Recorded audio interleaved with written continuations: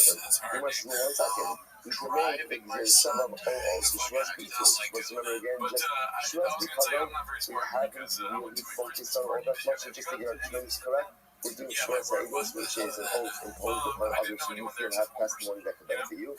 Shras Bitul, that's what we've been doing up until this point in time. It's what we call just a declarative oath. And of course, Shras Hakikadam, which we have not really covered yet in a meaningful way, is someone else is in possession of my item. And holding on to my item, we now have a little bit of a dispute about whether or not that they have it. I can make them take an oath that they don't have Hakikadam. Okay, so you must give out our Ula, all these three people.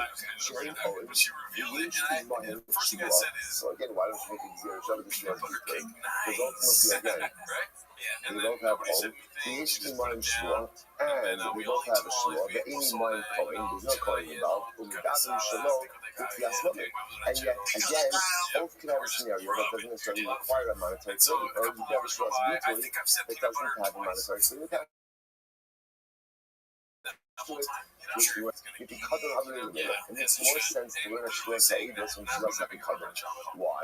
so The he's Gemara like, you're says, looking Shekain forward to doing the Techta, same, Shekain and me too. Techta, Mitachta. And it's a There's confirmation ultimately, bias again, in my head. It's peanut butter. first I of don't all, give a fuck again, what anyone both says. have the washing of Techta, so they have And that so, symmetrical washing. I'm So the it's one that not kind of like puts my foot down. I'm like, what are we eating? Cake? no, I should You know, say this is I was the why most belligerent one Shekain not. You know Chatos, what I mean? You're at the top G. Shekain Chatos. I was top G at this Because party for sure. ultimately, again, both of them And, can be and equalized then I over was the like, what do carbon we eat content. this peanut Rashi butter points cake out over with? here, Rashi on the And last so I white got the line knife out. on Nobody's top. anything. So I Chatos just and got Chatos, the knife, Eagles got could the eat tray, with got the the spatula Chatos. thing. So those Cut Shuas a cake Eagles and Shuas slices for Bitui, everyone, can forcing be everyone a to stay in carbon the circle. Chatos. Yeah, About eat the cake. Shuas And I go, Hapikadon dude, this Ba'asham. peanut But butter is Hapikadon bomb, ultimately again right? is an Asham, The kind which white he lady says, that made the Ella, cake goes, Mistabem oh yeah, Hapikadon sweet caramel. Havili Lela.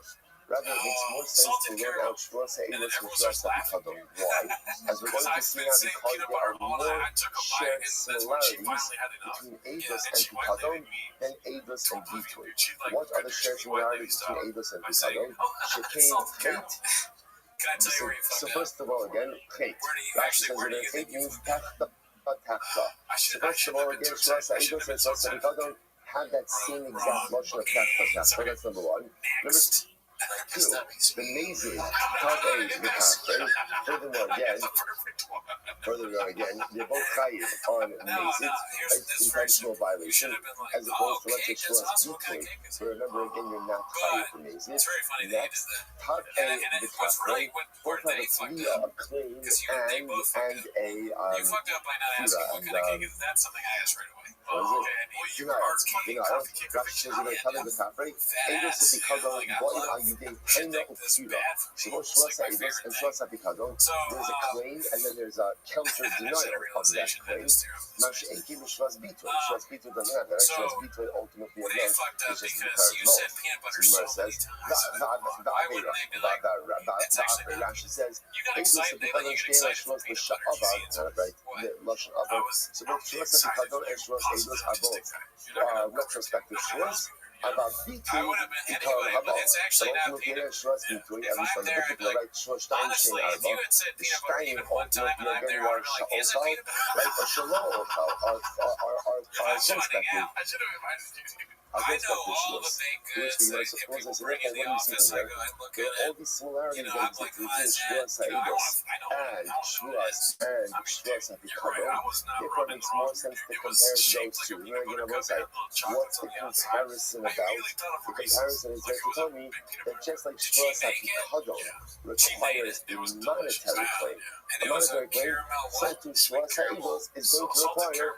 a monetary Salted claim. caramel. But That's the thing I which hear was a no second, lot. I hear no. a lot of We're ice talking cream about and comparisons. salted We're talking caramel. comparisons I hear so between much of Shuas that back Eidos home. And and then Shuas everyone was Bitui like, as well. it's salted Again, you do have caramel. Mela Shekain Kata. So Oh, first they're of all, doing again, bits on you? That's hilarious. both have the Well, same at least version they of got the Tachta. cake. Right? They got the cake wrong or whatever, but not the name. Rashi says over Like here. weird, like Gary. Chata Gary Shiada thought it was Muhammad, as peanut Rashi butter. goes through all of them. They say, oh, call me G, Similarly, dude. That's a good Eidos nickname. Bitui. Sure, think about Eidos that, is Tom. both Shuas Eidos and Tom Shuas G. Bitui. Big Stay G. in the Chatas, but both of them have the potential liability to cover Chatas and Ola Violet. They by Chomesh, again, they have no Chomesh penalty. Lafuki Pikadon, but on the other hand, the Shuas Pikadon could generate, again, we'll see all of this, Shuba Asham, Uber carbon Kavua. They want to generate Asham. Number two, it's never subject to a carbon Ola Violet. Rather, again, it's only obligated to make fixed value carbon.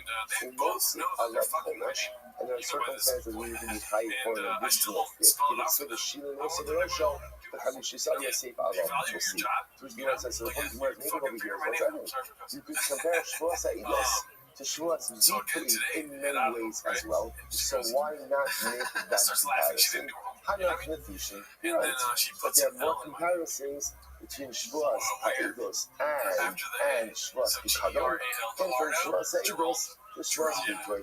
Beautiful, beautiful. Okay, and I will say again, the result of that what's the result? So remember, all of this is challenging Rabbi Eliezer, who learned out from Shavuos Pikadon. Learned just simply saying, why not try to learn out from Shavuos Pikadon? To which the Gemara says the answer is more comparisons between Avis and Pikadon than Avis and Vitu. What's the result of that for us? Remember, what are we trying to figure out over here? That Shavuos Ha'edos only occurs in a situation where there is a denial of a monetary claim. If the claim in question does not have monetary implications, then there is no liability for Shavuos Ha'edos. Good. She just pretty much cemented the Eliezer position. Good. Yes. And she's like trying to make you like keep on or something like that. She wants to respect. And keep it like this, right? The pasuk says if you will be liable for one of these things. So I will say Me'eva means go amongst these things. What does that teach me? There are some of these things for which I am liable, and each man is Shikater. And there are some of these things for which I am Pater. So how do you distinguish? How do I know which cases of Shavuos Ha'edos there is liability, and which cases of Shavuos Ha'edos there is not liability? It's a simple case of Tabo Mammon Chayiv, however, I have Pater. Because what you have the claim is for money, then I'm lawful liability. Right? If the claim is not for money, then I'm Pater. You should be like, not only is the hell not sound like I just want to point out what's very good over here. That's why even if you use the train of thought a little bit, or a lot, or the whole time, right? Again, don't worry, because this is one of these dilemmas where no one is debating the core concept, right? Found out that there is another Brendan Cooney out there. The core concept is you are only liable for false Shavuos Ha'edos when you swear that you don't know testimony in a case where there's a monetary claim. Right?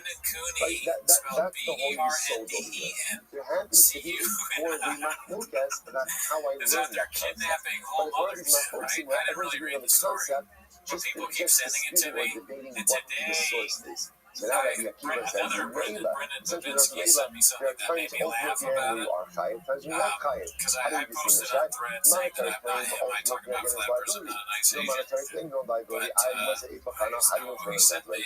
Maybe it's just around. Rabbi Akiva always Rabbi Elazar's son. Rabbi Akiva really also from his drasha relies on the O of Rabbi Elazar. Rabbi Elazar, so if that's the case, so then what is the distinction between Rabbi Akiva and Rabbi Eliezer? Which the Gemara says, "My Rabbi Eliezer, Rabbi Akiva, Ikminayu Mashpia Eidei Karka." It's actually very interesting.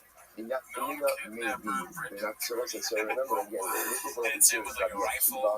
If we're saying that Rabbi Akiva essentially at his core relies on the O of Rabbi Eliezer, then halacha l'maisa, we realize in Rabbi Eliezer specifically, like if people in Adam is raised to say that there will be cases where you will not be chayiv for Shavuos Ha'edos.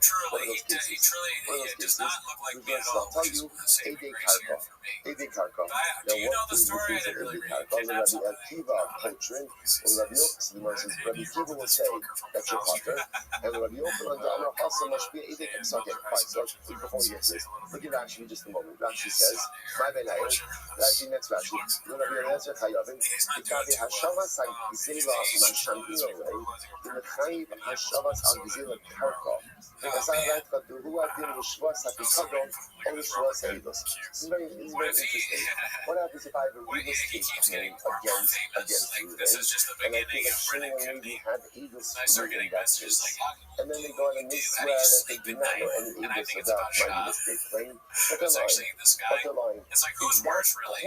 The guy that's doing all these terrible things to undocumented people or me for talking about that's the negation of monetary claim ultimately refers to what? I am him. This is the Brendan Cooney. So ultimately, again, that's the point of contention. You Rabbi Akiva and Rabbi Eliezer Chayavin. It's in the eye of the beholder. Rabbi Akiva ultimately again says that you are pater. You must know Yochanan Hasam. Mashpia Eidei Karka Filu Rabbi Eliezer. was like, oh, Surin that's funny that we had the same thing Maitika as a baseball game. being Rabbi Lazar And according to the Yochanan, he says that no, even if you're Driving my son to that AD baseball Karka, the practice. Karka is subject to Shua Sailus, and therefore again, it's specifically denial of monetary claim. He's And they went ultimately, very again, caring. according to the answer, it's two in the Haka, which the Kiva says that there are cases where you have Haka. Ma'ika, what is the point of the Ketcher Gina Meleza Rabbi Akiva? Ikivenayu, AD Knas. Very interesting. What happens again, I must say, we saw this already in the Mishnah. What happens if I go for the Maisa again? I say to Shimon Levi, you know testimony about me. Reuben owes me money. But again, it's not Mammon, it's Knas. It's Knas. Is that, and let's say again, Reuben and Shimon swear It looks like a fanny they pack. don't know any testimony, but in fact, I they guess they didn't can must carry testimony. around a lot of stuff. Is that called What's that? denial of Where's the the hot stuff monetary above? claim? To which we went to It's that like in the dynamite, concept can't of it? It's like a bomb. beautiful. Okay. Rabbi Yosef Levi, listen, now remember, we're just working our way through all of these sheets. Rabbi Yosef Levi, Ola, Ola, So yeah, I just want to get Eidus that Hanis out. Hayamis Be'iyah Below Yediyah, U'Biyediyah Below Riyah Chassav L'Dabah. Well, Rabbi Yosef Levi says something very interesting. Rabbi Yosef Levi first was focused on a little bit of a different point. And this point was the following. The pasuk uses the Lashon who aid, right? Again, still by Shema Sa'idos. So the people on right, I go to the Shimon Chevra, you know, sorry, Shimon Levi. You know testimony to me regarding my claim against you. And the pasuk is who aid, and you know, it's right, Shimon Levi, no testimony. Ultimately, again, they saw, or they heard, or they knew. The angels from this Hayanis Be'iyah Below Yediyah, U'Biyediyah Below Riyah Chassav L'Dabah. So it's always highlighting the idea that there are one of two ways that Shimon and Levi cannot testimony. Either with what we call Riyah Below Yediyah, seeing something, right, observing an event, even though what, you don't actually know the context of that event. I'm witnessing actions occurring, but I don't know the context of those actions, or Riyah Below Riyah, or knowing information but not having seen the actual transaction.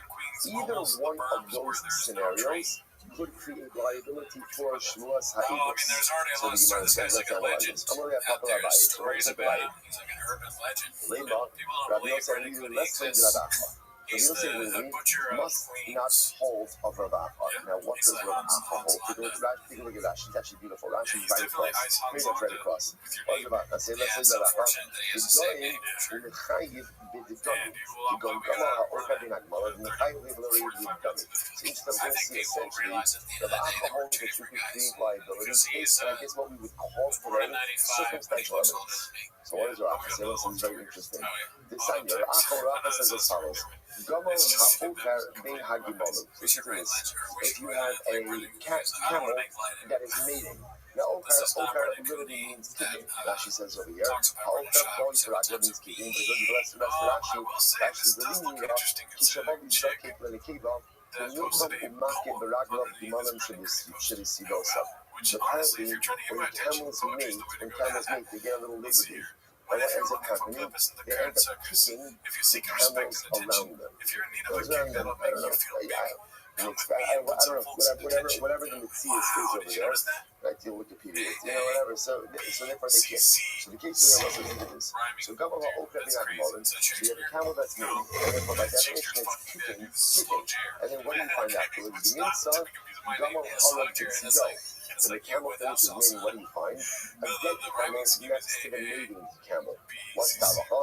The Adua. Shezeu Haga. Also, again, we know that the mating camel killed this camel. Now, what's interestingly enough, do we know that the mating camel killed this camel? Do we know?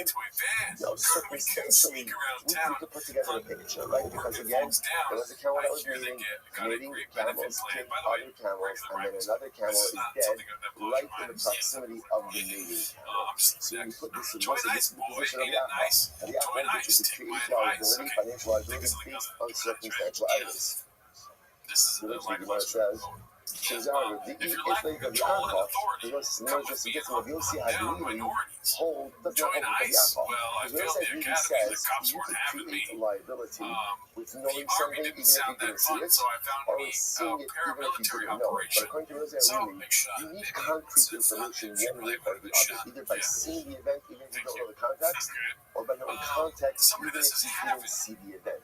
the circumstantial evidence will never be enough to create liability. I was saying, this is very interesting. You might say, if there will be alcohol, you do the first time in the shop, so we should make shut down. Because if you're using really hard to be alcohol, if you can create financial liability based on circumstantial evidence, then the truth is, you can even potentially create capital liability based on circumstantial evidence. What does this mean? You must say, this time, I'm going to should make shut down. Should make shut down 75. This is crazy. Arab in the comment is like that. It's like a lotion of shua. I swear. But it literally means I will not find consolation. I swear. In no ra'isi echad sheratz achar kaver lechodesh. Listen to this. Hashem said, I want to tell you a case that happened to me. I once saw a guy. I saw Ruben running after Shimon. And what happened? They ran into a hurdle. Like they ran into a Ruben. Which was a wire Ruben. A Ruben is a place generally where you don't find other people. But that's the after Shimon Shatak said. So Shimon Shatak sees this whole thing. He sees Ruben running after Shimon. And then he sees obviously something's going on over here. You see how Shimon Shatak runs after Ruben, who's running after Shimon. So let's say I watch this. Rash the Acharov, Umatsasi Saif Biado. Wow. And I come into the portal, I come into the ring, and I see Ruben holding a sword in his hand, a damn tactic, and there's blood dripping off the sword, the hollow mefarfer, and Shimon is literally again like rising. He's down. He's in the throes of death over there. I'm not too low. Then listen, I hear this fascinating. So what does Shimon and Shatak see? What does he see? What does he see? He sees Ruben with a weapon. It has blood on it. And Shimon's dying on the ground. What didn't he see? What didn't he see? He didn't see Ruben do anything to Shimon. Yeah, look what Shimon Shatak says. And Martin said to Ruben, rush up. You killed Shimon. Right? There's only one of two possibilities. Oh, I mean? Oh, I thought. Either you did it, or I did it. And I know that I did it. Right? So then Shimon Shatak says, Ruben both know that you killed Shimon. About my ass, Shane don't come up to the idea. What can I do? I can't take that punishment from you. Why? Sorry, I'm a So this fascinating. So Shimon Shatak says, what can I do? I'm an Eidachot. And listen, what's fascinating about this? Shimon Shatak says, the reason I can't hold you to these things is because I'm a singular witness. What can you infer from this? And if someone else would look at Shimon Shatak, then what? They would have held him liable and based him. Now, what's fascinating about this? I would say, this is circumstantial evidence. It's circumstantial. No one saw the act. No one saw the act. Yet, Shimon Ben Shatak says, I believe that if there was someone else with me, this would have been enough to give a capital crime. What can I do? I'm an Eidachot. Hello? Hamakom is calling me for. There's no pushing exact punishment from you. So many things wrong with LA. Wow. So what happens is they let me there before a snake came, hit this guy, and this guy died. This guy died as a result of this snake fight. So it's incredible. So again, so just to trace our progression over here, right? But Yosef really is saying that Allah Kalamarisa, but Shua saying, you could have Riyah below Yediyah, which means you saw an event, even though no contact, or Yediyah below Riyah, you know information, even though you did not see the initial event. But you got to have solid and concrete information. Like this has the list that really talking about the Rabbi said, Rabbi said that Allah Kalamarisa here in the case of the mating camel, you can take liability through circumstantial evidence. Not only that, but by the way, over the Rabbi call, you can even hold the Shem and Shatak. The Shem and Shatak says you can even convict on circumstantial evidence, ultimately again, in capital cases. And the only reason why he couldn't convict that guy, Ruben, was because Shem and Shatak wasn't a record. Which the Gemara says, yeah, like before the natives were there, but the white faces showed up before the chips. They had these gigantic boats, right? And all these animals snuck in I know facts. wherever they stopped off. So there's like a skunk or two skunks just living on the boat. It's so big. It is essentially like Noah's like Ark? outside of the Noah's Ark? is what Gemara says. Yeah, isn't that crazy? That's how all animals got anywhere. That story is kind of true. All these animals, the reason, let's say in a capital well, case, maybe not how giraffes can you because they ever wouldn't be able to hide in the boat. I so, was picturing for like example, a sick ass in a spider capital movie of case, animals what just would trying be to an hide example from people on ultimately boats. again of The beginning of animals is literally like that. It's like Zootopia or Ratatouille. These animals were doing wacky shit because there was food on the boat. So there's like a fucking giraffe that's like all curled up and shit, and they don't know it's there. And then it gets out and it fucks. And then there's like a bunch of animals on an island that didn't, or people just brought them there. That could happen too. But I prefer my how can you have a capital case of Yudea, raccoons, skunks, rats, all that shit, hiding on boats. It's crazy to think that skunk could just be in a boat. because after all, And the skunks are. Oh, should I go to ChatGPT or the capital case, that or they came to the ocean? you have that. If you don't I'm have not a scientist. you can't predict, for example, you have to predict the was. Right? What's ultimately again, was it a Jew? Was it a non-Jew? You're a raccoon In our now. I just had to run you over a tree. was the person a trait off, right? Because they Raccoons know are how also long it is becoming technically domesticated. speaking That's to the something trait else off, to hear about right? that. Which is someone who has some type of injury So they from might which be they're going pets to in theory. experience down. Skunks are native to the Americas. They come from North. Why do they come? I like how I asked where do skunks come from, and then ChatGPT was like this. Oh, they come from North America and South America in an evolutionary and geographical sense.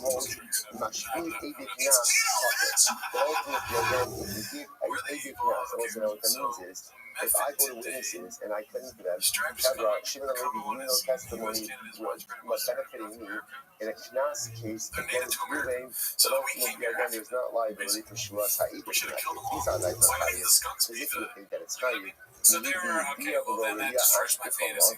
you can Then find I still, the case of I mean, were they on every island? How did they get to the island? That's my question. Because some animals are on islands, in the case of and they Knas, weren't there. I will say you have to know I bet you Nafris there's no Baal, joking. Israel Baal, Sula Baal, Ba'as, Sula Probably Baal, not, because people Gula aren't taking Baal. boats there. And then also you can't have a case of Yudea without Yudea. It's harder to hide in a helicopter if you're and you don't know whether or not there's actual Knas liability. introduction to If I look Yeah, at my what's team, the history of that in the case skunks of that weren't Edith there? Knas, you Because can I know they're from there. Shwas Ha'edos. Okay, incredible. I will say, so that, we're not totally finished, but essentially what we've just really done is, besides of Shimon, we've gone through the first primary three opinions. Good. So it's an interesting case here. Let's see about Hamuna from Rabbi Yehuda. It's actually a great Gemara. If Hamuna was sitting in front of Rabbi Yehuda, the rest of the Rabbi Yehuda, which how many by the way, and then Yehuda was pondering the following case. Money means Sitcha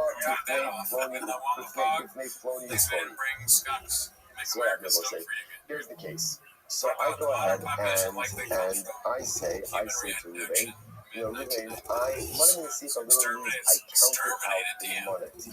So what I'm really claiming is like this, Ruvain, I lent you $1,000, right? I lent you $1,000 in front of Shimon and Levi, on the base. The Eidim going on Sunny Bahutz. And I was saying, I have to do over here, Shimon and Levi are standing outside. So I will say, so this is a great case. This really what we call below Yudea. So what happens? Shimon and Levi are standing outside. So what does Shimon and Levi see? What are they observing? What are they observing? I am putting $1,000 into Ruvain's hand. Now, what don't they know? What don't they know? Context. What is this? What is it? Is it a loan? Is it a gift? And I'm repaying something to Ruvain. So they see, so what they see is objective fact. I am giving money to Ruvain. So they even know what's in the office. They even were outside. Now Rashi points out over here below, Hikir HaNitzvah Bahem. Rashi understands that Ruvain did not see the witnesses, which we'll discuss in just a moment. Now Rashi says over here, if you have Tosis says Rashi has to interpret it this way. Why? Shem Hayu Mibifnim, Hayu Yodim, Im Hayu Yira'od, O Hava. Those are just somebody says, of course the case is where they're outside. Because if they were inside, then what? Then it would be Re'iyah and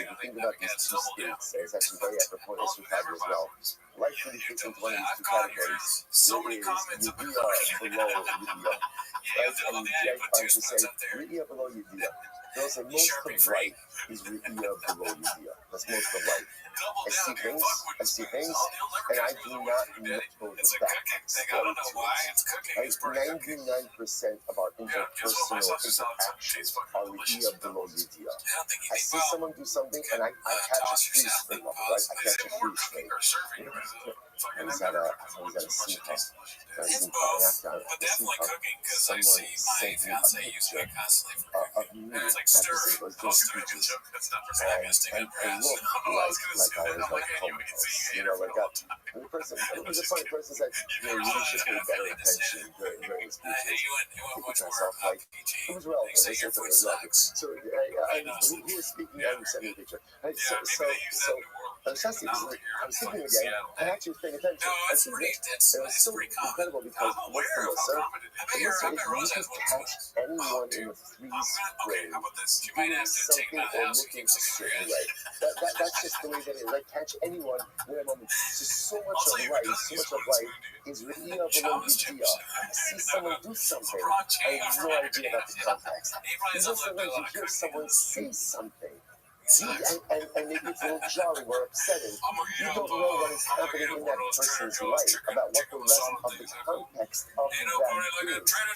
So much of life is knowing what you saw. You saw something, but you have absolutely no idea about the backstory to all of this. On the other hand, there's also Yediyah below Yediyah.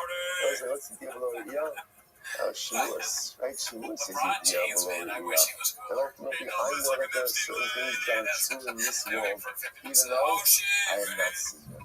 I believe that HaKadosh Baruch Hu gave us the Torah, even though I do not see them. And the Shavuos that are Sinai, that these eyes didn't see them, but it's okay. I believe that HaKadosh Baruch Hu with all of my heart, that it choreographs and shapes every single moment of my past, present, and future. Sometimes I'm not able to see it. Just because you can't see it, it doesn't mean that I don't know. So I need ultimately again to believe in Ru'iyah below Yediyah for my baby. You see all these pictures of guys in the thing, and you think, well, yeah, that looks bad. They're probably bad. But someone as dumb as LeBron James could literally be there and have no idea what's going on. You're gonna be like, they're just they're trying to hide stuff from him, and he doesn't even. What's that? Oh, you got sandwiches? Like, money means to look up the top he's just hungry. I go to I don't know if he's a bad guy. I think he's a stupid guy. $1,000, and by the way, I'm cementing my claim by saying I lent you $1,000, and I'm going to tell you the exact location where the loan took place. I lent it to you by this pillar. Particular pillar, right? There's no one who's so I'm going to well, I'm not seeing the side on exact. It's what I'm going to do. And what happens? Everybody says, I was talking about. I've never been by that pillar. Never even been there. So we must also trace out, yes, he lived in Mishkin, so witnesses show up, and they say, we saw you urinating by that pillar, awkward, right, we saw you there, and managed like public picture, right? No one likes that, right? So what happens? We saw you urinate over there by that pillar. So what's this now? Obviously, what's happening over here is with a problem, right? Reuben said he's never been by that pillar. Witnesses now place him by that pillar. So what do you do with this? Orange Shal, Yusuf Sakafar. So okay, he's a liar. He's a liar. Obviously, Reuben is a liar. We'll say once he's a liar, obviously now again, just to point out, that doesn't automatically mean that he's liable $1,000. Right? Because remember again, what the witnesses are saying, we saw you urinating and borrow money from Silver at that same pillar. He's very talented, right? At the same time, whereas all what they're doing is they are eroding his credibility, right? Because he said he's not living by his pillar. They say, yes, you have. You actually have a very personal connection with this pillar. Right. But Lamaisa, so all you're trying to say is, what's the kappa? They established Reuben as a liar. Okay. So Maskil says, no, I do not parsa. So Nachman says, that is a Persian ruling. No offense to anyone, right? There's a Persian ruling. What does it mean, a Persian ruling? So that was a disparaging term. When you did something nonsensical, you did something that didn't make any sense. Such a Persian ruling. Right? So again, there was a reference ultimately against something that made absolutely no sense. After all, the Gemara says, is ruling actually saying that he was never in his life by that pillar? That's not what he means. What he means is that what he means to say is, you're claiming you're lending money, you're lending $1,000 by this pillar. I was never by this pillar doing this interaction. I don't know, maybe I pitched there before, but like I've never been there. I've never been there by this circumstance over here, right? This never happened before. So the Gemara says, Ikadanu. So the Gemara says, that's back to what we're going to over here. Which shows that halacha l'maisa again, he's a liar, because his claim actually was, I was never there. So Rav Nachman says, that halacha l'maisa again, what he just means is he was never there during this transaction. But he never means that when he said he was never there at all. So you can have the alter version of this. So same case. I say to remain, and let's make out now. Let's find this pillar. I'm going to send it over. Well, interestingly enough, in this case over here, so you notice in this version a little bit different. What does Ruben claim? I have never in my life been by this pillar. So not so witnesses came and said, you've been urinated by this pillar. So I'm not going to look like Rav Nachman says he's a liar. He's a liar. I'm going to Rav Nachman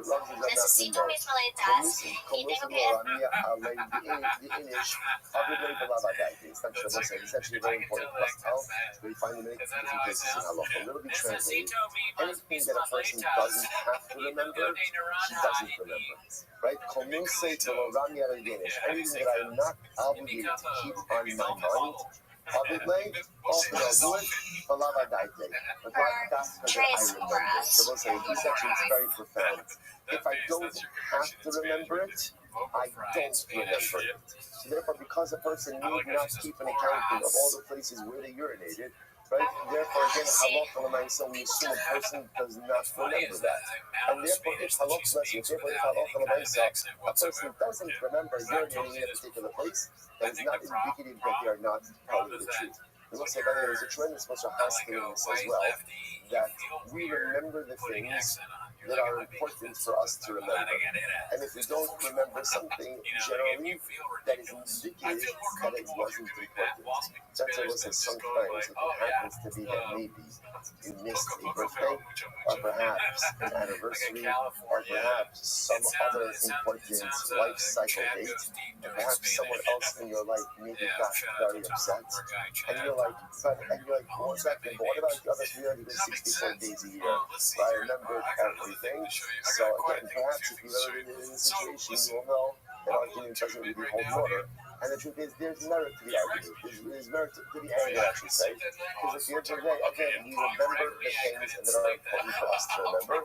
And if you don't remember something, that is a good indicator that it does not rank in high importance in our lives. Incredible. All right, we'll say no, we'll stop over here for today. Right back on track. Right back on track. Yeah. You had it. Don't do everything. Don't do everything.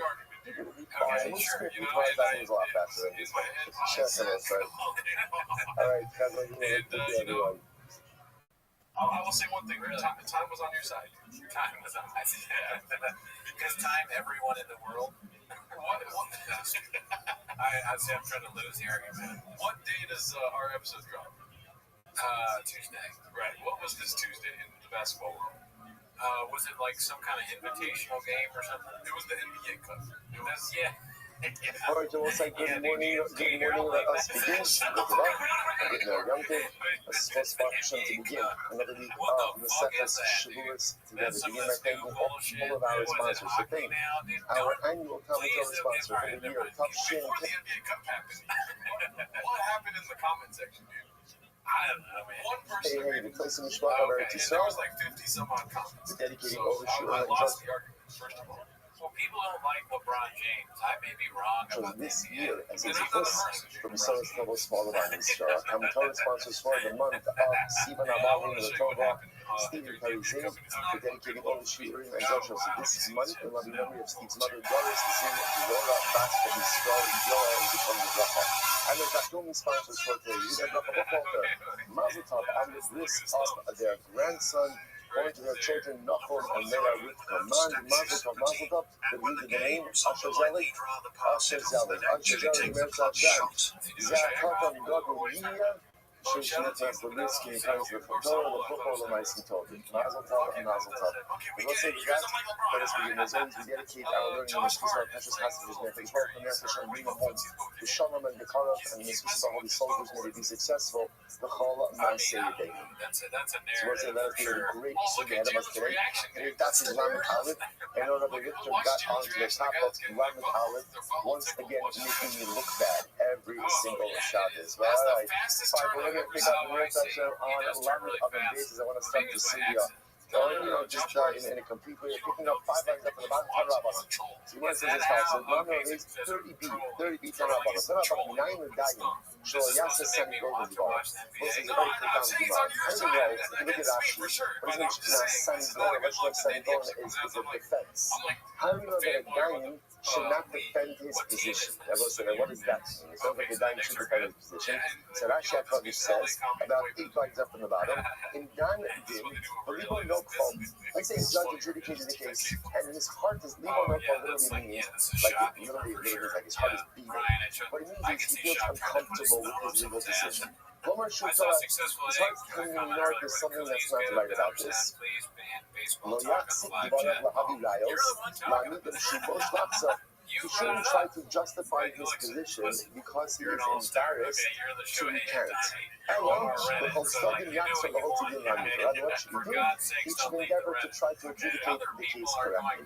Then I said this is a profound Gemara because this is not something that not judges alone know it, but this is all of us deal with this. Right? We encounter situations like this all the time where I espouse the position, I articulated a particular approach, and I know in my heart that it's really not right. I know it's not right. So it's like 9 out of 10 times, what do we do? What do we do? Right? We double down. We double down. Like I overcompensate to show ultimately again that I'm incorrect. I'm correct. I overcompensate. Instead of having the humility to say, you know what? I was wrong. Remember something Shabbat says, the hardest words for a person to say, hardest words, is in your day. I don't know. Even harder than I don't know is, I'm wrong. Like that's the most love of the short here, to teach your tongue to say in your day. It's hard. So we'll say, Gemara says there are times in life where, although I've taken a position, deep down, I know the position is wrong. So how does the Gemara say, how do you know? Find the courage to say you were wrong instead of doubling down and cementing a flawed approach. How do I know this? The Gemara says, ultimately, again, distance yourself from the sheker. So you should come and vote upon it. How do we know that a dayan should not have an unworthy student in front of him? Now, again, I want to say the idea over here is because even the dayan should talk things out with someone. So how do I know if the dayan, if the person with the dayan is talking things out with is not a worthy individual? Once again, it's going to corrupt the outcome. On the Romar, Midvar Sheker Tirchak, distance yourself from Sheker. So once again, if you notice over here, this common denominator, all of these things is these are situations where again is it overt Sheker, having an unworthy student in front of you is overt Sheker? No, but it could lead to wrong things. So how do we know that if the dayan knows that one of the other judges is a gazlan? Or a witness knows that his fellow witness is a gazlan.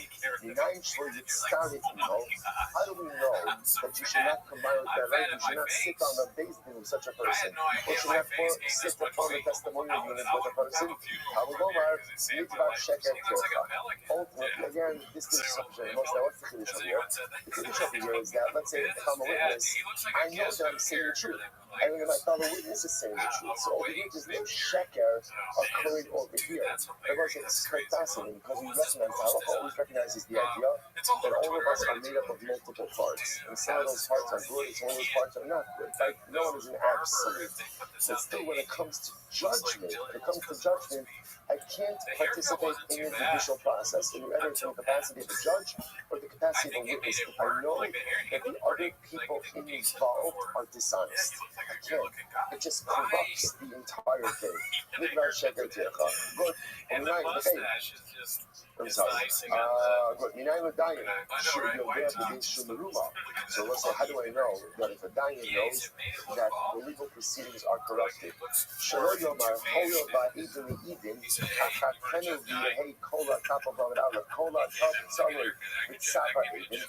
listen to this. How do I know that the judge shouldn't say the following?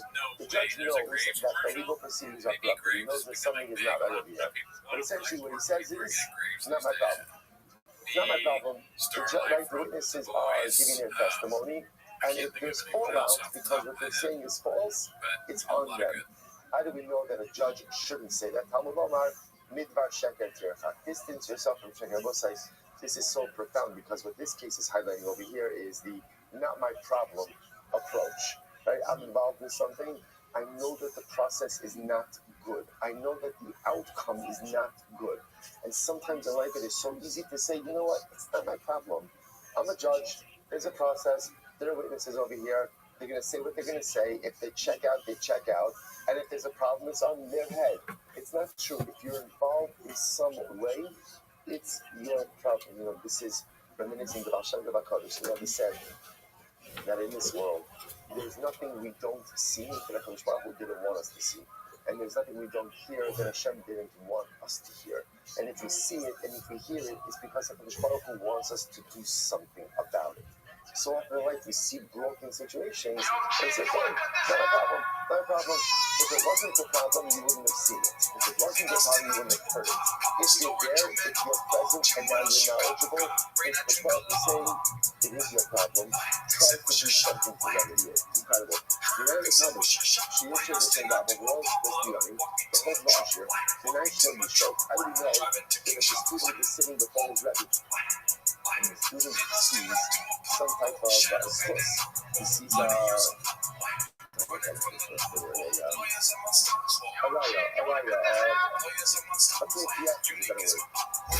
Okay, he sees something that would throw the judgment in the direction of the owner, and would be appalled when he indicts the usher. How do you know that the student should not be fired? So let's say over here, this is a different kind of case. What this is talking about over here is essentially a student is always obligated to be deferential to his rabbi. But again, how do I know that over here, if I'm deferential and I'm silent, that could be ultimately against the version of justice. But how do I know that in that type of situation I shouldn't be silent? And I should speak up even in front of my Rabbi. I'm a Roma, midvar sheker tircha. So I'm going to probably show up, make Rabbi Shukran to do. So again, how do I know? If I see my Rabbi making a mistake in halacha, judge me. Shelo Yomar, shouldn't say, I'm thinking, well, I see my Rabbi. See what I'm ready for my Rabbi has me with Psat halacha. And then that's the Reno, that Adnan Mushali. Then I'll reconstruct the Reno, and I'll reconstruct it with my own logic.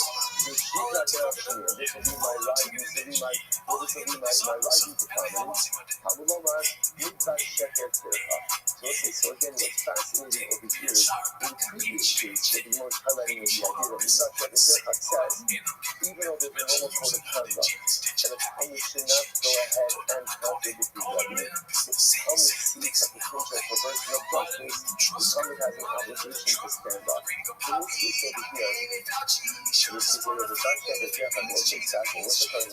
In this case is the Talmud says, I'm going to speak up, but I'm going to wait. I'm going to wait till the psak beginning for the wait. Then I'm going to add in all of my fancy language. I'm going to add in my different perspectives. And then I'm going to go ahead and have my Rebbe overturned. I'll see the spiritual hero and I'll become known in my name. So the Gemara says, this about side, midvar sheker tircha. This is fascinating. This is midvar sheker tircha when it comes to ego. A lot of times when it comes to feeding the ego, we engage in practices that are not false. They're not false, but they're not good. They're not good. So therefore, again, the Gemara says, midvar sheker tircha is be very careful when it comes to your ego that you don't engage in practices that are really not correct. Now, the Talmud Shalom Rabbi, you're there after this is incredible. So how do we the Rabbi, in this case, the Rabbi speaks into the topic. And the Rabbi says like this.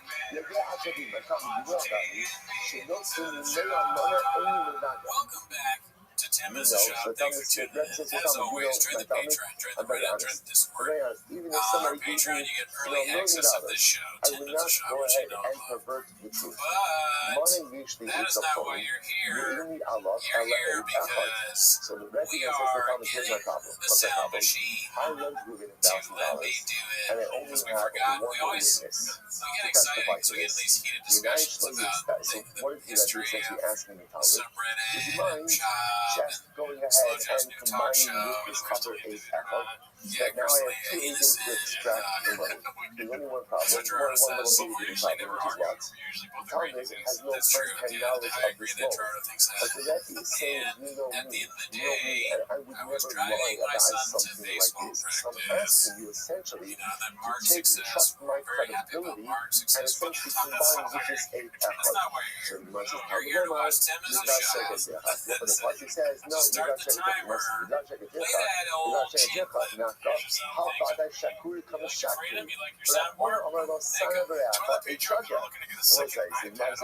This is not this is what? This is false testimony. This false testimony. Essentially, again, my Rabbi is asking me to testify about a law for which I have no first-hand knowledge, and he's asking me to combine with another witness for testimonial purposes. Again, what's that? The whole concept of the are these cases that are not overt lying, but they are still dishonest. They're still dishonest. This case is overt lying. Someone says, no, I like to go, the other way, yeah, no, I think it's true. I'm not even a joke. That's the whole lot of the line to kill Tony. What is my Rabbi asking? And say, I have no journalism in America. Here's what I want you to do. I want you to say, I just want you to come to the basement and stand next he's not even a comedian. He's just writing down what he saw. He's like a citizen. Just stand next to him. He's going to do all the talking. The Hawk, first my line, the Hawk, the Mak is me, Mak Shikra. You don't have to say a word. I'm not asking you to say a word. He is the new kind of journalist now. What is he asking me to do? He's asking me to provide the appearance of being an aide. He's telling people what's going on in the streets. Standing next to that other aide at Hawk. Even though the other aide at Hawk is getting talking. I'm not saying anything. My presence is just a presumption of a second What did you do today? So What did you do before us? Oh, I saw an ICE agent, so I sucked his cock, ate his ass, and swallowed his cock. I'm showing up in basement. I'm standing beside the talking witness. Is that just a you thing? I'm not saying anything. No. But obviously, my presence is creating the presumption that there is a second agent involved over here. So I say, don't do it with 5 seconds. Incredible. Next, United. Listen to this. I loaned my friend $1,000. שלא יאמר את הענו במסעים כדי שיודו לי במראה, וישחי וישוע והגלגל עליו שור יום אחת. Say, this is great. Listen to this. I never been $1,000. $1,000. Let's say like this. Okay, I know we're giving back my money. I know that. But here's the issue. I have another outstanding matter against Rabbi that he denies, and I was never able to impose the shua upon it. So here's what I'm going to do. Because it's actually a great cop. I'm going to go to base. Right? I'm the one. I'm going to go to base. I'm going to say, Rabbi, you owe me $2,000. What is Rabbi going to say? What's Rabbi going to say? I only owe you $1,000. What do we call that? Moga b'nexas, partial admission. What's the halacha by partial admission? Shvua. That was say whenever someone is taking a shvua in Beis Din, there's a concept called Yodel Shvua. Yodel Shvua says is essentially once you're already swearing, over there rolling a whole bunch of other stuff, then normally would not warrant its own hold. So this is my thought. I need Rabbi to take a shvua about a different scenario, which for whatever reason couldn't generate its own shvua. Somebody comes to Beis Din, make a false statement. Now again, I'm not really trying to collect $2,000. I'm just collecting my $1,000. What I'm trying to do over here is create a scenario through which reasons maybe I'll be able to take a shvua. So how do we know again that this is not appropriate? Well, I do love Jesus. Check out here. But I mean, like love him in that passion. That almost in a passionate way. I've been saying like a way that you How do I know? I lent Not like the way Ruben, that I'm not trying to let's fuck. reverse it. Ruben lent me $1,000. Now Ruben is coming with the reason claiming that he owes me $2,000. Now, sorry, that I owe him $2,000. Now again, what Ruben's motivation is this? Let's say Ruben really thinks a loan was for $2,000. So I say like this. If I admit that I owe him $1,000, then what? I'm going to be tied to shua. Instead, what am I going to do? Listen to this. Shalom Yomar, I'm going to be kofer bakol. Now, what's the halacha to kofer bakol? What's the halacha if you totally deny the obligations? There's no, then you're potter. You're potter. So my cap is, I'm going to totally deny anything that I owe him nothing. But I'll give a thing, but I'll give him the $1,000 outside of Bezdin. כדי שלא חייב לו שבוע, ולא יגלגל עליי שבוע ממקום אחר. So let's say in this case over here, so in the previous case it was the lender playing games. Over here it's the borrower playing games, right? So I'm the borrower, I bought $1,000. Moving over to the patient says I owe him $2,000. My thought was like this, I know that if I admit that I owe him $1,000, I'm not going to mix us. Then I have to take a shoe off, and then to go over the show from everywhere else. I say like this, you know what, I'm going to deny the claim. I'm just going to deny the claim. Now again, I'm not trying to not pay back Ruben. I'm going to deny the claim. I'll pay $1,000 outside of Bezdin, but I'm not going to go ahead and admit anything in Bezdin. That way I avoid the whole shoe off. So the man says, how do you know you shouldn't do this? Now, we're not, you got to check that this out. So let's say you see the common denominator in all of these cases. The Midbar Sheker says, don't try to manipulate the system. Even though, again, as I will say, in all these cases, a person is using the halakhic system for their own gain, for their own benefit. You know what I'm saying? Don't do that. That's Midbar Sheker. Next. Also. Although, again, there are great facts. Each of these cases are really great ways to manipulate the system if you're looking to get the system. In either Shlosha, Shinoshin Manavahadeo, listen to this, how do we know? And 3 people lent a money to Ruben. Shalo Yehel Echad Baldir, Ushnaim Eid, Shiyotzi Manaviachloku. So let's say again, Ruben, Shimon, and Levi all lent me a money. Now again, the issue over here is now they want to extract it. So perhaps the easiest way for them to extract it is for the 3 to become 2 groups. One of them becomes the lender, and the other 2 become witnesses. Now they will show up in Bezdin. One of them is the lender, 2 of them are witnesses, and they extract the money like that from Maybe Achloku. Now remember again. The reason why is that false? Because again, they're not witnesses. All 3 are lenders. And now they'll say that a lender, any party to a transaction cannot be the witness on the transaction. But they figure out it's just easier, let one of them be the lender, the other 2 be the witnesses, and extract the money like that. Midbar Sheker Tircha. Therefore, the Pasuk says, distance yourself from falsehood. You know which time Shemoludin. This is one of the interesting cases. How do you know that the people come to Bezdin? Echad Lavush Smartikim. The Echad Lavush Kipes Bas Me'amoya. So say, now watch this. Ruben and Shimon show up in my Bezdin. And what happens? So Ruben is dressed in rags. Shimon is wearing the highest fashion. It's beautiful clothing. You know, it says, She'omino Lavush Kumoso, Onovishi Kumoso. You see the Shimon, the wealthy guy, here's your choice. Either dress Ruben like you're dressed, in other words, give him the proper outfit, or you dress like this. In other words, the halacha l'maisa, both litigants have to be dressed in the same way. Now, Lomar, Midbar Sheker Tircha. Therefore, the Pasuk says, distance yourself from Sheker, which illustrates the profound idea. What's the yesod of this Gemara? The yesod of this Gemara is to absolutely judge a book by its cover. This is so important to know. We like to say, people like to think that they're not judgmental. It's false. We're all judgmental. We're highly judgmental. Someone walks into my Dalaramis, I have them sized up by the way they dress, by the way they present, by the way they talk. And if someone tells you they don't do that, they are lying. They are lying. It is the people, reflexive, judgmental type that each of us possesses. Now, the avoda then is to kind of unwrap that afterwards, right?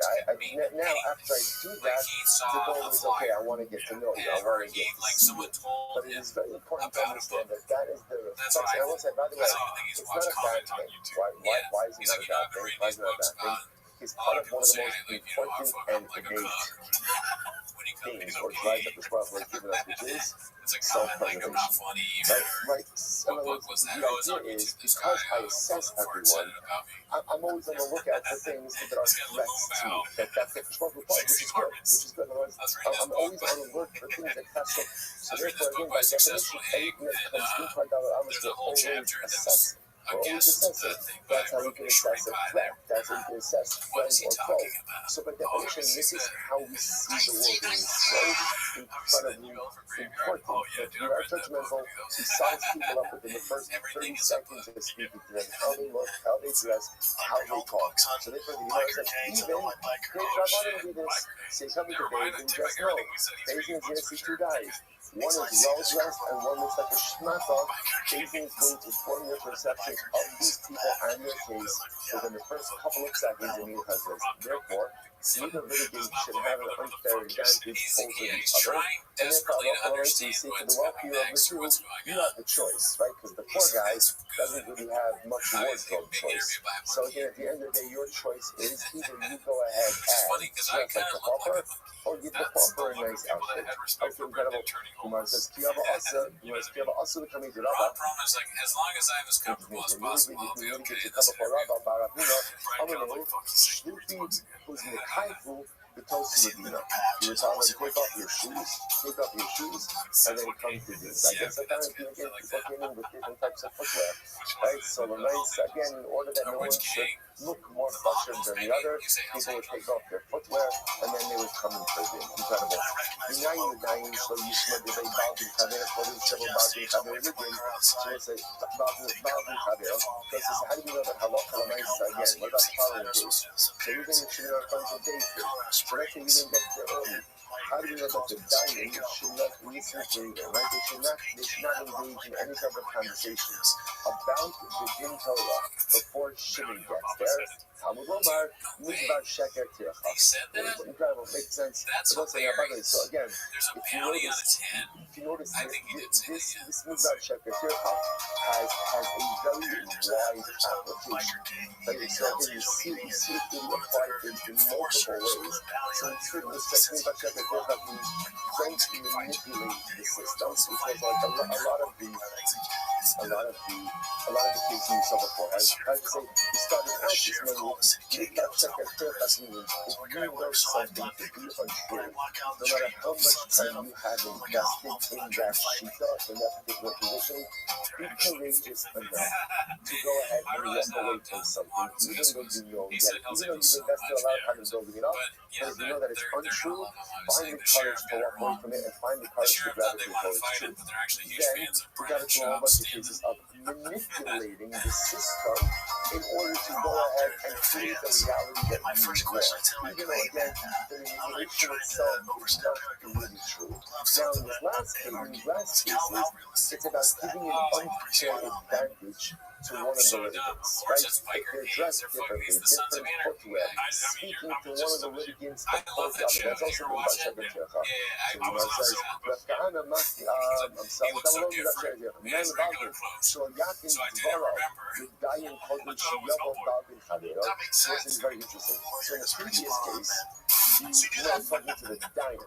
So judge, do not listen to one of the parties before the other party gets there. Mizbar Sheker Tircha. Now the Gemara says, talking to the litigants, how do you know that halacha l'maisa, if the other party is not there, you should not start talking to the judge about your case. So the Gemara says, now in the prior case, so litigant, how do you know that you should not begin to put forward your case before the judge, before the other litigant says, Mizbar Sheker Tircha. That's kind of nice. That's kind of had a different version. He said, you know, Sisa, no Sasi. So they say, remember again, the possibility of Sisa, Shema, Shad, right? So literally again, do not go ahead and take that Shem's name in vain. Pashas Yad.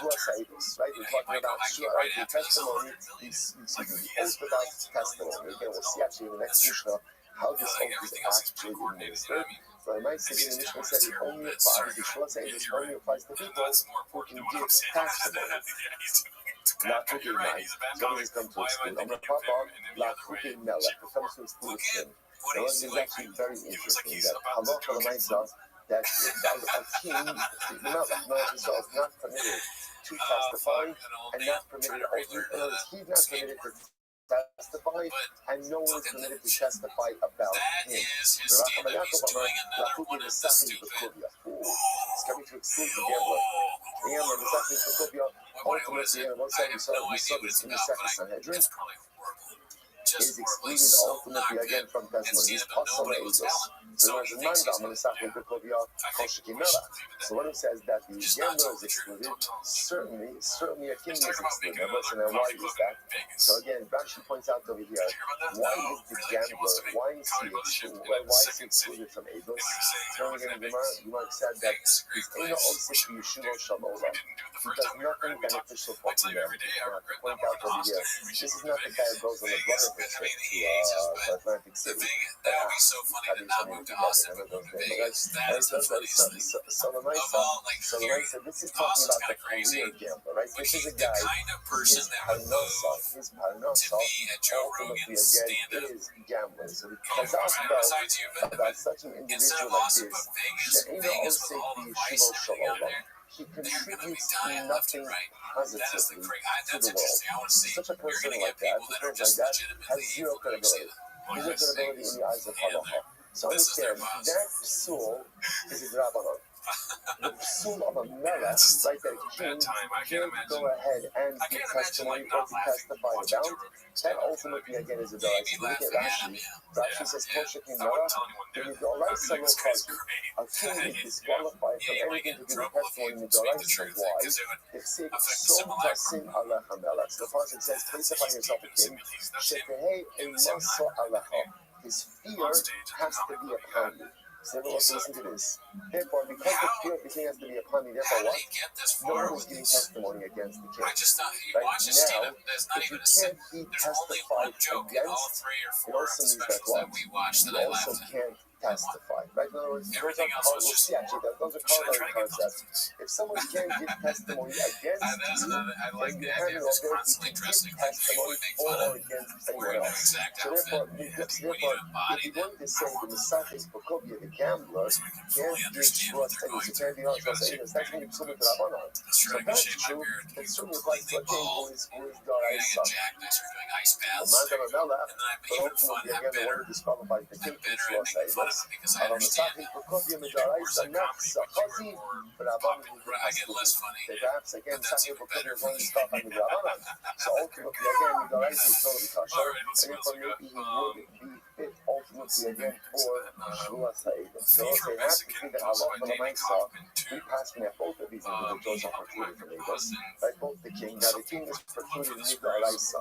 We got some person That I threw out when I was place the overstimulated. king upon you, the reverence and fear of the Yeah, king or something like that. All the worst has to be people are upon using you. that word. Has to be upon you. As a Honestly, that result, word's the king overstimulated. can't testify, and the king can't be testified again. This complete, like almost like judicial immunity. Now again, it does not mean that the king is above the law. Like there is a recourse that the Sanhedrin has against the king, but just stop a person to give Eidos against the king, or the king to give Eidos against the person, ultimately does not occur. But the second Bukubin Baskins is also precluded from Shvus Eidos because he is excluded from Eidos. As Yeah, like they're the like a maybe is smarter also version. maybe is. I bet The you Gemara says, someone says, so now if you remember again, there are machlokes in the Mishnah I guess, between but does Rabbi he even Meir on a and the trip? Chachamim. And Right, how Rabbi much Meir I'm saying? and the Chachamim is really about the Let's see following here. Thumbs case. that up. Okay, I Rabbi hate these Meir held fucking that whether or not you're Plus my taking the big, I Shvus did like it Eidos already. by yourself, or Plus my big battle ultimately 9.16 again, right you are before doing Chuck. it if someone else is injuring you. Rabbi Meir That says does it has look like to be a done this devious Irish Right, Mexican this smile. And But I feel Chachamim like he's said about to fuck, it's you know what I only mean? if you're taking the Yeah, he Yeshua looks like to he's having a someone good time. I else, like his then jacket. it has to Yeah. be in days. Then otherwise, Good guy, if it's of your own Devin. volition, Almost likes the you can gig. do it in days itself. So we might say, what are they arguing about? So let's get to that fast. They He's a might, great they guy. might finish. What are they How can arguing you even about? hate? I mean, I would fuck him too. The Gemara says, I'm not about to about Papa. He's like, But you know, don't like really you know, strong. and you know, Like, he's if don't you know, the Right, whole Cal, people I are bet. talking about it. Okay, so let's talk this out for just a second. We're going to see that Shua Sa'idos, is actually learned out from Shua Sapikado. Now, we have not learned about Shua Sapikado just yet. But essentially, Shua Sapikado is like this. I entrust something with Ruben. I give Ruben a Pikado. Because I'm using an object, I'm giving to Ruben for safekeeping. Ruben claims something happened to the Pikado, and he lost the Pikado, and the Pikado was stolen. There's something called the Shua Sapikado, where I could make Ruben swear about the Pikado. Okay, like I said, we haven't learned about it yet, we're going to see it.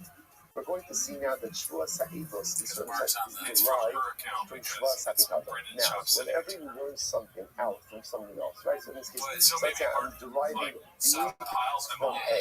Let's say through a zero shava.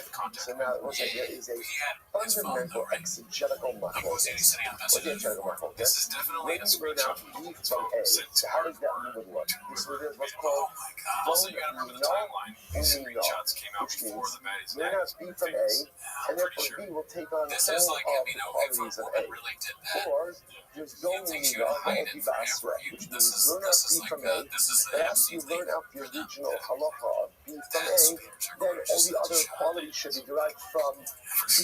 Jesus Okay, Christ. that's the machlokas. We're going to see it now inside. Here we go. I hope So nothing ever comes Meir out. holds, don't mina umina.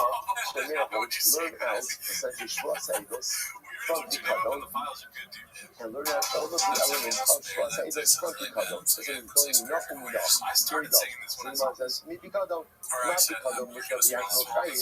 Shvuah says ultimately again, just like Pikadon. If a person takes the Shvuah Pikadon of their own volition, ultimately again the chayit. Whereas the Shvuah works. Idus mushma mipi atzmo chayit. Something a Shvuah Sa'idus. If a person takes their own Shvuah Sa'idus, not in the presence of Beis Din, it works. The Gemara says, Umina, furthermore, learn it out from Pikadon. Not Pikadon, being the Beis Din, being Shalom, Beis Din. Idus, being the Beis Din, being Shalom, Beis Din. Just like the Shvuah Pikadon can be taken inside the Beis Din and outside the Beis Din. So the Shvuah Sa'idus, ultimately again, can be in Beis Din or out of Beis Din. Beautiful. Someone says that's Rabbi Meir. That's Rabbi Meir. Rabbanon Sadi. Rabbanon will say, "Don't be nova oki basra." Right, which again literally learn out Shvuah Pikadon. Sorry, Shvuah Sa'idus from Pikadon. But then again, learn out the rest of the halachas of Shvuah Sa'idus. How so? Not Pikadon mushpa mipi atzmo chayit. Just like Pikadon, ultimately again, if the shomer takes the Shvuah on his own, right, on his own, he's chayit. Idus mushba mipi atzmo chayit. So the Shvuah Sa'idus, if you take the Shvuah on your own, you will be chayit. V'oki ba'asra, but then establish the halacha again by Shvuah Sa'idus. Mushma mipi achirim bebeis din, just like by Shvuah Sa'idus, right? If you take the Shvuah mipi achirim, it has to be in Beis Din. In Shalom Beis Din lo, mushba mipi atzmo, the Beis Din in Shalom Beis Din lo. So to again, so just like by Shvuah Sa'idus, if you're being adjured by others, the Shvuah must be in Beis Din. If it's outside of Beis Din, it won't work. So too, if you're taking the Shvuah on your own, the Shvuah only works if you're taking it ultimately again in Beis Din. Outside of Beis Din, it won't work. That's the position ultimately again of the Rabbanon. You guys gotta bring the songs back. So Beis Din lo. Good. So on the base, I'm going to wrap up. Someone says 1 second. Even Pikadon community though. So Rabbi says, I'm not sure that that's correct. If we're going to do all this out from Pikadon, so we're going to talk about, I'm going to talk about Pikadon, I'm going to wrap up. So I'm going to see you to go and you know. Everyone agrees that if you're learning about Shvuah Sa'idus from Pikadon, that the way to learn that out is learn out all of the elements of Shvuah Sa'idus from Pikadon. Hello, independent Rabbanon. What's the logic of the Rabbanon? Because once remember again, what is the point of contention over here? The point of contention over here is in the following case. According to the Meir, right, the Rabbanon hold, the point of contention over here is when you are mushma b'yachirim, if someone else is enduring you to take the Shvuah Sa'idus, does that Shvuah have to happen in Beis Din or not? The Rabbanon say, again, if you're taking the Shvuah on your own, even outside of Beis Din is fine. If you're taking the Shvuah adjured by others, only in Beis Din and not out of Beis Din. The Meir, on the other hand, holds, no matter how you're taking the Shvuah Sa'idus, it's gotta be in Beis Din. That's the machlokas over here. Now the Gemara says this also. Rabbi says, if we're learning out from Pikadon, then everyone agrees, don't know. So what's the logic of the Rabbanon? Because when we're trying to figure out, according to the Rabbanon, why is it that again we're making this distinction? If you're taking the Shvuah Sa'idus on your own, you can even do it outside of Beis Din. But if you're being adjured by others, it's got to be done in Beis Din. And the only time the Rabbanon, the night Sila b'Kavachomer. It's Kavachomer, what's Kavachomer? Omari Piacherim Chayim, if you ask for the Kol Shekin, if you're going to go and have a Shvuah Sa'idus Yeah, there's a lot of bad luck. Yeah, shout out to certainly, again, you're going to be kind of Tug be over on the axe for that When one. we delight This to one's maybe posted by Caterpillar Pod, and since we're up in 7539. Daddy got some stage Dayo, time with the love big him, Axel Nadim, beat. Nios, Kinido. Way before you start So remember, again, the halacha is there's the sense of Dayo. Dayo means that ultimately, again, the cow to become no more summer than the color itself. Just like Mush is going to be in Bezdin, the Bezdin in Shalom Bezdin We got hired to do a roast. That's what this one's called. Minimum percentage points means you're a 5. I need to find the other clip that I had seen earlier.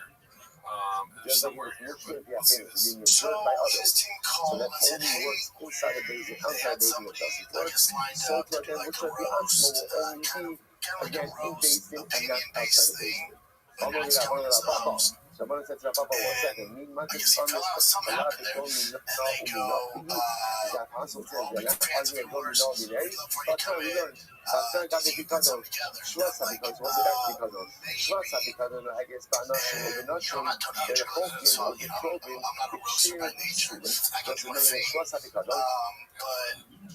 so I said, here's the thing, on a 2-day notice, like when you see even Tommy or Racy making glaze or the best of the best roasting, they have a whole team. And they're week of preparation, they have riders like a whole team. So I said, listen, tipping out this words, and they wanted me to like tip the words. I said, no one's gonna be 50 minutes of straight up roast. Like I'm just gonna go through and sing everybody to God. I said, no, we know that.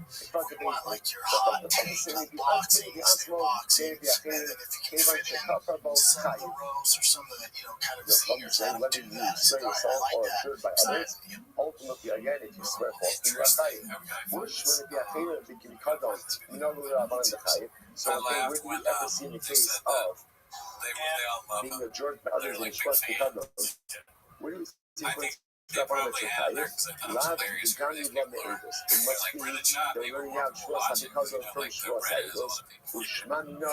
And I was going to say, it feels like a play. Like, somebody jumped in the last second. You know what I mean? And they're all big fans of you. It sounds like if you were to reverse engineer this, it sounds like something to get you to yeah, or like to make fun of it. Yeah, like that. Like it's yeah, come here, just to get your roast, but then he's there, so everyone can make fun of it. It's like people in power are concerned with the state of PFJ. You could see that from the Mishnah of Shua Sabikadon, but you would not see that ultimately again by the Mishnah over here of Shua Sabikadon. So from Shua Sabikadon, from that Mishnah, which we'll get to in just a couple of days, it becomes clear that that is in fact the root of their macrogas. But ultimately again, from one Mishnah, you might not necessarily see that. Okay, so we'll say, so let me take for that. So first of all, we think that there is a very important principle in the Yashik of the Gzera Shava, right? What is the Gzera Shava?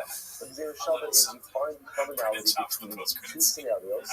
That commonality could be a word, it could be a phrase, it could be a concept.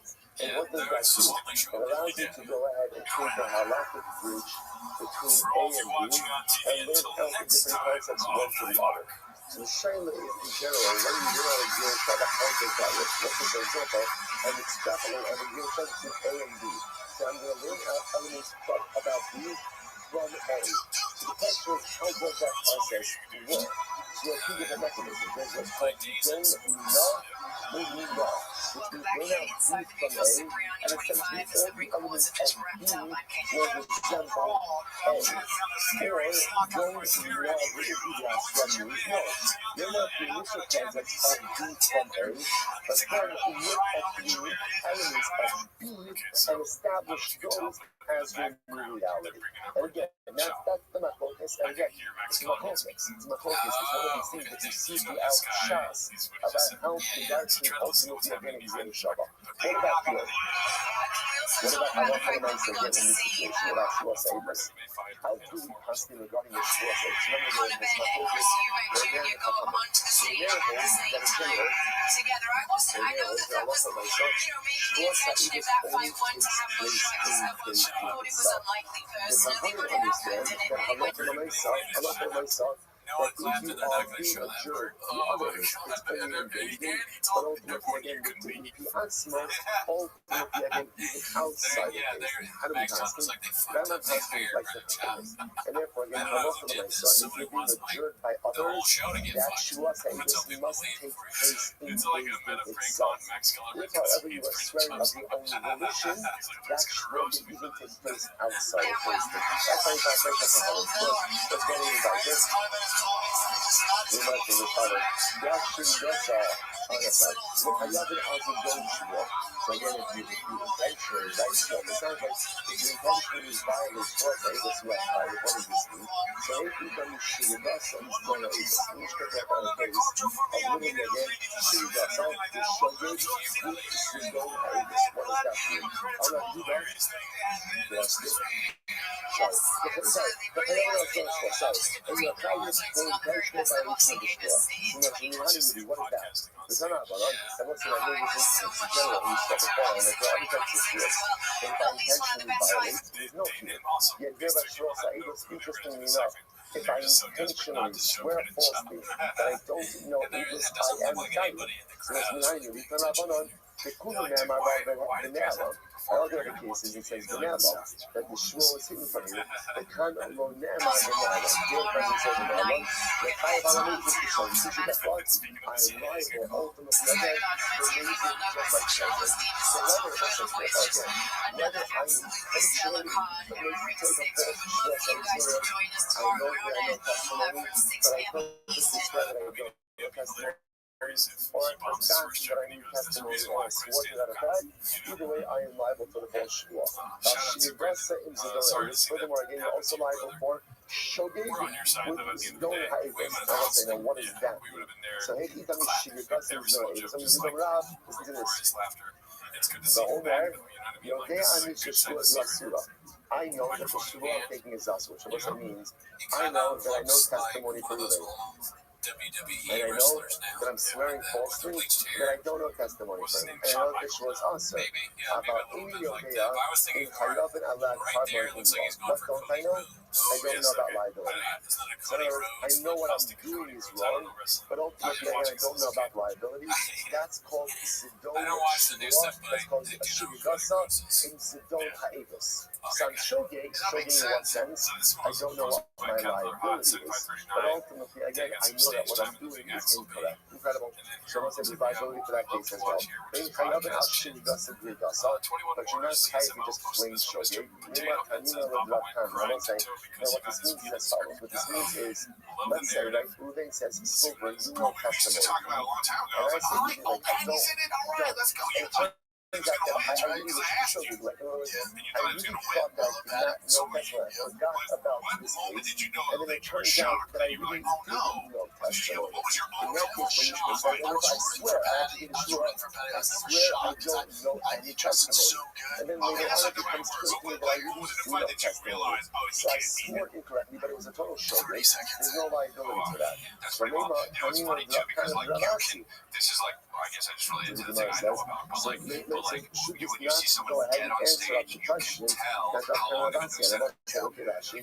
Lema came Dr. Rabasi, they got the self of the shuttle by MS in the title. I might stop the community. This is a problem, Lema, who Karnaska. So this was actually a question that Dr. Rabasi brought up before, which is, if someone really thought that they were swearing correctly, but they really swore falsely, what is the liability in this case? Now, interestingly enough, Dr. Rabasi brought this up as a question. This is based on a Mishnah, but that is clear that there is not liability in this case. But the Mishnah said, I'm swearing Ruben, I don't know any testimony for you. And I swear, I believe that I'm swearing correctly. It turns out that I was swearing falsely, albeit accidentally. And what does the Mishnah say? There's no liability in that case. So Karabasi asked this kasha. You are left there with a kasha. And I was essentially saying, why is it a kasha? And why didn't you answer for a Mishnah?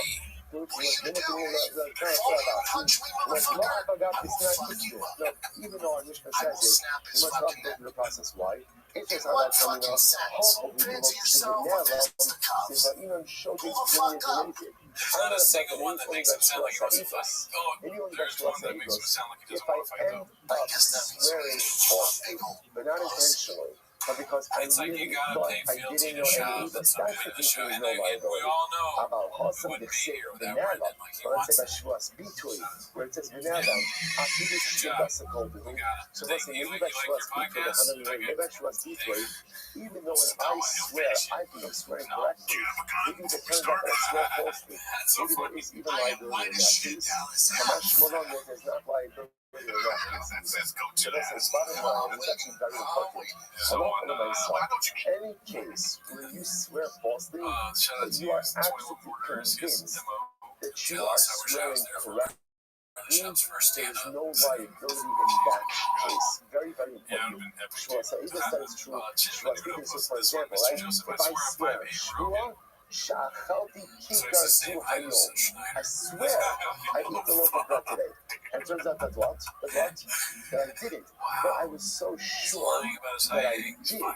Halakha Lamaisa, there's no liability in that case. That Same thing. is- Like Ruben says, Silver, you know, in this for me, I swear that I don't know what you're talking about. And Talk again, to people. when I I don't swear, know. I'm That's a good question. 100% I'm just saying convinced that I shit. don't know I'm what just I'm buying talking into about. wholly to If the Halakha narrative. Lamaisa again is what? There's Oh no my liability in God. that case. So once I say, anytime you swear falsely, but at the Exposed. time you're swearing, you think you're swearing correctly, I mean, there's it not doesn't going to seem be true. liability in that case. But it's was If Oh, Rob was Schneider's it 5'3". interesting, by the way? By the way, The Marcus bookends Schwartz, of today's daf are quite fascinating. How do you start today? How do you start today? You started out today with a guy Like if somebody shares this picture, it's with a like, guy oh, look at me. who had built up a particular This is legal the worst construct picture of Joseph that at Rogan one I've point ever he was seen. convinced was correct, but then he He became looks what? like the Aware guy of from what? the Kool-Aid. It's not correct. It's not correct. And the Gemara says, have But, the courage to Joe admit Rogan, that you were wrong. Joe Rogan Have and the Rob courage to Schneider. go See ahead if and there's any other deconstruct pushes that together. which you constructed. Because you Right? never know. Have the courage to It go could ahead be and that walk back this, that in, the even one though that's again, on you Reddit built is up this whole fake. legal construct. Yeah, This it's is like not I your fakes. If you know that you're wrong, Why don't does Pride double show down. up? Don't double down. Well, let's see. Walk it back. And That's yet again, one. you know, What's also any acknowledges others? that there are other times in life where Okay, what? that's pretty short. Where we're really Okay, convinced okay. that we're correct, Alright, but it bad turns luck. out that we're false. That we're wrong, and that happens. That happens. They don't Nobody says, exist. if Never you know existed. you're wrong, don't double down. Please sound like Find Adam the Sandler. courage to walk it back. But at the other hand, fully recognize that there are times that we are convinced that we're correct, but it turns out that we're fundamentally wrong. So notice, interestingly enough, if you know you're wrong, but double down and refuse to walk it back, there's liability for that. Joe Rogan If changes you his think height you're based on right, but it turns out that you are unequivocally wrong, the halacha says, for that, there's no liability. Why? People make mistakes. If you make a that makes it mistake and seem you like really he is didn't know, very- after the halacha says, well, that's not, well, okay, there's not liability. But if you make mistakes and you know you are absolutely wrong, but you double down and you didn't walk it back, for that, you're absolutely liable. I don't want to say, shkach, stop over here today, pick up with the Mishnah tomorrow. I'm going to start to the week, I and don't you know want to if get this is fucking with us or not. Like, oh, we're going to see him on California, see if he's just as tall. But we do, and we know for sure that Rob Schneider is 5'3". So that could also be a lie. It looks like it. It's not like because California, Rob Schneider. Looks like Rogan's on this one too, I guess. Joe Rogan, I should probably go too. Dang, so Rob Schneider does a costume change. He switches to a different suit during the show. Is this like an exclusive episode? Oh, fuck. When you want Kill Tony, but you don't have the money. Well, check this out, dude. I'll show you a little hack I have. I think it'd be funny if you couldn't afford Kill Tony. Don't say what I'm doing. I'm not saying. Okay, cool. I just want to make sure you don't. Like, oh man, I fucking wish I could have seen the latest Kill Tony. The judge was Rob Schneider, Dana Chipper. Alright, so it's like, my favorite comedians, but it's just too expensive. I can't justify that to my family right now. Okay, I can't find it. Well, we tried. Yeah. Alright. I guess they're the same height. Joe Rogan's a liar. Thanks. Let's see. Thank you, Chip Manula, for that. Don't know who to X posted this one. Old local news story about shop dominating. Gridiron Tick That haters. Let's see here. I don't think good that's shop. morning. Let's see. Let us begin by thanking all of our sponsors for this morning. Sure to thank our annual Talmud sponsor, the Kids Mishpach of Eretz Yisrael, for dedicating all of the shiurim and drashos this year. And this for the woman on Yisrael. Our commentators from the month of Sivan, Abba Avinu Latova, Stephen Karizim, loving memory of Steve's mother, Doris Zimmer, Devorah Baxter, Yisrael Yoram, Zikron the Rabba, and the Station of our fifth grandson. Our Gafoni sponsor for today, Chaim and Rafa Livingston, in memory of Baruch Nacholi, Ben Achava and Moshe Zikron the Rabba, and a late-breaking Gafoni sponsorship with Odoa, Shabbat and Odoa Zafin Sparkle. Supposed to announce the birth of baby girl Snitzer just a few hours ago. The dedication is by her big sister Aliza Khanna and her Bobby and Saba Leibowitz. Mazel tov Leibowitz Mishpacha on his beautiful simcha. On the same day, Mazel tov to the beautiful Walter Mishpacha on the occasion of his birth of his grandson today. Never, we met at a shidduch, a back table shidduch over here. You know, a little boy, a little girl. Let's lock this down. Let's lock this down. And there's that shimshi. The sun is coming. It's the simplest of all the clouds and Israel. We dedicate, of course, as always, our learning. Let's show the speech of our precious hostages. Let us welcome them. Let's bring them home with shalom and the color. And the speech of the holy soldiers may be successful. B'chol ma'aseh yedeihem. Thank you for the lift of the giving shir yesterday.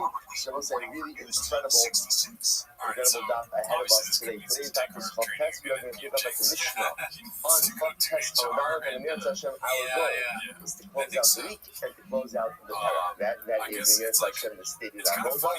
And Amir Hashem, we will to accomplish this holy task. Mishnah. This is going to be a really great block ahead of us today. One of the great things about today's daf is Amir Hashem, you will see a lot of information that you've already seen in different studios. And your Mishnah is pulling everything together. It says the Mishnah, Ezo Shvuas Shav. What is the Shvuas Shav? What is the Shvuas Shav? Says the Gemara. Well, the Shana is saying where a person attempts to go ahead and change an already known and incontrovertible fact. For example, Amar Asimar says, the Shana said to Adam. So a person tries to swear to go ahead and change a known and incontrovertible fact. For example, Amar Allah, Amar Shal Evan, Shahu Shal Sal. A person sees a pillar, right? There's a pillar of stone. And the person swears, I swear that the pillar of stone is gold. Valaish, Shuisha, when he swears about a man that he's a woman, that she's a woman. Valaisha, Shuish, or swears about a woman that he's a man. So again, now we're going to see the different categories of this. But first, the idea, Nishpal Hashem is saying, there is something of incontrovertible truth that is known to people, and I swear to the contrary of that truth, that is a Shvuas Shav. Nishpal Rabbi Shi'i Afshalom. That will say this is a second example of a Shvuas Shav. Swear about something that is impossible. That is impossible. For example, in Ra'isi Gamal Shehoreach Ba'avir. For example, I swear that I saw a flying camel. So again, I will say, so first category, I swear to change something that is a known incontrovertible truth. So number two category, Shvuas Shav, I swear about something impossible. I saw a flying camel. Or I swear that I saw a snake as big as the board of the olive press. So apparently these are things that are impossible. And therefore, if a person swears to this effect, then that is a Shvuas Shav. Next, I'm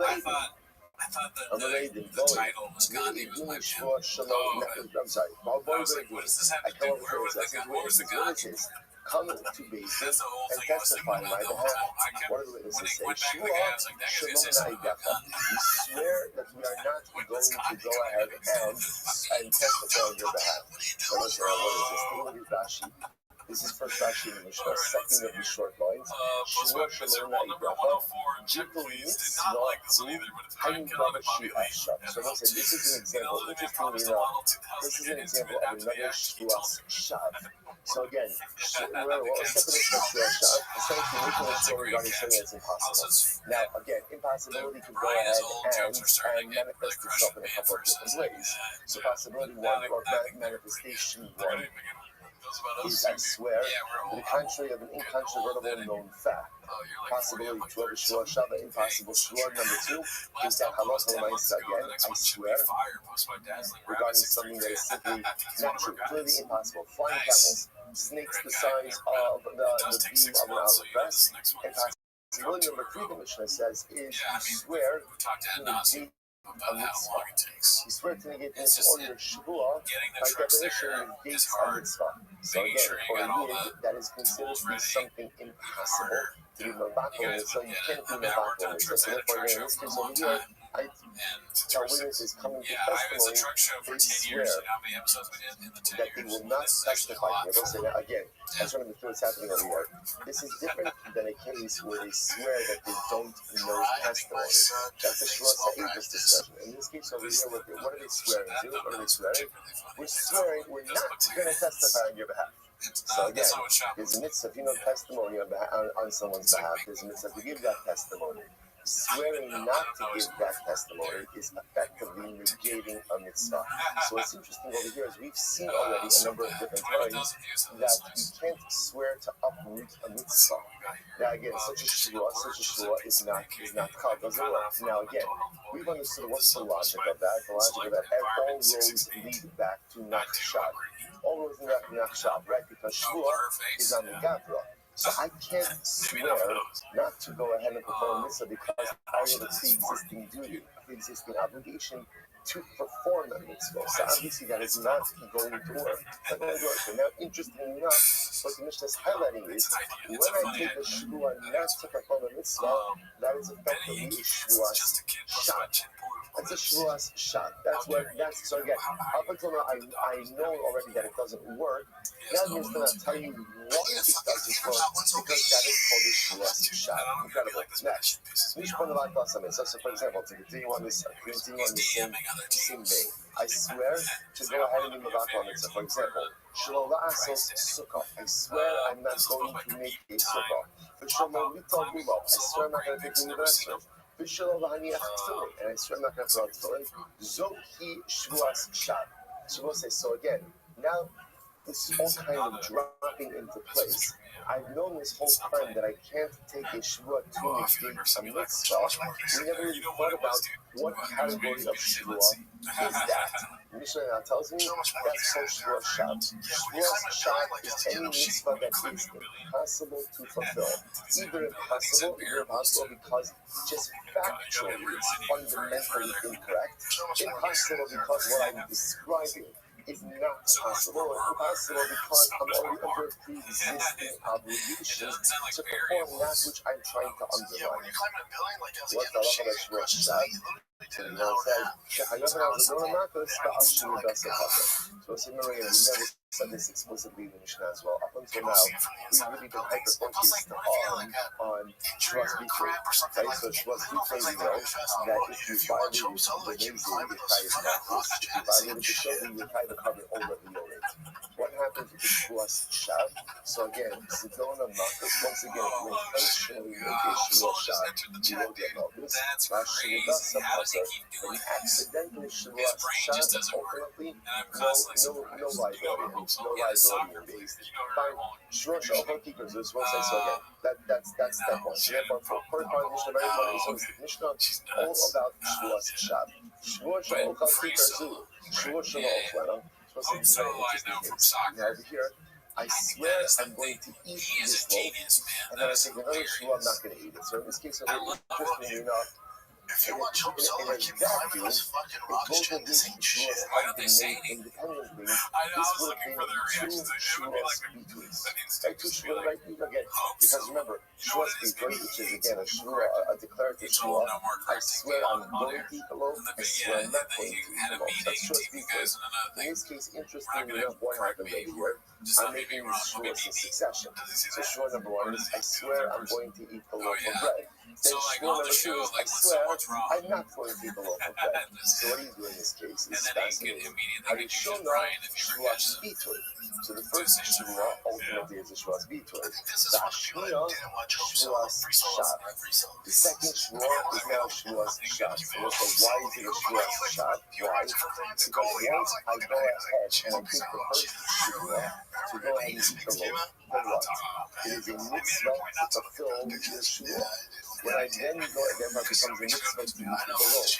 When I then make the second shvua not to eat the loaf, that is effectively a shvua to undermine the performance of a mitzvah, which is one of the categories of shvuas shav. Rashi points out over about shvuas shav, shahari mushpa levatel as mitzvah. Again, it was like fascinating.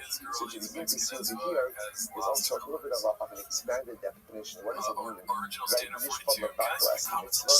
Mitzvah doesn't necessarily have to be what we call, one of the explicit 613 mitzvahs. Like, I swear I'm not going to put on tefillin. I swear I'm not going to, sit in a sukkah. Because it can be more nuanced. So, for example, if I take the shua to do something, then it becomes a mitzvah, an obligation for me to do that thing. Swearing not to do that very thing I am adjured to do is also swearing to undermine a mitzvah. So therefore, again, I swear I'm going to eat the loaf. Shua speaker, I have a mitzvah to eat the loaf. I then take another shua. I swear I'm not going to eat the loaf. That second shua is a shua shav. Shua shav, incredible. That each of the Mishnah ends off. What happens is you eat the loaf, right? So if I eat the loaf, I end up eating the loaf in this case. So remember again, Shmuel 1, I swear I'm going to eat it. Shmuel 2, I swear I'm not going to eat it. Now I end up eating it. So if I go ahead and I eat the loaf, what's the problem? I'm in violation of the Shmuel Shah. I think because I swear not to eat the loaf. If I don't eat it, then Abba al-Shmuel speaks to it. Then ultimately again, I'm in violation of my first Shmuel. So most of what's interesting about this case is it seems like no matter what you do, you're going to incur liability. You might as well question this case a little bit more, but that's the concept. It looks like some incredible salah for myself. What we established over here is Shmuel Shav. Intentional violation of Shmuel Shav is Malchus. Unintentional violation of Shmuel Shav. Unintentional violation of Shmuel Shav is Father. But there are three categories of Shmuel Shav. Also highlights the idea that once you swear to do something, by definition, is a mitzvah. It's incumbent upon you to go ahead and do that very thing. Incredible. Okay, looks like now the Gemara. There we go. So it's now really discreet because of rounding out our kind of like halakhic knowledge regarding this evening. So Ula says, the most right. Remember, Shmuel Shav is not simply swearing to undermine something that you are saying. One of the definitions of Shmuel Shav is swearing to undermine a widely held truth, a known truth. Yes, now Ula says, what is the definition of a known truth? Something that is known to at least three people. Okay, so therefore by definition, if you were to swear about something that you know, right, to the contrary saying that you know to be true, but let's say other people do not know about it, or at least people do not know about it, it would not go ahead and conform to the criteria of Shmuel Shav. Okay, incredible. Mishpa al-Dalashi Ashalom. Let's listen now again. So now the Mishnah said, what's an example of swearing about something that's impossible? So now again, this is category 2. Category 1 is I swear to the contrary, to the contrary of an incontrovertible known piece of information. I swear about a man that he's a woman, about a woman that he's a man, about a pillar of stone that is gold. Category 2, I swear about something that I could not have seen. I swear I saw a flying camel. So the Gemara says something my ignorance. Now, the Mishnah might be asking a syntax question over here. If you look at the lashon of the Mishnah was, I swear, if I did not see the flying camel, why are you phrasing it like that? The Gemara says, now again, doesn't it make more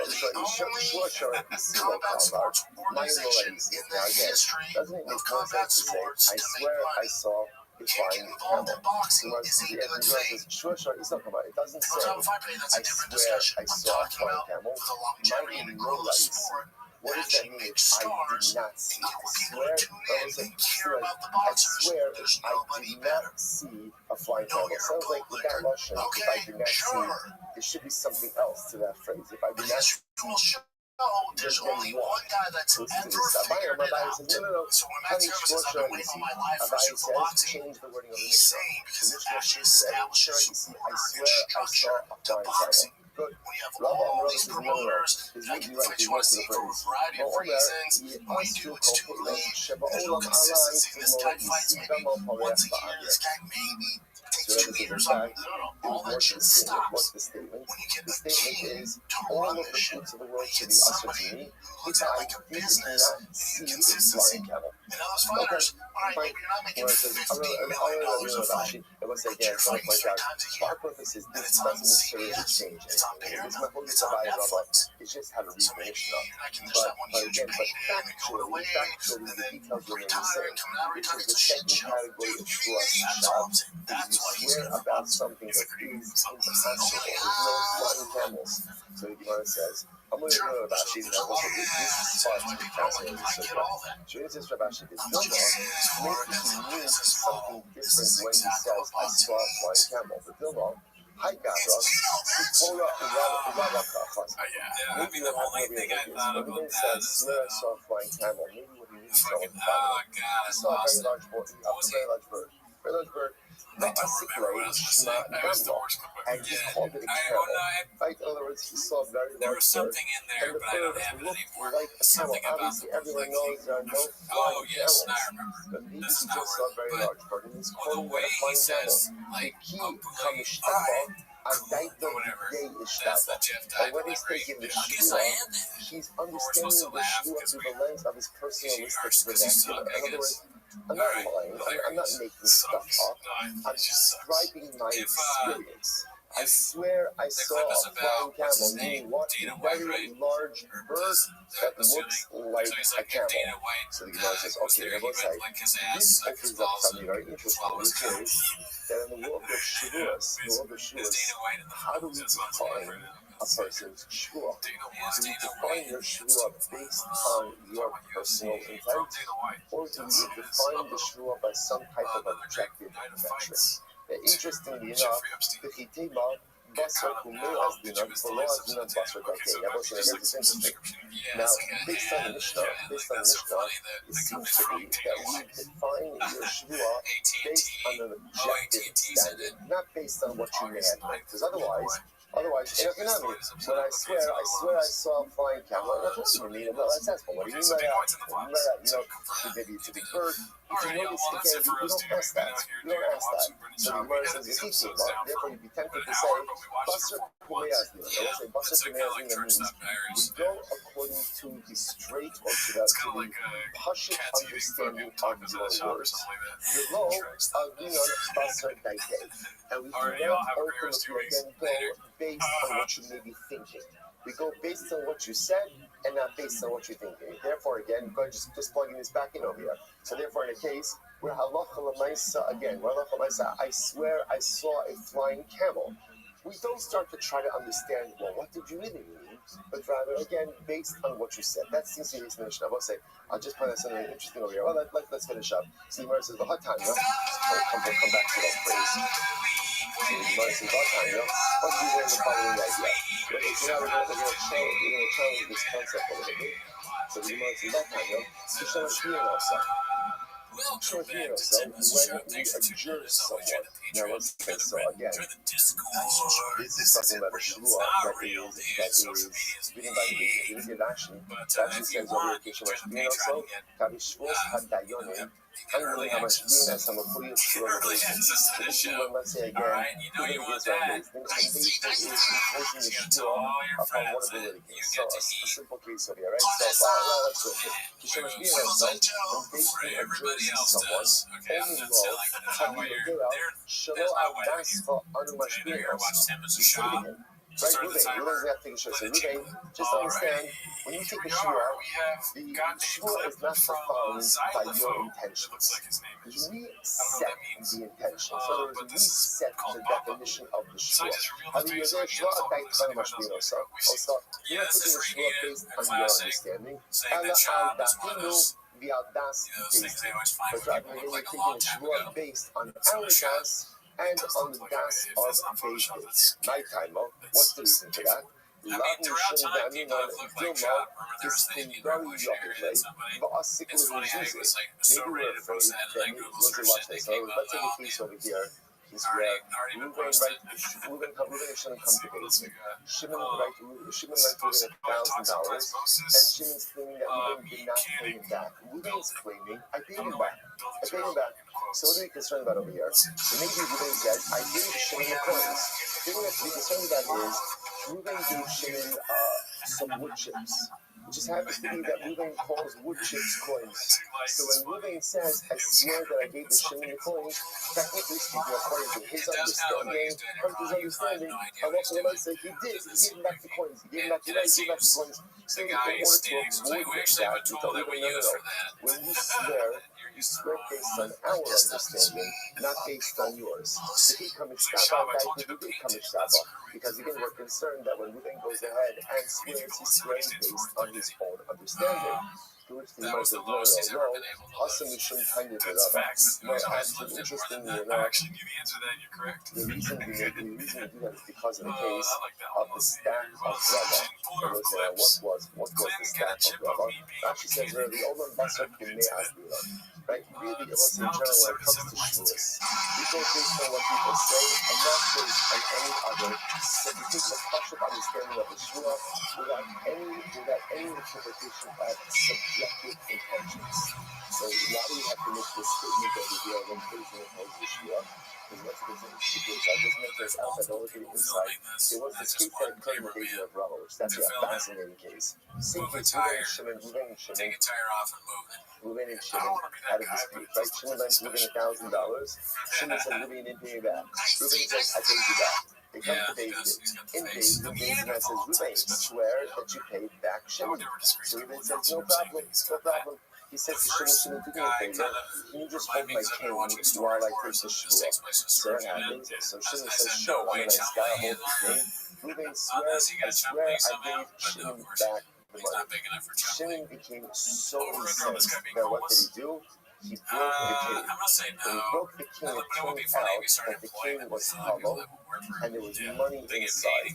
Reuben had a great job. You got to give Reuben a lot of credit for ingenuity. Bad guy, but good chachma. Listen to this. He said he swore truthfully because at the time that he swore, Shimon was holding the money. So did Reuben give Shimon the money? He did. So it's interesting, that's a little bit of a crazy case, because in that case, even according to the Pashut understanding of the oath, Reuben did what he swore he did. He swore he gave Shimon the money. He did, in fact, give Shimon the money. So therefore, again, even though normally we say that when you take a Shavua is interpreted according to the basic objective understanding of your words, not based on your intentions, but still, when Bingstein goes ahead and adjures someone, they have to make this statement that understands they're taking the Shua based on our understanding and not based on yours, because again, it's still a way to exploit the law, even when you go according to the basic understanding of words. Both sides. In general, again, if people want to cheat, they're going to find a way to cheat. So Bingstein, therefore, has to make a model where there's absolutely no level of subjectivity when it comes to your Shua. Your Shua is interpreted again based on your words, and the case of the Shua is based on how Bingstein defines the Shua. Incredible. Rabbi says over here, we just did it. Good. So that says as follows. The Gemara says as follows. How's it trying to have a touchball? The Matzino, supposedly, is a really beautiful Gemara. So therefore, again, based on where the Gemara's understanding over here is that when you go ahead, and so there's two pieces of information that are coming out of it.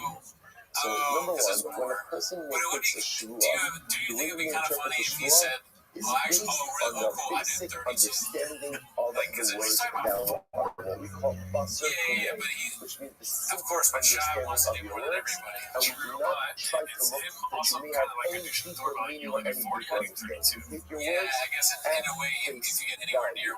In addition to that, when the Shua is being administered, Bingstein goes out of its way to say, by the way, the interpretation of the Shua is how we Bingstein interpret it, not how you interpret it. I just mentioned that there's a tremendous mitzvah in this. Right? When it comes to the Shua of Basar Kumei, we take the words of the Shua at their face value. This is sometimes one of the most important sozos in personal relationships as well. very often So the whole interpersonal the setup is that created he knows he's going to because say people 40. read So into what at other people first he said. fucks up. Right? And he So says, I what say Thorpe this, maybe actually said. what did you mean by that? They say, oh, But no, you it's know, 9 actually out I of 10 live more times, what did I mean by that? What's the answer? What's the answer? Nothing. It didn't mean anything by it. I just said something, and actually what I said is what I meant. So I was sometimes people mean deeper things than what they're saying.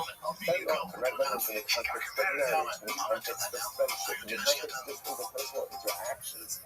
And what we just take people at their word and don't necessarily try to infuse deeper meanings of context or understanding, because all that does is often create dialogical confusion and ambiguity. What does that even mean? How do you deadlift a truck? Strength. Sometimes the best thing you can do is just take people at their stated word and don't read anything more into it. Again, let's go back to it. So this is some really beautiful demands. Tashma, מקסימום, כמו שזה גדול, הכי מקסימום, כשהשביע משה את ישראל, when Moshe Rabbeinu adjured Klal Yisrael, that wasn't interesting at first glance, one might have thought that this is talking about Matan Torah. It's not Matan Torah, it's not Matan Torah, it's a little bit of the second Matan Torah. Remember again, essentially, there were really two Matan Torahs. Right? There was Matan Torah at Har Sinai, which is Hashem again, we will relive for Shalom the Slav mentioned this coming Sunday night. But again, remember, Moshe Rabbeinu was subject to another Shua by Avos Moab, right? In the Transjordanian area, right? Right when the new generation is ready to point out Moshe Rabbeinu is not going in. Remember again, there's a review, everything that happened over the last 40 years, and then there's another oath that Moshe Rabbeinu adjures Klal Yisrael to re-accept Torah. So to a certain degree, it's a second Sinaitic revelation. It's not by Sinai, it's not by Sinai, by Adam's fault. So that's what this point is about. But Moshe Rabbeinu adjured Klal Yisrael, Amar this is so beautiful. Amar said to them, Shelo al dashem ani mashbiya eschem. So he said, no, that I am not adjuring you based on our reading. This was not based on your understanding. Mashbiya eschem al das hamakom mi'al da'ati. Right? So we'll say also, see, might not be a reference to Shua. Again, you can feel elbows coming out. Right? So again, so again, you feel like so many things in the air. So Moshe says, I'm going ahead and adjuring you based on the das of HaKadosh Baruch Hu ba'al daiti. And based on my das, whatever this is incredible. My das and what HaKadosh Baruch Hu das. So that's Va'amai, Lema Lehu, so again, why so complicated? Like Moshe Rabbeinu, why don't you just go ahead and say, listen, Chevra, you're obligated to uphold everything that Hashem said. That's it. That's a simple. La'amishmi Damaski Adatayu. So the Gemara says, is it not because we're afraid that when Klal Yisrael said that they commit themselves to God, maybe God means what? Maybe God means what?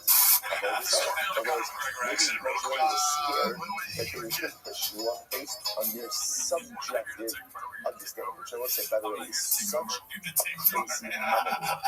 Such a crazy hallelujah that Klal Yisrael, after everything they saw, okay, granted, a lot of this generation didn't necessarily see Mitzrayim, but they saw the desert. They saw the desert, and the Rabbi said that they still haven't even maybe they're talking about Avodah Zarah. Not usual. The Maskia that I have Avodah Zarah. No, Mishon the Avodah Zarah non Yikra Eloka. No, there's a very different also because Avodah Zarah is also called Eloka or Eloka. It's Sid, Elohim Kesef, Elohim Slaha. So again, that wouldn't be based on objectivity. That would also be based on objectivity because again, Avodah Zarah is also called the God.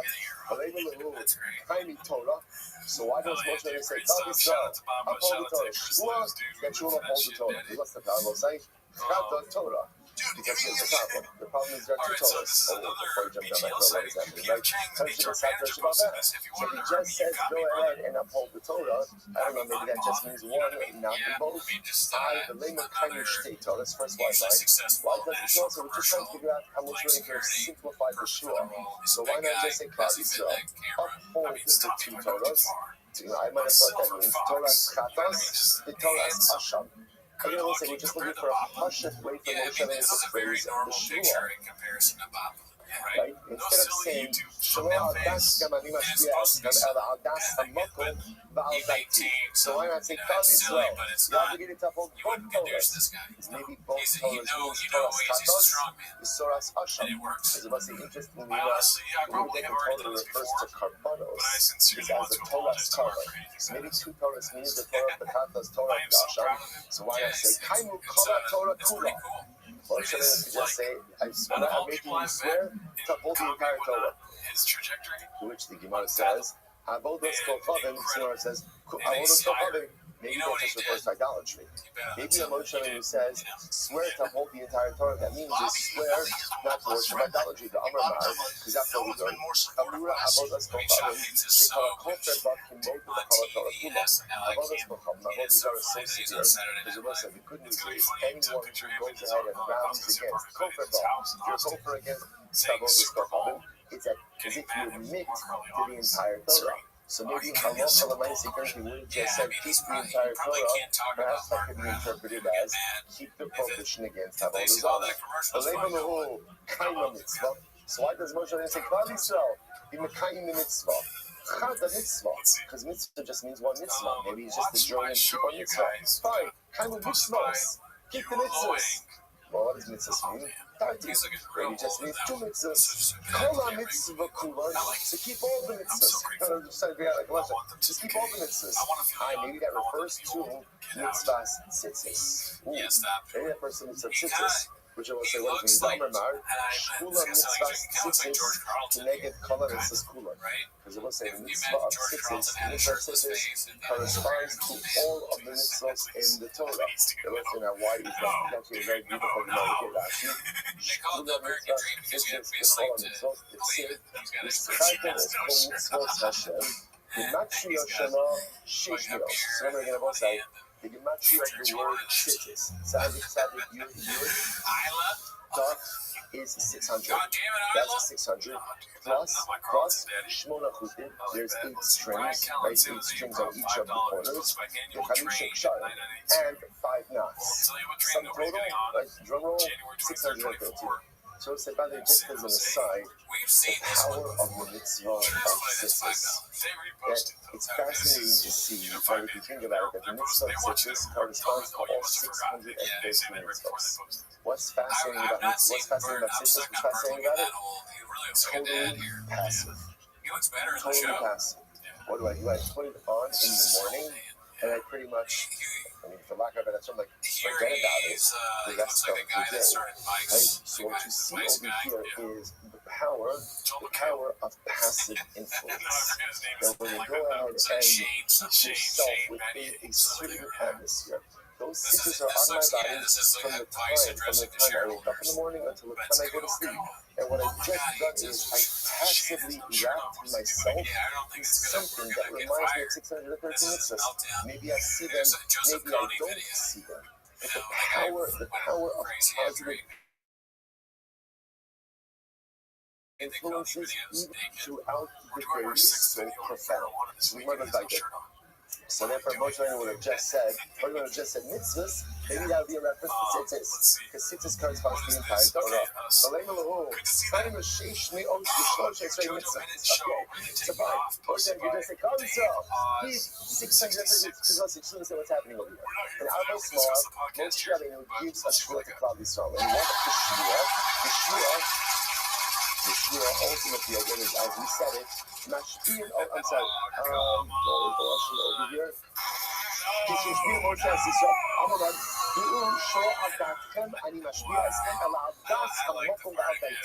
I'm swearing you're going to get all the more different voice. It must be a simple formulation. So just say, I'm hereby adjuring you to keep 613 mitzvahs. Using this logic, al dati. Furthermore, again, so let's give this in 5, even just in Russian. Moshe would have just said, I'm adjuring you, al dati, al das hamokol. Why did Moshe have to adjure them al das hamokol? right? Why that's what the response is. So much on the base. Hello, what's happening over here is two things. So Moshe Rabbeinu, number one, says, I'm adjuring you al dati. Al dati means, Hebron, don't reinterpret this Shua like your Jews, your masters of interpretation, reinterpretation. I don't want any slurs, I don't want any lumdis. I'm adjuring you based on my das. And my das of Moshe Rabbeinu is 613 mitzvahs. Why include al das hamakom? Because making it a Shua al das hamakom means there's no annulment. There's no annulment. When you swear based on the das of the Ribono Shel Olam, ultimately again there is no annulment. Look at the top Rashi Elo. No al das then ki'ehi v'te'av shlas al das ha'heim. So when you flew heim v'hartiros v'neged shud al das radin, heim lo ha'fara. So don't say so incredible. So again, al daiti, Moshe Rabbeinu says, I'm defining the parameters of this shua, the al das ha'makom. There is no annulment for this shua. Incredible, I will say. This was a, go back for 1 second to our life. Just one thing, I was going to show you something really beautiful. He did it with the Tosfos. Tosfos kishish Moshe as Yisrael. Tosfos says, it's as kosher. So remember again, Tosfos says, this whole shua is a bit problematic. Why? So you know it says, Ma ha'isamu eles ha'shua, kimo sha'i yorish yavlu avolos kochavim, kimo ki ha'yilira hen yavlu es ha'shua. So I said, listen to this. This is such a fascinating shayla. Now say, why is Moshe Rabbeinu adjuring Klal Yisrael? Right? Why is he imposing a shua on them? Why? Because he's afraid that they're going to worship Avodah Zarah. That's what he's afraid of. Right? At the end of the day, because again, if Moshe Rabbeinu wasn't fearful about anything, there's no need for a shua. He's making them swear allegiance to HaKadosh Baruch Hu and allegiance to Torah and allegiance to why? Because he's afraid they're going to worship Avodah Zarah. Says Tosfos. So they make a shua. So what can they do now? What can they do now? Violate the shua. Otherwise, if you're afraid that they lack allegiance, how does the shua actually remedy that problem? It's a fascinating shayla. So again, the same people are going to worship idolatry. So you're going to break your shua and worship idolatry. What does the shua do? And I must say, Tosfos leaves it as a tzarechiyah. Tosfos doesn't answer it. So I saw it brought down. The Tikkun Shlomo is Shlomo of the Dams. He says something absolutely amazing. He says, listen to this. Here's the cards. Into the Sarah of the ocean, the Korah HaTorah HaTila U'Maisim Tovim, Sha'odam Osa Ba'olam Hazeh U'Ma'oler L'Mala Koach Hazeh U'Mazmizu. L'fi Zeh, Kasher Nishbu Yisrael B'Chol Libam, U'Ritzona Mekayim Es HaTorah, says Tikkun Shlomo, when Korah took the oath to go ahead and fulfill the Torah, to hold the Torah, Oru B'Zeh Koach Elyon K'viyachol. HaKadosh Baruch Hu Yishbor Kavod, some Shlomo HaKadosh Baruch Hu, listen to this. Tikkun Shlomo says, he's saying two things. When we go ahead and we do something in this world, it awakens powers in the celestial sphere. So when we took a shvua in this world, that Kivyachol awakened HaKadosh Baruch Hu to give us more koach in this world to do the things we need to do. Or I think you could distill this to even a simple idea. So let's say, HaKadosh Baruch Hu sees the path we want to take in life, and He gives us the koach to go down that path. When Klal Yisrael made a shvua, what's a shvua? A shvua is a commitment.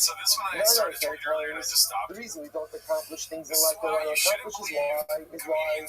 Because we lack commitment. That's why the three words that are the guts now of any life initiative are, I will try. Are you going to try? Don't bother. You're not going to try. You're not going to try. Like, I will try means I like to talk about the things that I'm going to do, but I'm not really going to do them. Commitment creates success. Commitment creates results. If you're all in, you will accomplish. If you're trying, you failed already before you even started. Not because you're not a good guy, but because you're not in. You're not in. Says it to Tikkun Shlomo something amazing. Most Rabbeinu understood, if they swear to do it, then they're there. It doesn't mean you're not going to make a mistake, then you're not going to mess up. But grand scheme, a shvua means I'm all in. when you're all Let's see in, what he's when you talking demonstrate about. that level of This commitment, isn't real. HaKadosh Baruch Hu gives you the koach So you need he's using this in as a order to be reference point. successful. You're Fascinating. going to try. 25 You know minutes. what Baruch Hu says to me? So you're going to try someone else. You know what Baruch Hu says to me? I don't know what Baruch Hu says, but I would imagine. Right? What Baruch Hu says when he sees you, he says he's going to try. You know what Baruch Hu says? You need to come back when you've made up your mind about what you really want to do. And you're ready to put on your big boy pants and decide what you want to do in life. Come back to me then and then let's talk about what titles you need. You want to try? Don't bother me right now. When you've decided what you actually want to do with your life, come knocking on my celestial door, and I'll give you everything you need in order to be successful. Says Moshe, I understand what these people need. They just need commitment. Klal Yisrael is great. Klal Yisrael is holy. Klal Yisrael is Kodesh Kadoshim. Sometimes what we lack in life is resolve, is commitment. Moshe said, give them shvuah. Shvuah equals commitment. When you swear to do something, what you're saying is, I'm all in. And the moment you're all in is when HaKadosh gives you the tools to accomplish what you need to do in life. So many times in life, we stand at like the threshold of accomplishment, and we have such commitment phobia. And we're afraid to like say, I'm in because I don't know if I'll be successful. The truth is, 9.9 out of 10 meaningful things in life, you cannot guarantee success. But don't let the lack of guaranteed success stand in the way of unequivocal commitment, because then it becomes a vicious cycle. I don't know if I can succeed, therefore I'm not willing to commit. But if you're not willing to commit, you're definitely not going to be successful. So I don't know if I'm going to be successful, so I'm not going to commit. And our lives become like this ongoing dog running after its tail, dog chasing its tail, circle of lack of commitment and therefore lack of accomplishment. Rather, again, what's one of the models for us? Take the shoe off. Take the shoe off. Swear to yourself, I'm all in. And in that moment, again, not only is you resolve it, but once you resolve it, forget this. The Derek shot the motivated Molichan also. You're committed, if you're committed, I'm committed as well. And that's what the Prophet gives us the cocos to be successful in our life and brothers. Incredible. Incredible. Says the Gemara, it's like the Lord, you see, not much cause based on I already said, you're not much cause based on Next, I swear that I saw a snake like the size of the beam in the President. So Mishnah says that's an example of a shura shot. Because again, not possible, no snakes like that. So what's below? Is that not true?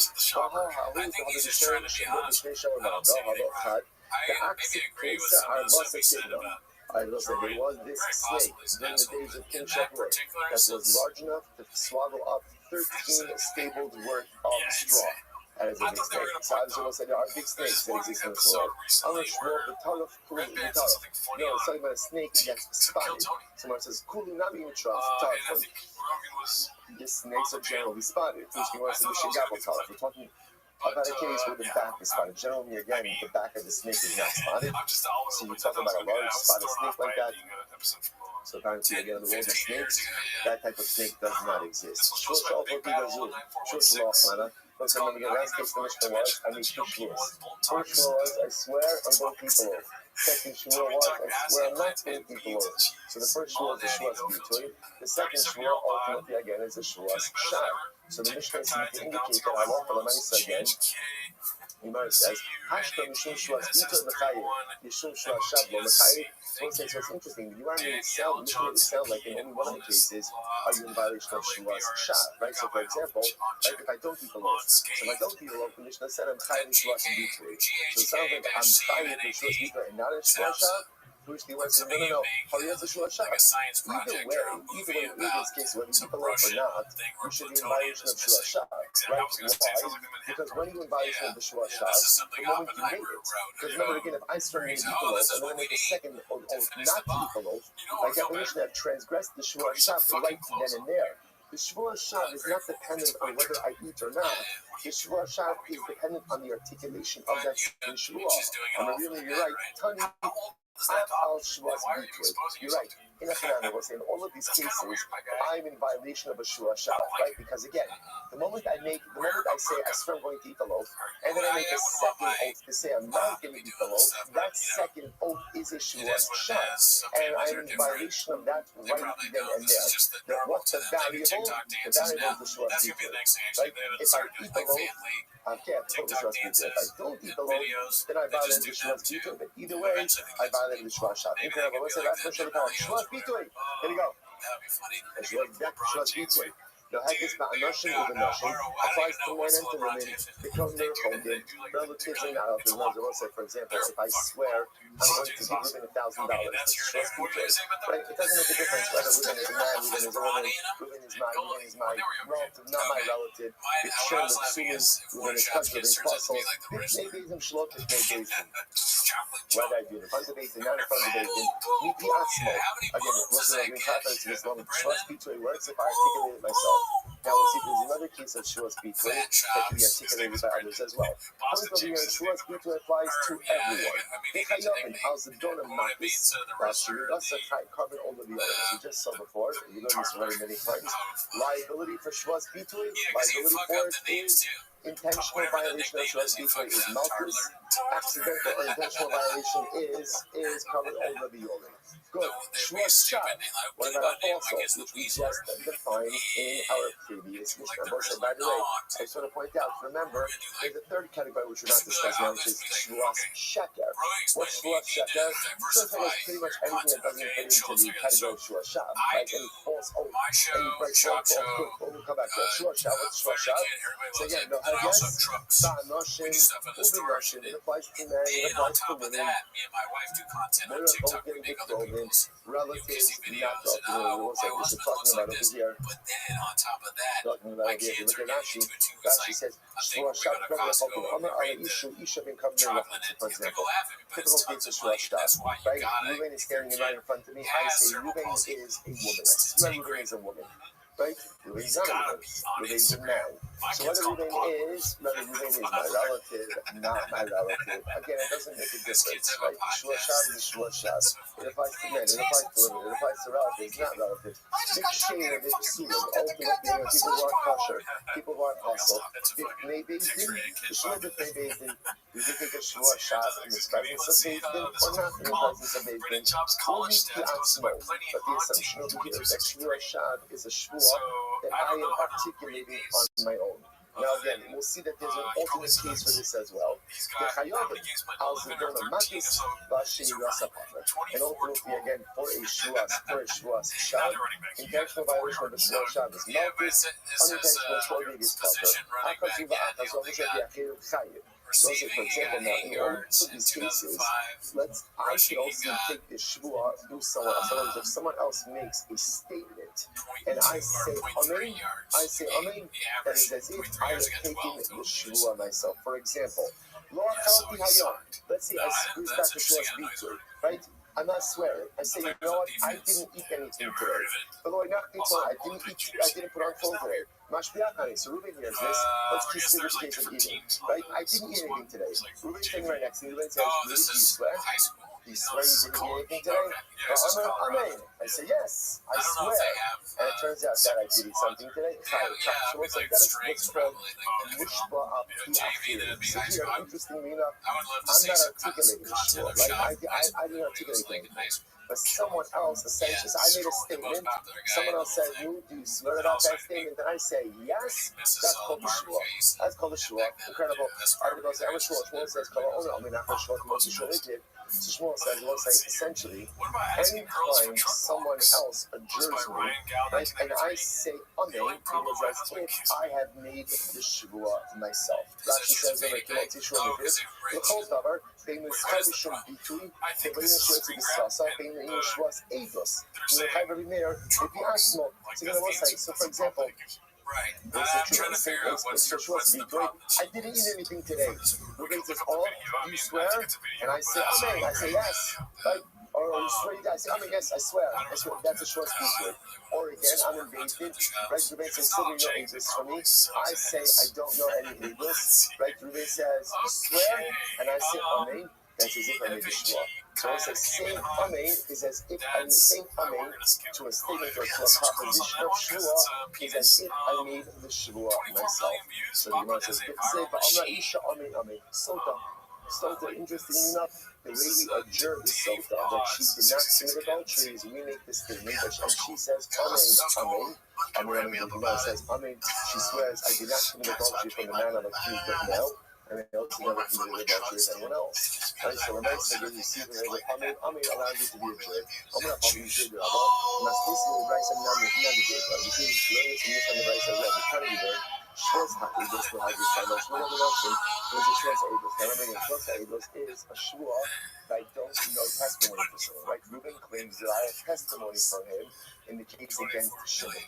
I swear I don't know any testimony. That is so swearing that you don't know testimony on someone that is called Schwarz Abels. Now, obviously, Schwarz Abels only applies to men and not to women, right? Because when you don't give testimony in basic, they're approaching below program. It only applies to non-relatives, right? Because relatives are not, you're not allowed to give testimony for relatives. Big shame, little bit sooner. It only applies to people who are fit for Eidos and not to people who are compromised. The Eidos are Haggis, Elevator, and Yimahim. And it only applies to people who are fit for testimony. The Shalom between Bezdin and Mikiasmo.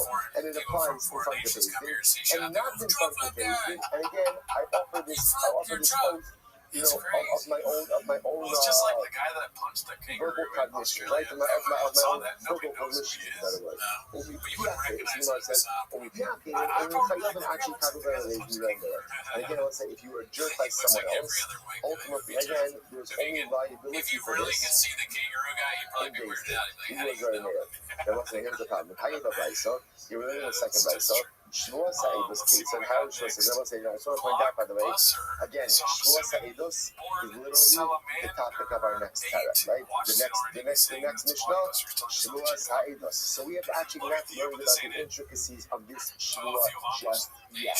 So we're getting ahead of ourselves just a little bit. So look at this other Brisa. So Shmuel Sa'idus case, what's Shmuel Sa'idus? What is his oath about testimony? I say to witnesses, bold. They do, right? Come and testify on my behalf. And the witnesses say, Shvur she'ein ani yodim lecha edus. We swear we don't have any testimony for you. Oh, Shvur she'ein ani yodim lecha edus. Or they say, yeah, we don't have any edus for you. Mashpia ani aleikem. And I say to them, right, you two guys, you know testimony for me. Swear that you don't know testimony for me, but only low. Amen. And they say, yes, amen, we don't have any testimony for you. So you want to say, it's made based in being shalom, it's made based in. Dude, why you gotta do that? I'm not Maybe gonna so, maybe I don't care. so once again, whether this oath is happening in front of Bezdin, not happening in front of Bezdin, ultimately again, it works. Maybe the answer may be okay. So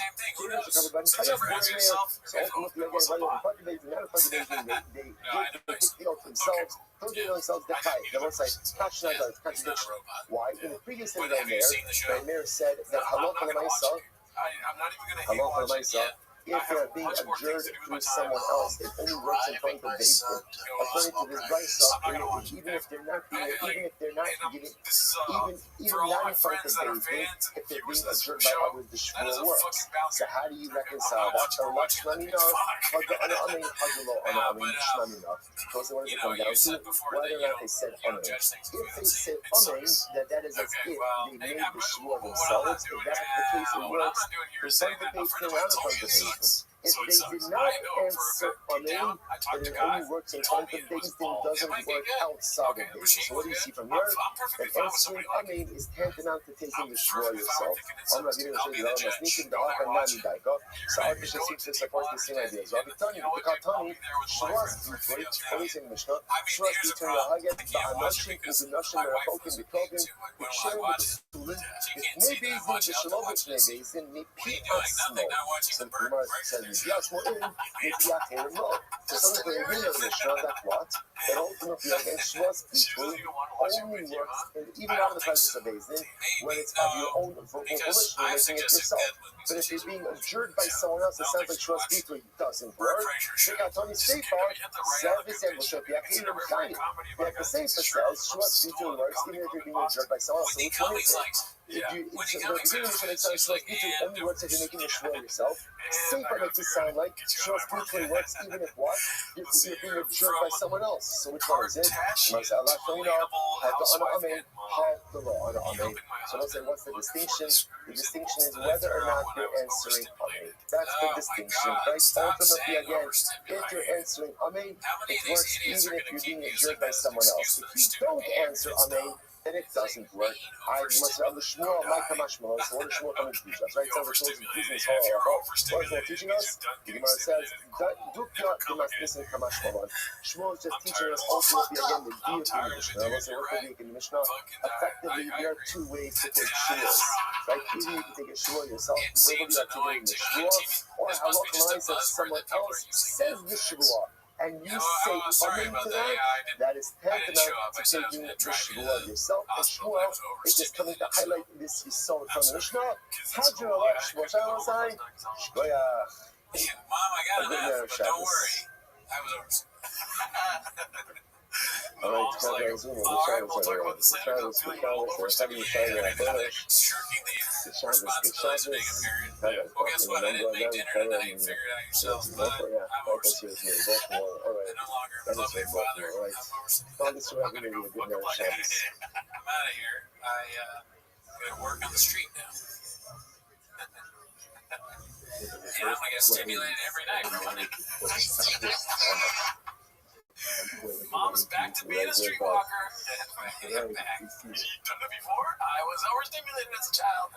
You were actually overstimulated when you were born. I mean, the crack. I'm 100% on your side, though, dude. I hate it, dude. You can't be uncomfortable for 1 second.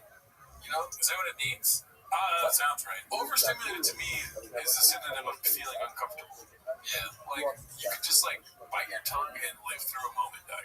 Get the fuck out of here. Stop posting on Instagram and shit like you're overstimulated. Fucking Whitney Cummings is saying. When Whitney Cummings and Jasmine Singh are the ones that are fronting your movement, abandoned shit, dude. Yeah, that's a good point. Plus, it would be kind of super annoying. You're living with a woman and she gets stressed out or whatever, and what she does when she's stressed out is either throw your stuff out or talk about how all the guys she fucked before you on YouTube. It's like, Jesus, what can we do? Is there a pill that you can take to less stimulate you? Because you can't go on YouTube and tell everybody that you fucked a lot of guys. Alright, you're fucking guys and you want to throw my stuff out. Can I get a kiss? You're overstimulated? How you fuck? They can't even kiss me? What is that? Why couldn't you? What would your stimulation level have to do with you kissing? If you're stimulated, wouldn't you want to kiss me? Right. I'll unstimulate you. My lips are disgusting. You say like, oh gosh. I can stimulate you. Like, well, actually, that's the problem. You can't. Unless you can become 5 white guys right now, you're not going to stimulate me. Yes, and she's like, I would. I love you, but you're just not attractive. Not like the roster of white dudes. Those guys are hot. Killing. Especially Tuesday. Tuesday? Nuts. You know, Thursday. You remind me of Thursday. He was a little weak. They just didn't know the guy's name. There's just days of the week. He's a weak turd, dude. That's facts. Anyways, yeah, I don't like it. And comment below, what do you guys think of the overstimulated shit? It's happening too often, dude. Yeah, have you ever been overstimulated yourself? You know, who has? You know, how did you overcome that? That's what IC kids are saying now, dude. I killed her because I was overstimulated. They might be. I can totally see, like, that idiot, the shave thing going. The ICE agents were overstimulated because Tim Walz is telling people to stimulate them. Alrighty, let's see. What's his name? Bongino, not Bongino. Bovino. You know, I watched this speech and he was like, "There's choices you make. When you make a choice is made. And when you make a choice, other people have choices too. And when you choose, some people choose wrong. And choosing is what we're going to discuss today." And then somebody's like, "Why did that guy die?" And he's like, "Stop choosing to ask that question." It's all about choice. Were you listening? He said, "Choose not to listen." He literally said that. No, in response to a question, he's like, "It's all about." Did you hear what I said about choice? Now I'm gonna bring up this Rachel Cheer thing. And now we're going to overstimulate Candace Owens. Alright, let's go. Keep on. We're going to political there, dude. Ariel Helwani, dude. Helwani randomly fires up the fires for the first time in years. What the fuck? This has to get more likes, dude. No way. Posted by Bob Wynn, 770. 5 seconds, though. Not a long time. Jiu-jitsu. Great guy. Met him. Person taking once. Oh, okay. It's addicting, you know? You'll never fully get away. When you dip your toe in, it's not going to be the last time you go to the beach. There you go. Yeah. That was funny. I gotta say, I'm gonna put my hats off on that one.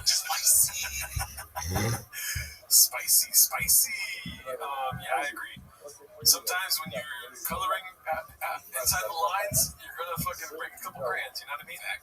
When then you might eat them and smell them. There you go, Brennan Shop. Put a Sharpie in your ass. Everybody's eating a crayon. All right, Loon Manding posted this. He said Sharpies in the ass. I said everybody's eating a crayon. Loon Manding 56 posted this. What happened to thickboy.com? Oh, I saw this actually when I was scrolling through Reddit, and they must not be selling the merch anymore. Or finances are bad. They can't even afford a $12 fucking website. That's fucked up. That's great. There's no more merch. What happened to all? Remember, we had boxes and boxes of shirts. Yeah, that said, drive fast, no gas. What do you do when you can't sell them? Great question. If Baba had the answers, there would be 100,000 less chefs, dude. You know what I mean? I don't know. I'm not even seeing merch stuff anymore. Like, he gave away a couple trucks. I haven't seen anything merch-wise recently. Do you want to look into this right now? Or If they're still selling it, or if the website's up, if there's any merch? sure, why not? I can talk about that. I remember the days of the merch when I'd be going through them and seeing that there's women's stuff, you know, like women's shorts and women, and I just can't imagine doing that. You bought your girl short shorts that say like thick boy merch or thick girl or something, and then there's only 6 shirts down. I mean, I'm kind of down to buy this bundle because, as you guys can see today, I'm sorry, I don't have thick boy merch today. This sucks though. This is terrible merch. Fighter, the kid, the classic look. Advocating Fight Club. Fuck this. I forgot. I don't even know what advocating Fight Club means. It's terrible. Why is there no Drive Fast All Gas merch? And this is on the Drive Fast Look Guys thing too. Orders. This is your check to see. I'm not going to show you guys my orders. It's all What if you just saw a list? these are the best selling. They're like, shop, you gotta pick because none of the shit is selling. So we gotta pick a few things to keep up. There's one guy in Seattle that really wants merch, dude. There's pictures of guys wearing this shit. Why would you post it? I love it. Everything about it feels like it was made specifically for me. The fit, it feels like everyone. Anyways, John, happy birthday. I gotta meet this guy. Can I get on this? Because maybe these are homeless cats doing this. I want to take a picture of myself. I'm sick. There's another reason. Dude, you're so right. Why are we doing this? Will they post if we? Is it the same? It's the same fucking guy. I swear to God, dude. Yes, he is 3. This is awesome. Sure. Oh my God. I like how he's asking himself questions in the review. Fit, perfect. Material, perfect. Graphic, perfect. This reaction from soy boys who drive electric cars after they realize what it says, and we'll give them a little wink. Perfect. This guy is. This is a nice house. It sure feels real good when I meet my wife with it. This is like his parents bought in this house. And they go, you know, he just likes Brennan Shop. He likes to buy Brennan Shop clothes because it's fun. He's a nice kid. I like how he takes a picture. And bro, you won't get that anymore. Yeah, that shirt's like gotta stop. It's in the thrift store for sure.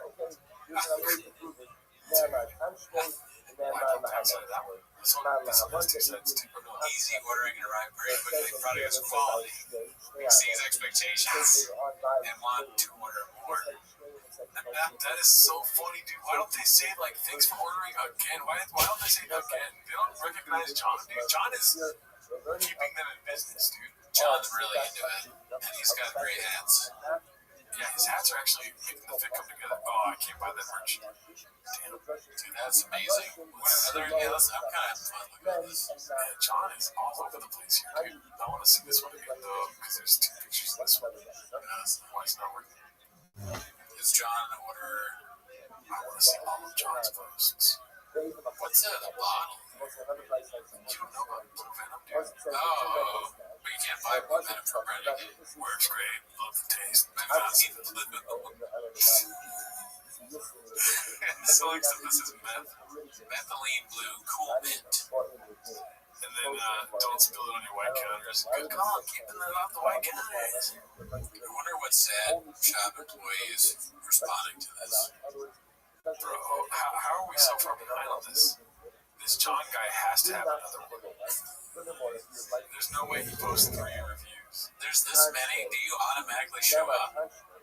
Get rid of Brennan Chop, the wannabe tough guy. I like how they don't respond to this. And they left it up. We should just fucking post a picture of us with any of the merch that we have. We should. We should get new merch and post it. Let's be fair, alright?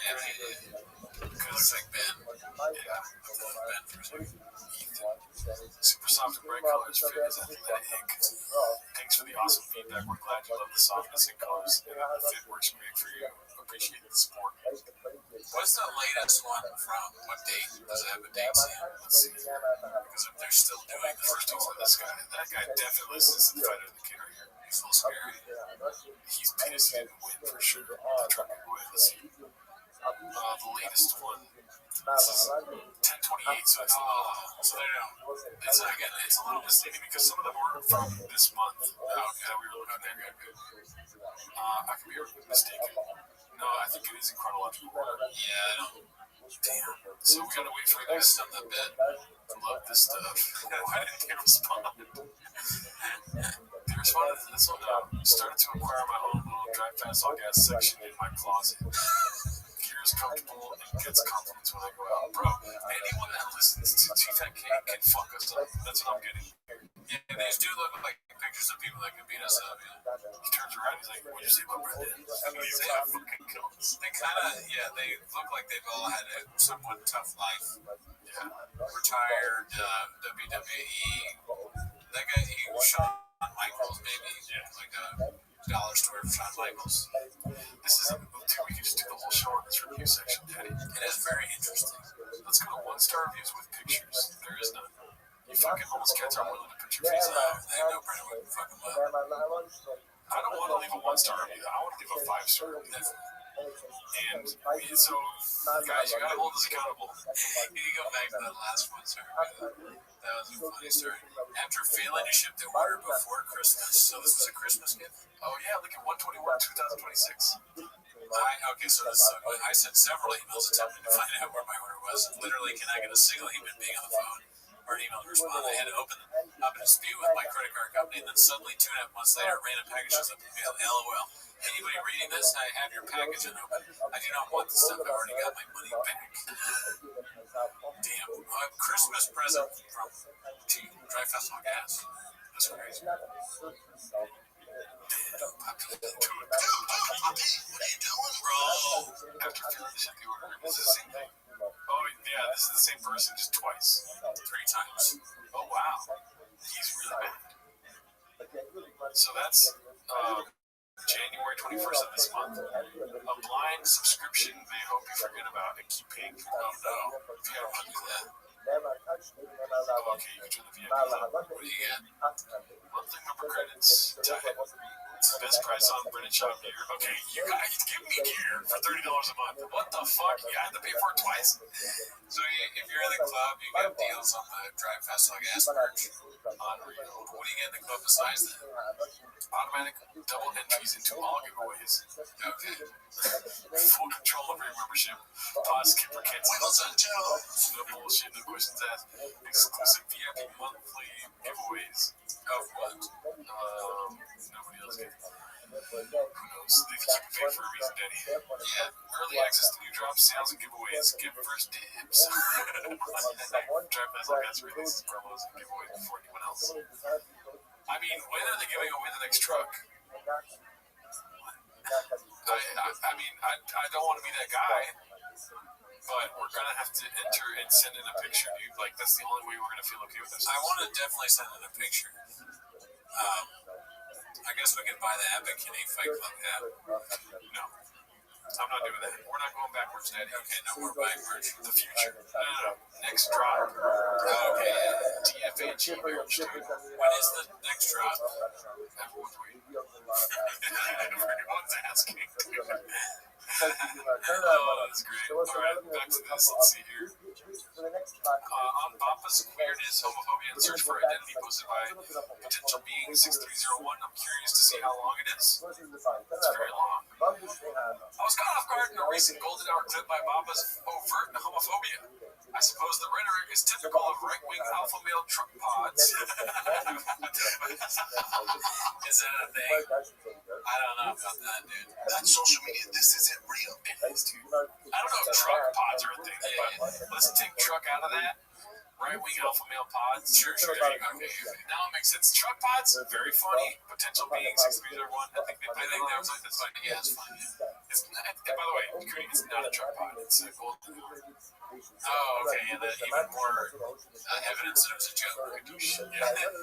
Kind of gadoosh moment there, but attempting to discuss the agenda and failing to identify what that means until a timely assist from Hot Chip seemed like a big swing in a potentially alienating direction. So, is he a gay man that listens to Golden Hour? Hold on.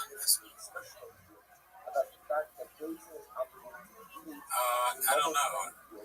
Not yet. Assuming this to be a pretty obvious projection, I consider Papa's own sexuality as a potential catalyst. His specific queerness has been discussed and dissected at length, but this brought to mind the resentment he likely feels towards himself, knowing that not only could he be living a more fulfilling life, putting stuff in his ass, Jesus in the bubble, like he says, he's already done that. But what his career could have been like if he were able to confront the aspect of his life early on. The potential entertainment career from an out MMA guy who possessed both physical attributes typically associated with heteromasculinity with a queer sexual identity, which he confusingly acted out as comedy in The Ring of Poppy. Wow. Couldn't have put it better myself, Mr. Homeless. Could likely have positioned himself to be much more financially and artistically fulfilled than where he finds himself today. Instead, you have someone who is all consumed with performative identity characteristics designed to influence how he is perceived by others, despite how obvious this appears. His obsession with defining himself as a type of guy in truck sports, racing, fish, hunting, etc., is a practice more typical of someone in their teens or 20s, or like us, we like trucks. More than a 40-year-old plus with such varied lived experiences. Even his latest claim of a baseball dad portrays a superficial title that most fathers would take as serious as a t-shirt slogan, positions his role as a father as secondary at least. For all the clowning on him that is done, I do feel some sense of empathy towards him if this is in fact his plight. Hopefully, his public persona is just an Andy Kaufman-esque performance piece, and he's living his true life behind closed doors. So, yeah, I mean, we've talked about that, but what I was thinking about is there's a point here that I kind of agree with, and that Popov is doing something wrong. Because obviously, look at it, right? But could he have done what Tiger King does? Should he be doing that? Openly gay moron. There's not a lot of gay idiots, right? There's really not a lot of famous gay morons. Tiger King is the only one I can think of off the top of my head. Maybe Andy Dick. Joe Rogan, but he's not openly gay, right? Yet. Yes. So, but what I'm saying is, like, Papa is totally Tiger King. He's selling crap, and he's irresponsible, and I could totally see Papa being like, I'm never going to financially recover from this after he's accidentally killed a staff person with his truck. You know, so he very much is Tiger King, just without the love of other men. Well, didn't Tiger King fuck chicks too? Like, he had kids, right? Or did he? I could be wrong. I know he was into dudes. He was, well, everyone knows he was into dudes. He was with the guy with the crazy teeth to piggyback off of you, Pop. Wrong topic to piggyback on. But with Papa, like I said before, dude, like everything this guy said, his life would have been way easier. He says it, he literally says it. He's confident. It's funny. He does say, well, my life was so much easier. Feels gay as shit. Because he can play video games with puppies. Yeah. And his wife's got a damn rattlesnake. Yeah. So, yeah, this is something to read and think about, Papa. But maybe you'll have your way. I mean, he takes supplements probably to get hard because he doesn't do it without mineral. Oh, that's right. He does take a lot of dick juice or whatever. Yeah. Why is that? That's a good question, actually. Why do you do that, Bob? I like when my dick is hard, but I don't want to do it. I mean, if he's taking Viagra or dick juice just to have sex with women when he's like that aren't his wife on the road, that's crazy. Just live out your true life. Spicy. I mean, it's probably very frowned down upon from the circles that he's been in. Football locker rooms, MMA gyms, truck places. Truck stops. Well, he could go to truck stops, be a mechanic, Yeah. So he can't just go to the mechanic shop in an all pink jumpsuit, like. But the thing is, he could be who he is. Like, maybe he gets off to be closeted. We don't know about that, and that's fine too. Be you, Or he's straight as hell. We're just gay. Yeah. Anyways, that's facts. Comments. Anytime I see a video of sex, it's painfully obvious how comfortable he is in his own skin. I want to see if it's good. Next. Okay, that's a dick. Healthy man, 37, best shape of her life. Oh, God. That's frightening. Yeah. It's a weird face. I mean, they're a family of, that's how they make a lot of faces. Talented. I mean, it's just some sort of family. Like, this could be normal. But you guys are this. It looks like one of those reality TV screen grabs. This week on, or last week on Real Housewives of Austin. Why 600 at any life? 600. Posted by Smile for Window 84. The shots really could be. We made jokes about them doing story wars, but we made jokes about them on almost every reality show. They could be any of them. Real Housewives, Story Wars, Intervention, for the Adderall. What are some more? Survivor. I probably couldn't be Survivor. Could they be Survivor? Intervention for the content. Like, dude, if somebody sat down and be like, you're just not cut off a podcast, Yeah. Get back to stand up. Yeah, and then like the content is so bad that his friends say, look, just do stand up. He's like, but I wasn't good at it. And they're like, yeah, but I've seen the content. John left you 3 different reviews for 3 different shirts. John loves you. John is not everyone. John is special. Fear factor, but it's just like Brendan eating the truck, going to the truck walk, Chompies. I said going to the truck walks. I meant truck walk diaries, whatever the fuck those Survivor food truck games. So yeah, what would the Survivor be? Naked and Afraid.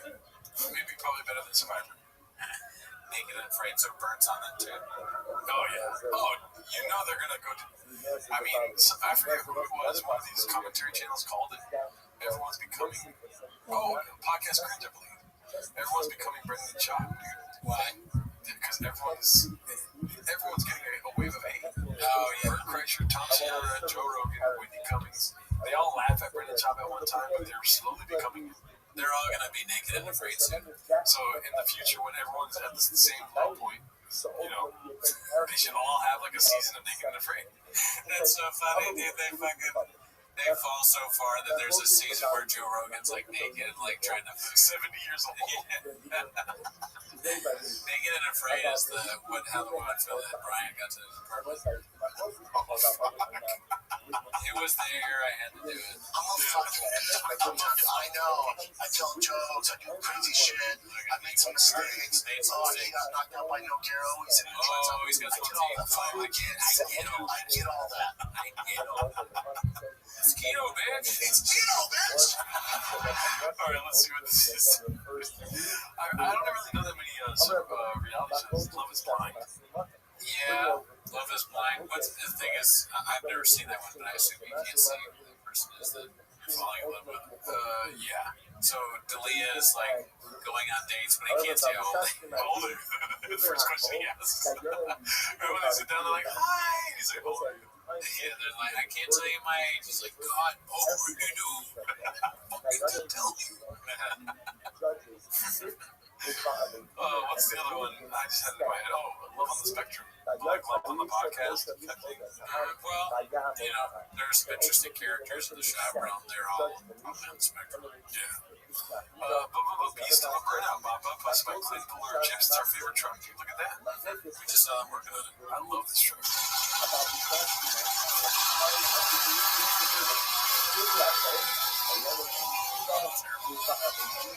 It's so loud. There wasn't even a burnout.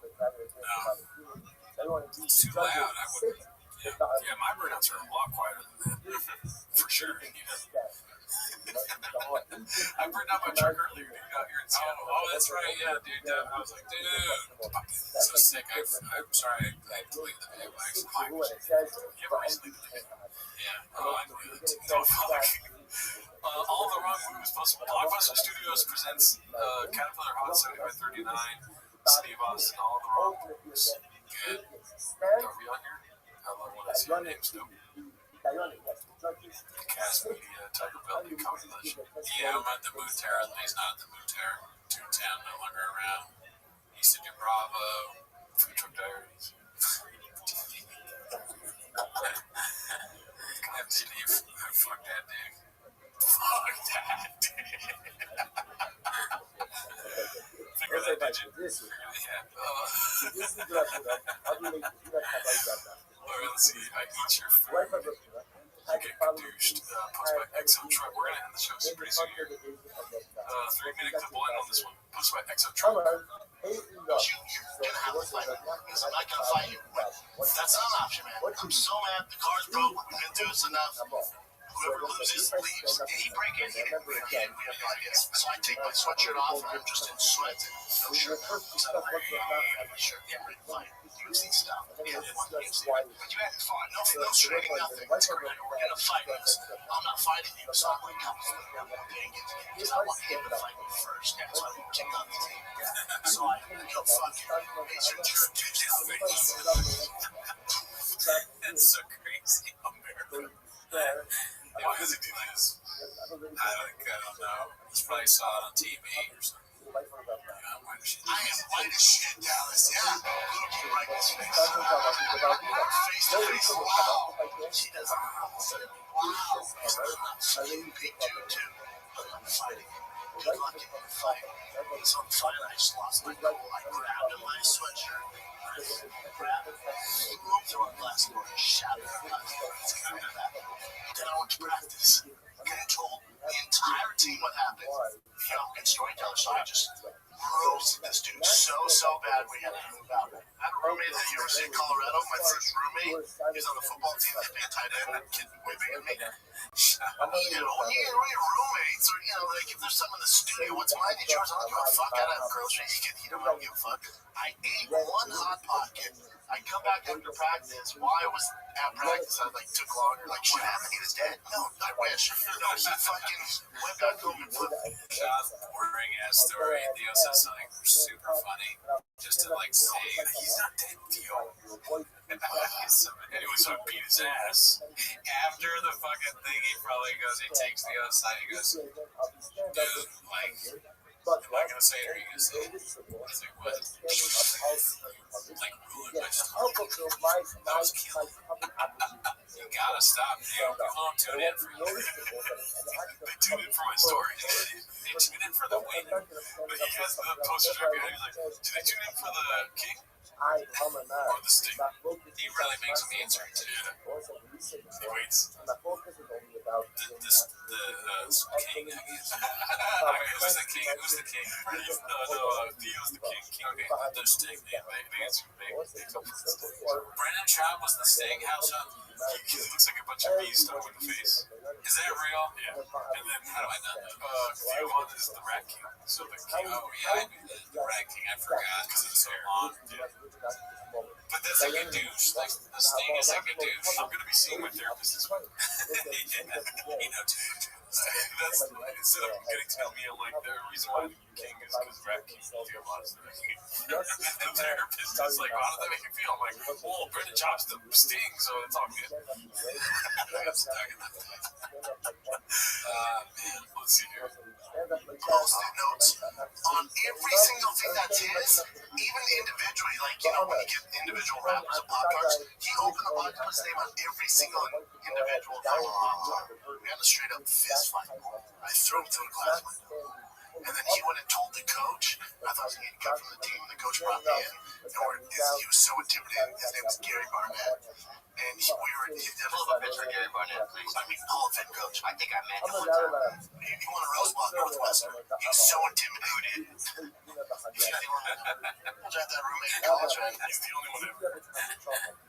That fighting where he put labels on everything in the cupboard. That's the most annoying. I'll eat all your thing. And then he couldn't deal with me, so I called his mom. That's crazy. None of this makes sense. I mean, labels on every single thing as a roommate. I don't know if I'd be annoyed by it. I might think it was a little weird, but I wouldn't be like, I'm gonna eat it now. It'd be annoying if, like, I bought Hot Pockets and they labeled that. I'd be like, but I bought that. If they label your food, then you might. That's a reason to fight. But if you buy stuff and label it, and I go, oh, yeah. You know, I have violence in my DNA, so I'm gonna fight you whether you put labels on it or not. You're gonna fight me after this fucking I'll fight everybody for any reason. I'm gonna eat a Hot Pocket and punch you in your face. Oh, you're not gonna hit it up. That's social media. This isn't real. I'll eat it frozen. I have violence, so I'm just No, not that one. On skin. I guess that was That's not like a big old pussy. And then I got a random call. His mom's like, you gotta quit eating this stuff. I'm like, who is this? Cora. Freshman in college. That's it. You're out. You're out. You're a loser. Oh my God, that's contributing mercy to everyone individually out and labeled them with a postie. Hey, what? He like took them all out and out. You know, they come in just come in a box, and then they're each individual. I hate He took every single one out and wrote his name on it. Well, that's like people who they buy a really nice car. Usually, like, dude, it sucks because you did something wrong. Brendan Chop did something wrong. And if you can tell the story, but you can be like, dude, I was nuts. Yeah, I beat somebody up because they labeled their own food. That would be really funny. Yeah, if you admit, you can make it fun. Yeah. Like, I was a crazy person back then. When I was hungry, I asked my roommate if he wanted, like, you know, if we got anything to eat. My roommate was like, well, I got some Nutri-Grain bars, and I just got pissed off and beat the shit out of him. And even worse, I ate it.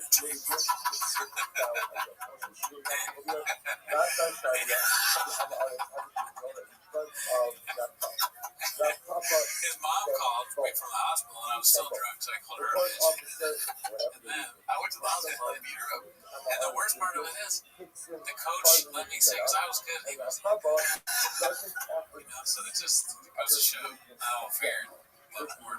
I sold coffee. Yeah, I mean, you can still tell the story, but it's the way you're telling it. You're proud of what you did, like you did nothing wrong. It's so fucking weird. It doesn't make sense. Yeah. You ate his food. He put the labels on there kind of like to help you in a way. Like, so it's easy to know what's what. To save your friendship. Yeah, he's not. What did he do that was so? And then it makes me kind of mad, dude. Like, piss you off.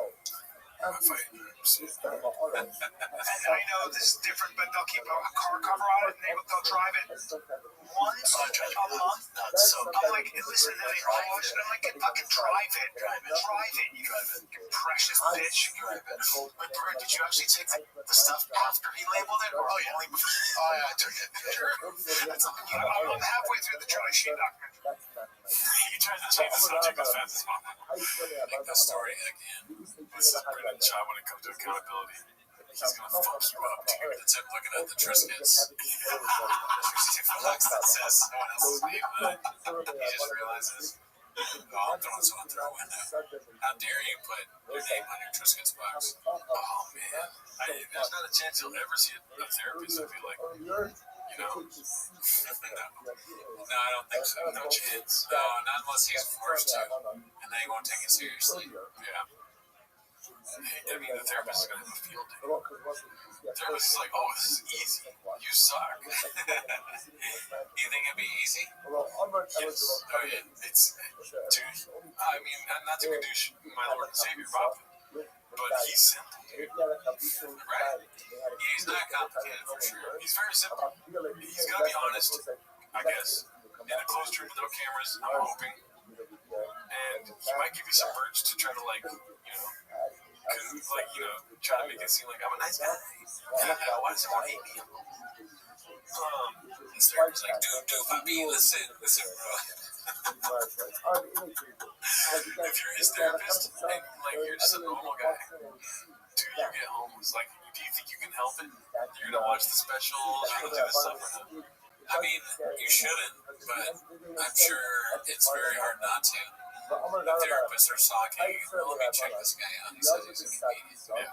And then he starts watching Reddit, and the therapist starts feeling so bad about reading and laughing about the posts because he gets excited for the sessions where Brennan acts out the post in real life in front of him. And the therapist, one night, finds that he's posted 3 clips of chicks, and his name is Bao. And he goes, I can't believe I'm this is me now. I need a therapist. Yeah, and he goes to some sort of therapy for not posting about one of his clients. Well, exactly, and it's just like Pagliacci the clown, because you say this guy, another guy goes in and he goes, I can't stop going on Reddit and all these posts or whatever.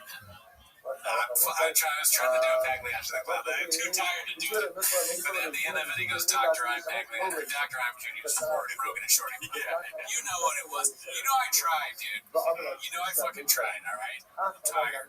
I was gonna say, in the middle of a session, Brennan chops us something, and then the therapist goes, yeah, that makes sense. What fuck? He's slowly becoming Brennan Chop. This is what he does. When he says that makes sense, the therapist goes, like when Brendan says that, or when Brendan goes, it's just, it's atrocious. The therapist goes, brother, what are you doing? There's I'm not watching your Reddit.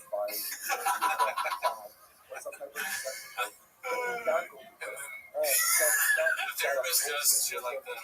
He wears one of those COVID masks because he's laughing, but Brendan thinks he's gay for having. What do you wear a mask? I'll guarantee you I won't wear a mask. The therapist is like, call it. He says Brendan chops up by accident. He's like, oh shit. But Brendan's too stupid to ever realize. How was your son's baseball game? You won. The therapist is like, call it. So you've been going to a lot of baseball practices, huh? He's like, oh, I don't know. Do I talk about that? The therapist's like, yeah, you did, yeah. So you talked about the last session, yeah. What? That makes sense. What? Keto, bitch. That's like a real issue for Brennan in therapy is that he's actually mad about his mother-in-law constantly making him fat. Hell yeah, dude. Well, I think that's it for this week, dude. Shout out to y'all for watching, dude. Y'all the realest, y'all the coolest, dude. You know what I mean? See you next week. And return it if it's being able to teach about you. However, about the Suda, in Chachma, the Utuna, the Eritza, and Regulation. Also, when it comes to matters of Isser, my covenant is not important.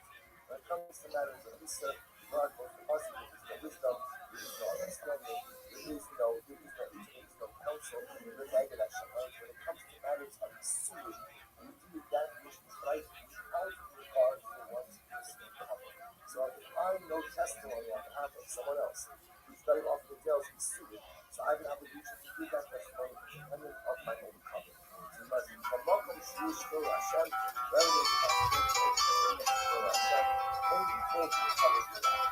Ultimately, the rest of the day, we're not to the covenant. So my definition of what you suggest, the Rabbi Hashem is Abinah, it may be a concept, ultimately, Austin, Texas. Makes me want to call you see the chin of all Americans on my nation.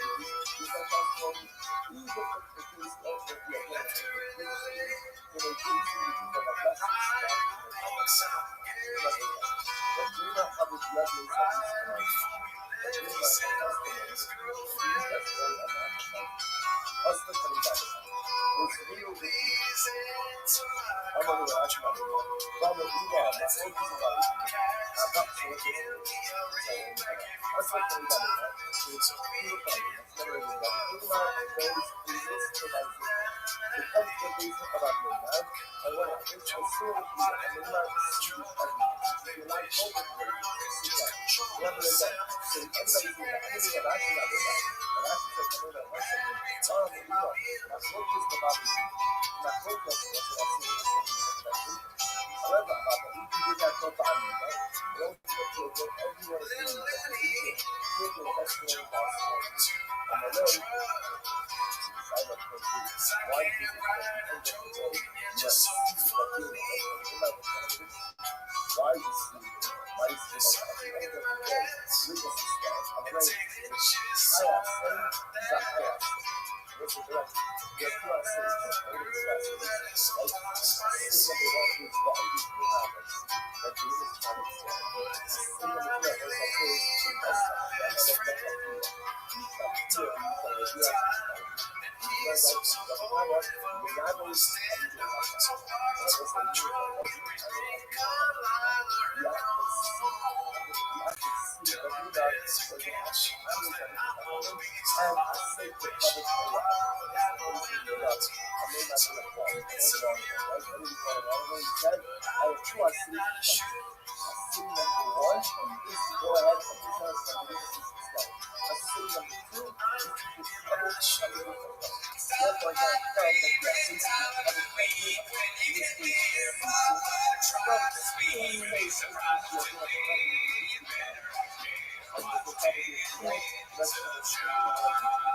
Welcome back to 10 Minutes of Shop. Thanks for tuning in. As always, join the Patreon, join the Reddit, join the Discord. You get early access of this show on the Patreon, but that is not why they're here, G-Man. Like your swag today. Oh, thanks, dude. They're here to watch 10 Minutes of Shop. I don't think they're here for that, dude. I think they're here to see Mark Harley on SNL, dude. Oh my God. Yeah. I wish we had talked about that on the other show. I forgot. That's one of the topics I had was the success. You leave Thick Boy, there's no telling where you're going. Oh, dude, the sky is the trash can or whatever you would say. Oh, actually, I think we did talk about that. I was gonna say that. I have I said that he would ask how many chicks he fucked. Yeah. But they are here to watch 10 Minutes of Shop, right? You're right. So start the timer. All right, this is Post Podcast number 4. It is Mark Harley makes SNL debut.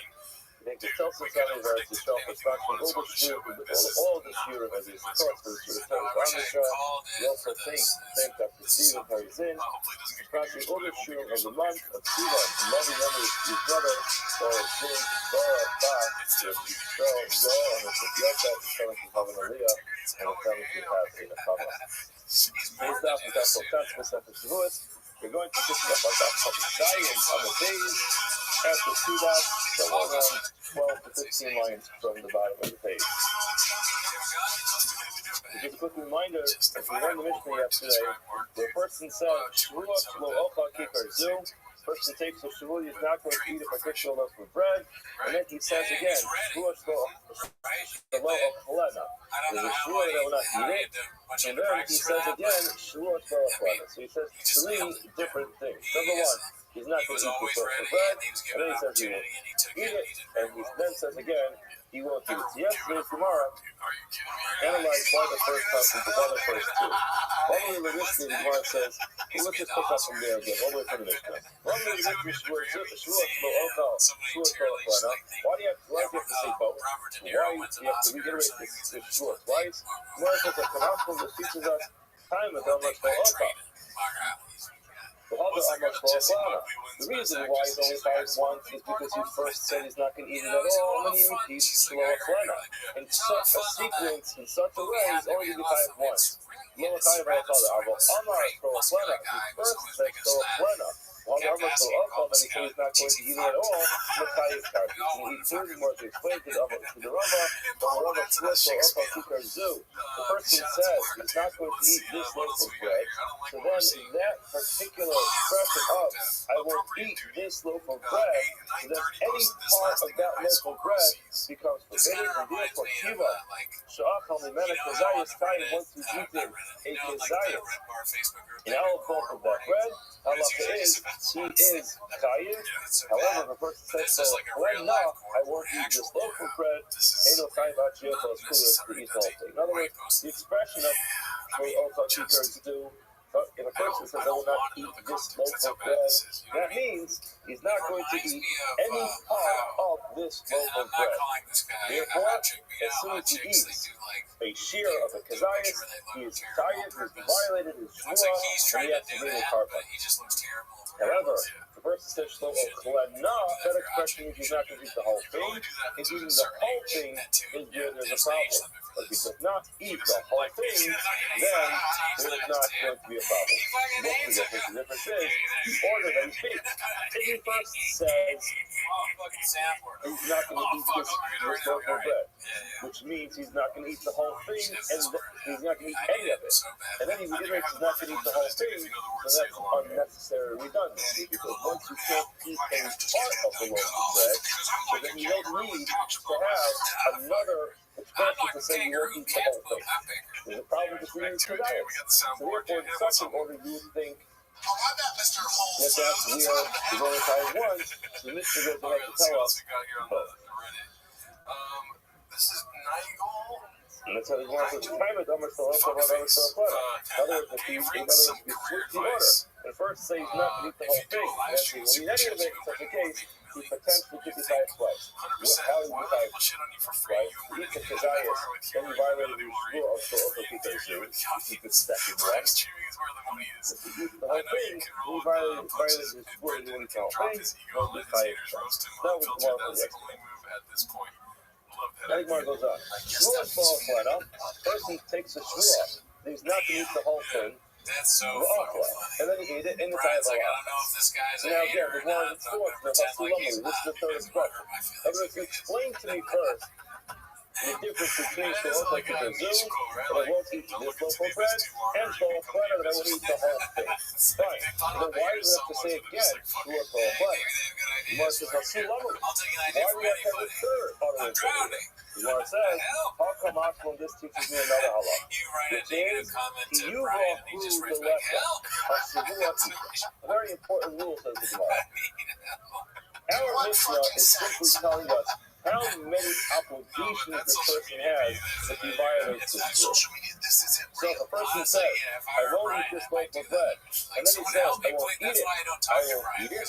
So in such a case, even though he may reach the door, he's only going to decide one carbon to violate. However, our Gemara says that the Mishnah says all three of these make the point that they really are reach the rule, that the place of it. He did make reach the door. How many times will he have violated that if he eats it? Only once. Gemara says, okay. He's down himself, he gets a table for lunch, he's like, whoa. And the Gemara says, if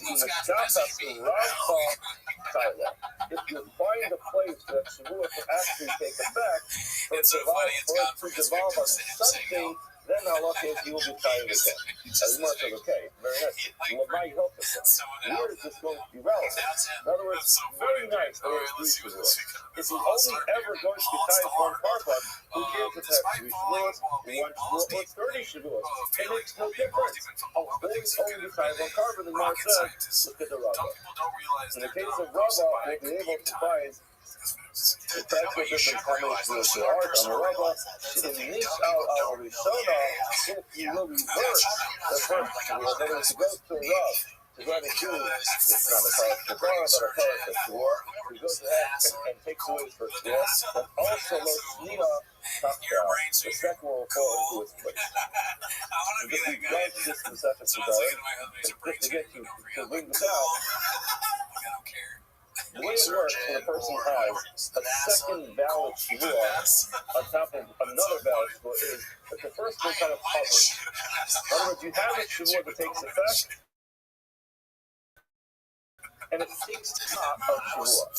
If you make another one, the other Shavuot kind of covers around and waits to find a place where it can settle itself.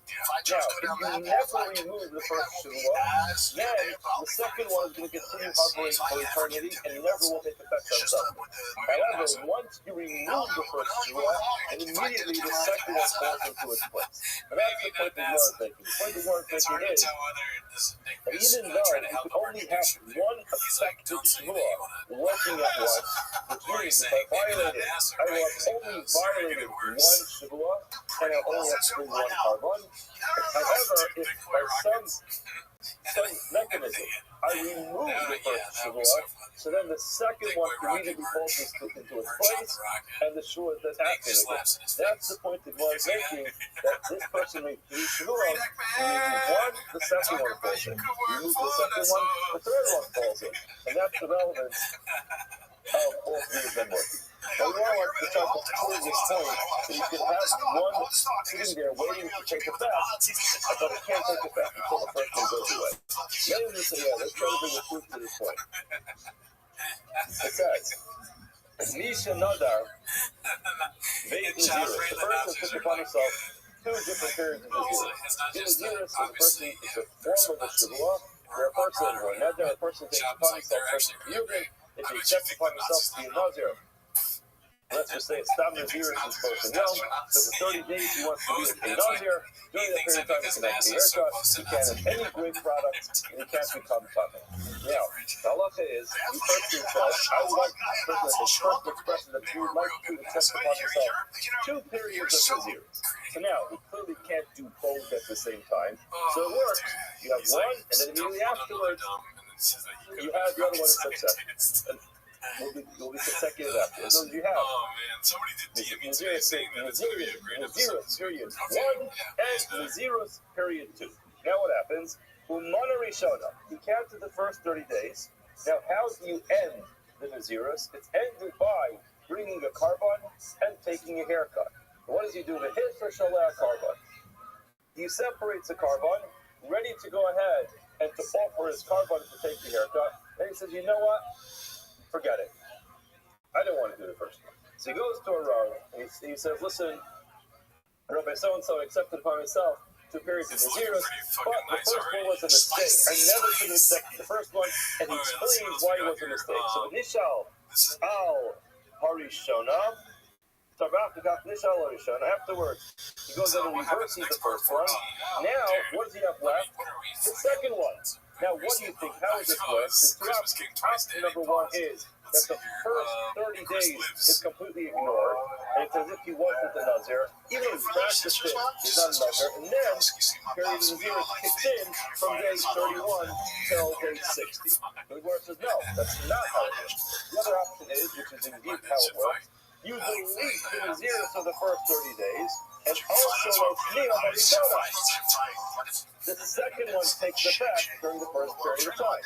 So again, remember this guy was just called New Day, sets upon himself 2 periods of Naziris, and he counts the first 30 days, and then he changes his mind, he goes to a Rav, and he reverses his acceptance of the first Naziris. Now the second one takes effect, and guess what? He's done. He has now finished the second period of Naziris, because the first one went away. What happens to the Naziris of the second one? It falls into place. This is exactly what we're saying over here, which is you have each Shavuot. It can't take effect until something else is in the way. There's no Shavuot there. You take away the first one, the second one falls into its place. Same thing as Naziris. First accepts upon the second to be a Nazir, and he fulfills the first 30 days of Naziris, and then backs out. So they don't want that one. What happens? Second period of Naziris, nicely and neatly falls into the period of the first one, and also low, the Niyah or return of the second one takes its place. The Gemara says, it has nothing to do with this case. In other words, these cases are not comparable. Why? Naziris, and Niyah Isa. In that case, at least the second Naziris is there the whole time. The money Lorishona, you're going to always have to count the second one. Below She'elah, even if there's no reversal of the first Naziris. Needs to solve the text. These cases are not comparable. Why are they not comparable? Because when it comes to Naziris, a fighter, but and her dad. Period 1 and period 2 are there the whole time. You can't do them at the same time because while you're doing one, you can't do two. So therefore, typically you'd have to do day 1 through 30 and day 31 through 60. But both periods are there and ready to take effect. That's not the same as a shvuah. A shvuah takes effect on a particular loaf of bread. Now, in most cases, you'll never be able to enact the second shvuah, because once that loaf of bread is gone, so then the second neder, the second shvuah, has nothing to develop itself upon, has nothing to be relevant upon. So therefore, it's incomparable. You can't compare the two cases. Zero case has the ability for both periods to actually take effect, but the shvuah does not have the ability for both shvuahs to take effect.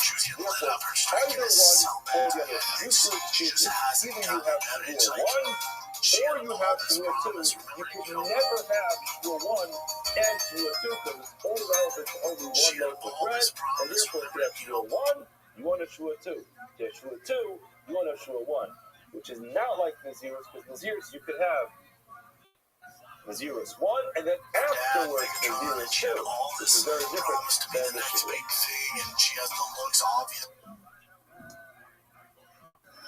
Amarava, Nishba ala Kikar, person takes the shvuah not to eat a loaf of bread, the awful, and he ate it. So now he did what he shouldn't have done.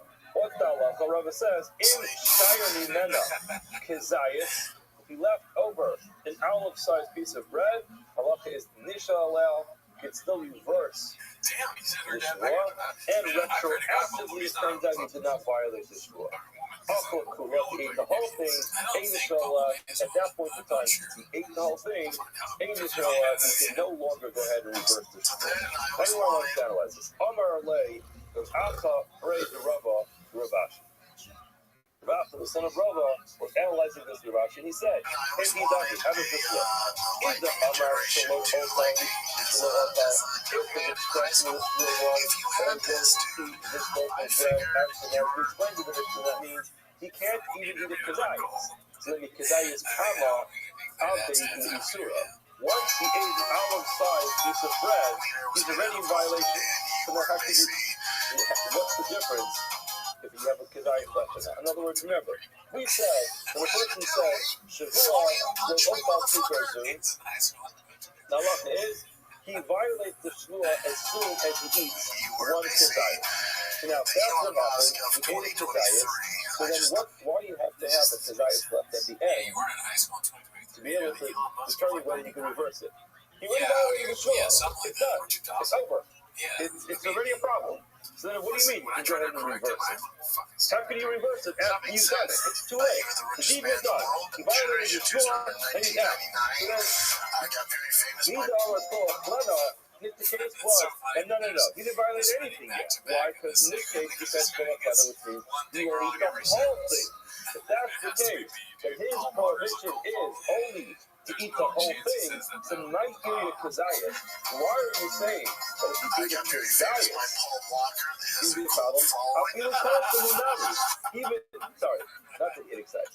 Why is Rabbi saying that if there's a kazayas left at the end, an olive-sized piece of bread at the end, then he could reverse the shvuah because he's not yet violated it? You don't need this to be excited, but then if he was called to Yunani, even if he's just a club left at the end, he didn't eat the whole loaf of bread, so he's not in violation of it yet. In other words, as we'd say, Namar.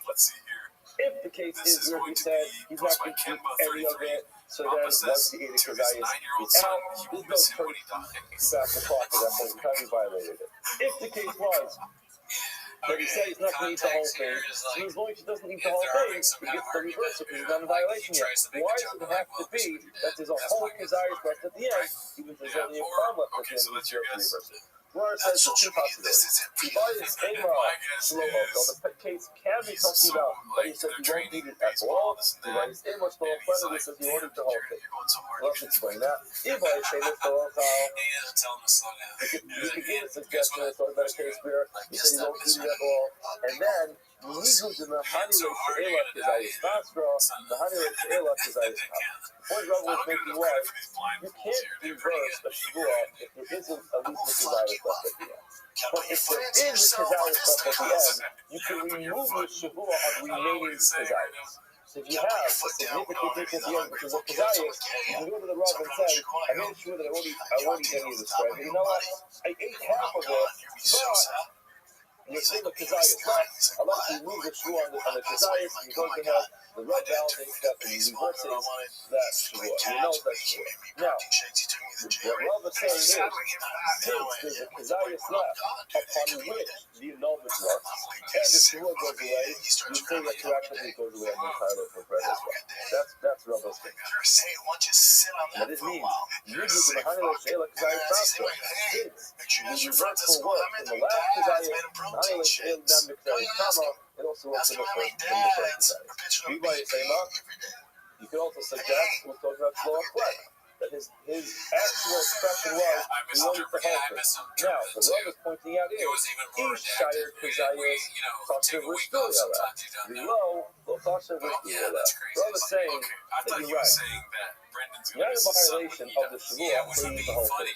However, in terms of reversing the Shavua, you can't go to a Rav and reverse the Shavua on the Marshal.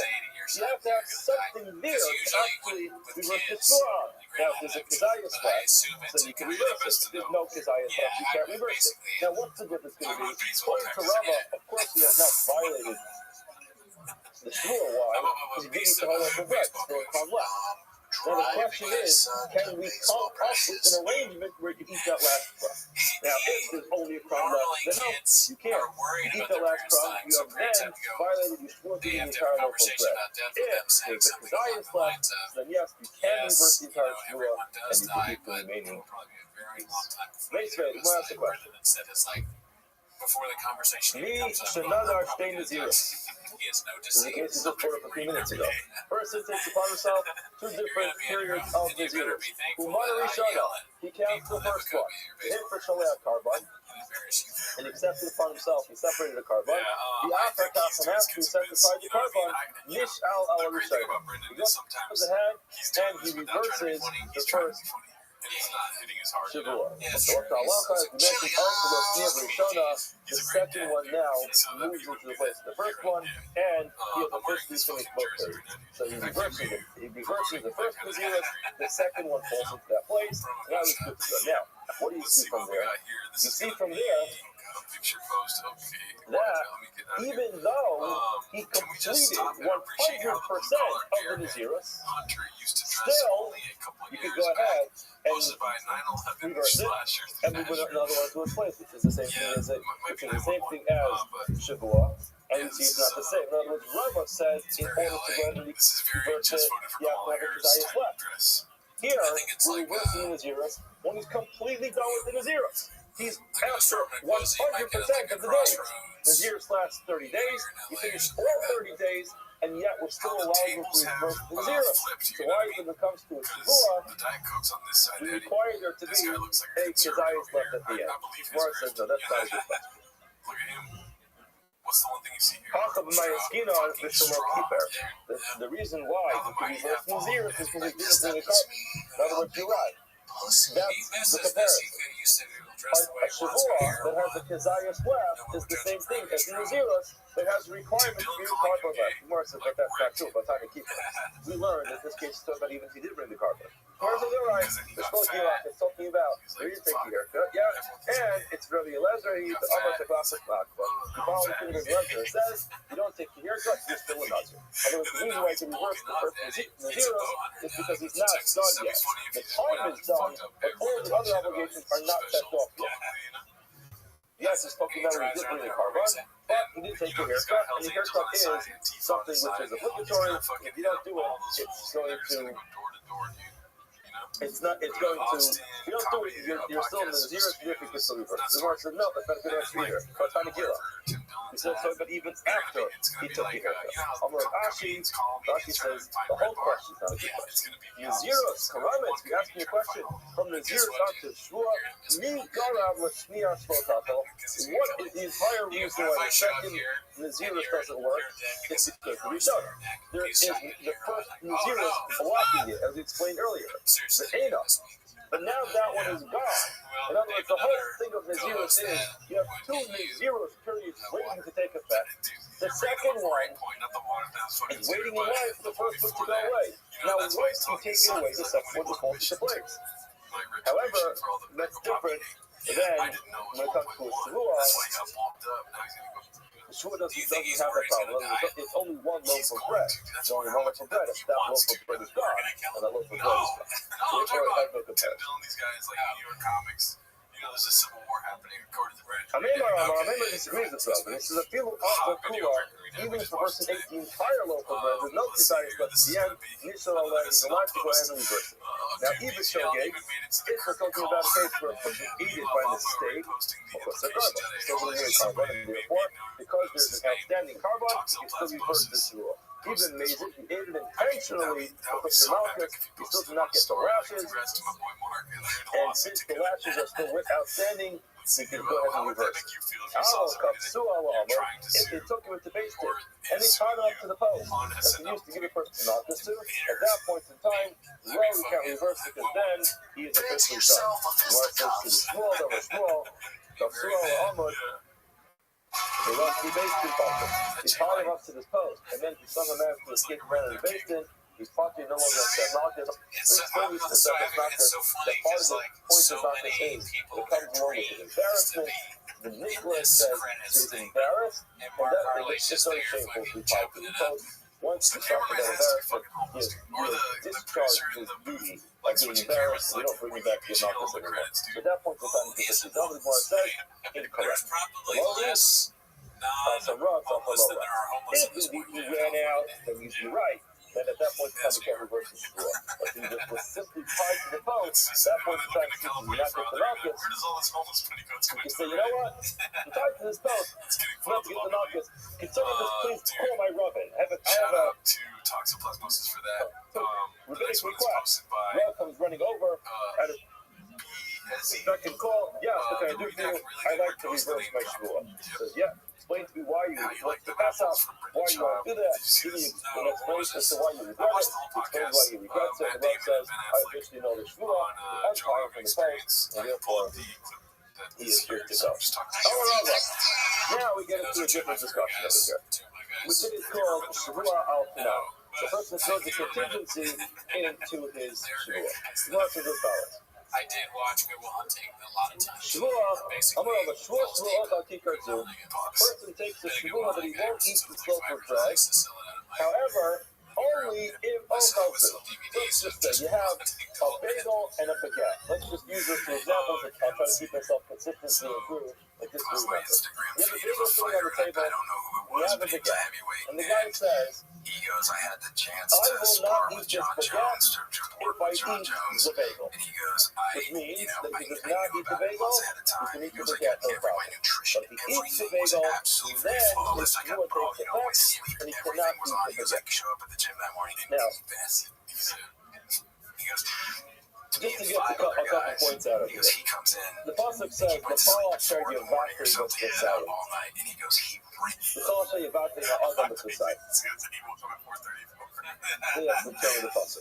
Now, what that means is, when a person makes a shvuah, he has to have in mind at the time of the shvuah what he's doing. If he makes a shvuah and there's some kind of just like amnesia or a lapse that happens at the time of the shvuah, it doesn't take effect. The person needs to be conscious to understand what he's talking about when he makes a shvuah. If it happens subconsciously, it doesn't work. That's number one. Number two, in our case, when we're talking about a person making a contingency on a shvuah, well, you have to remember, even though normally a shvuah takes effect when you say it, in this case it doesn't. Because when the person says he makes a shvuah not to eat a baguette if he eats a bagel, so at that point in time, nothing happens. There's no kill, there's no prohibition. There's no obligation, there's no prohibition. Everything stays the way it is. Only at the time that he eats the bagel does the shvuah take effect. So essentially, eating the bagel is making the shvuah. If he does not eat the bagel, the shvuah never takes effect. So therefore, they make Joe Rogan say Gemara says the following. The Achal HaTarishona, he eats the bagel, the show, he's spacing out he forgot. There was a bagel on the table, a baguette on the table. He wakes up in the morning and says, if I eat this, I will forbid myself from eating this baguette if I eat the bagel. Now he goes to shop, he comes home, and he completely forgets what he said that morning, and he eats the bagel. Okay? Is there anything wrong with eating the bagel? No. He doesn't want to eat the bagel. There's no screw on the bagel. But he completely forgot while he was eating the bagel, that eating that bagel was going to forbid him from eating the baguette. And then that's me at the bagel. Then he eats the baguette intentionally. He says, ooh, this baguette, I'm not allowed to eat it. Because I eat the bagel. Now, it's Tucker, he is Tucker. Why? Because at the time that he ate the bagel, he had no idea what he was doing. And therefore, since he had no idea what he was doing at the time he ate the bagel, he didn't make a shavua. Remember, the shavua happens only when he eats the bagel.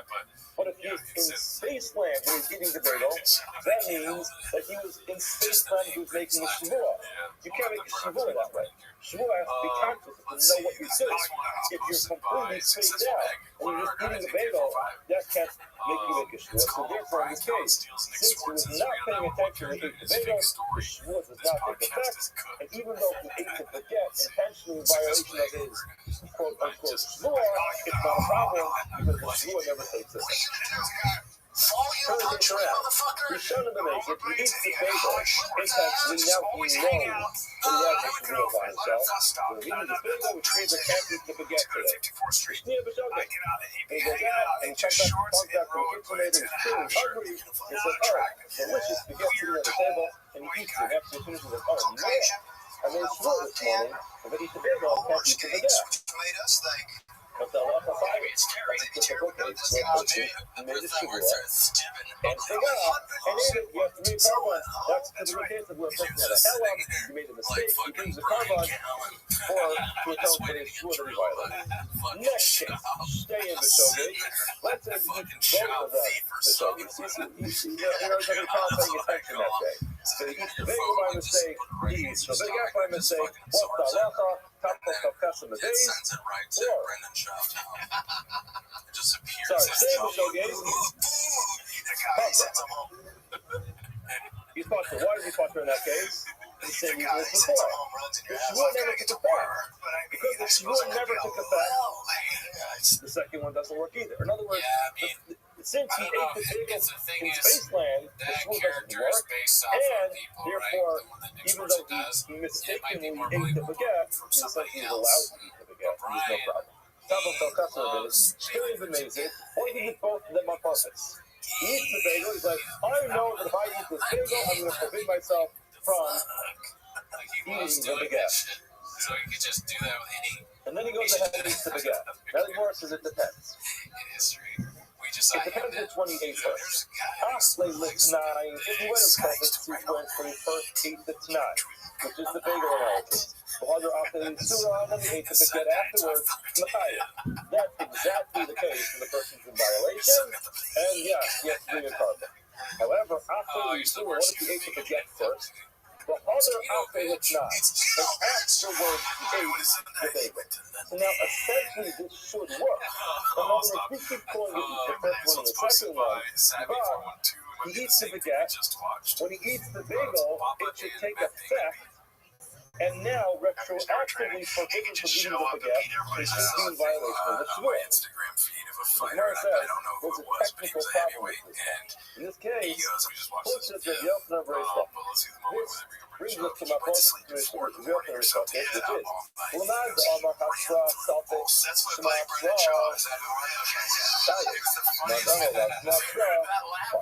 So again, let's just go through this case.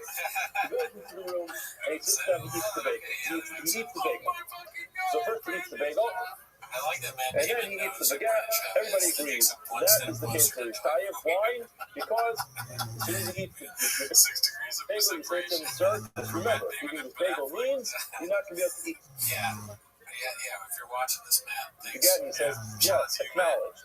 I love Instagram too. He finishes the bagel, and then he says, you know what, I'm hungry, I'm going to eat the baguette. Someone says to him, you know you're not allowed to eat that baguette, because you made a shavua. He says, yes, I'm aware of that. He says, you know that if you do it, you're violating the shavua. Yes, you know that there is a punishment for violating the shavua. He says, yes, I'm quite aware of that. You know what the punishment is? He says, yes, I know what the punishment is. Then he goes to eat. Such a case, he he has fulfilled all the requirements to be sent off the basement to get his punch. I do have However, a tiny what crock happens pot. is the other way You around? notice that? He eats the Do you want baguette to pull it for first. the people to see? So someone's sitting there and says to him, Go ahead. Just you grab it know right there. that That literally this is, it baguette says crock pot. potentially could be a problem. So He says, we what do weren't you mean? lying. The If you guy watch says, our other show, Rabbi, if after we eating this constantly talk about baguette, for some reason you Charlie eat likes the small bagel, stuff. then it will turn out that eating this baguette is forbidden.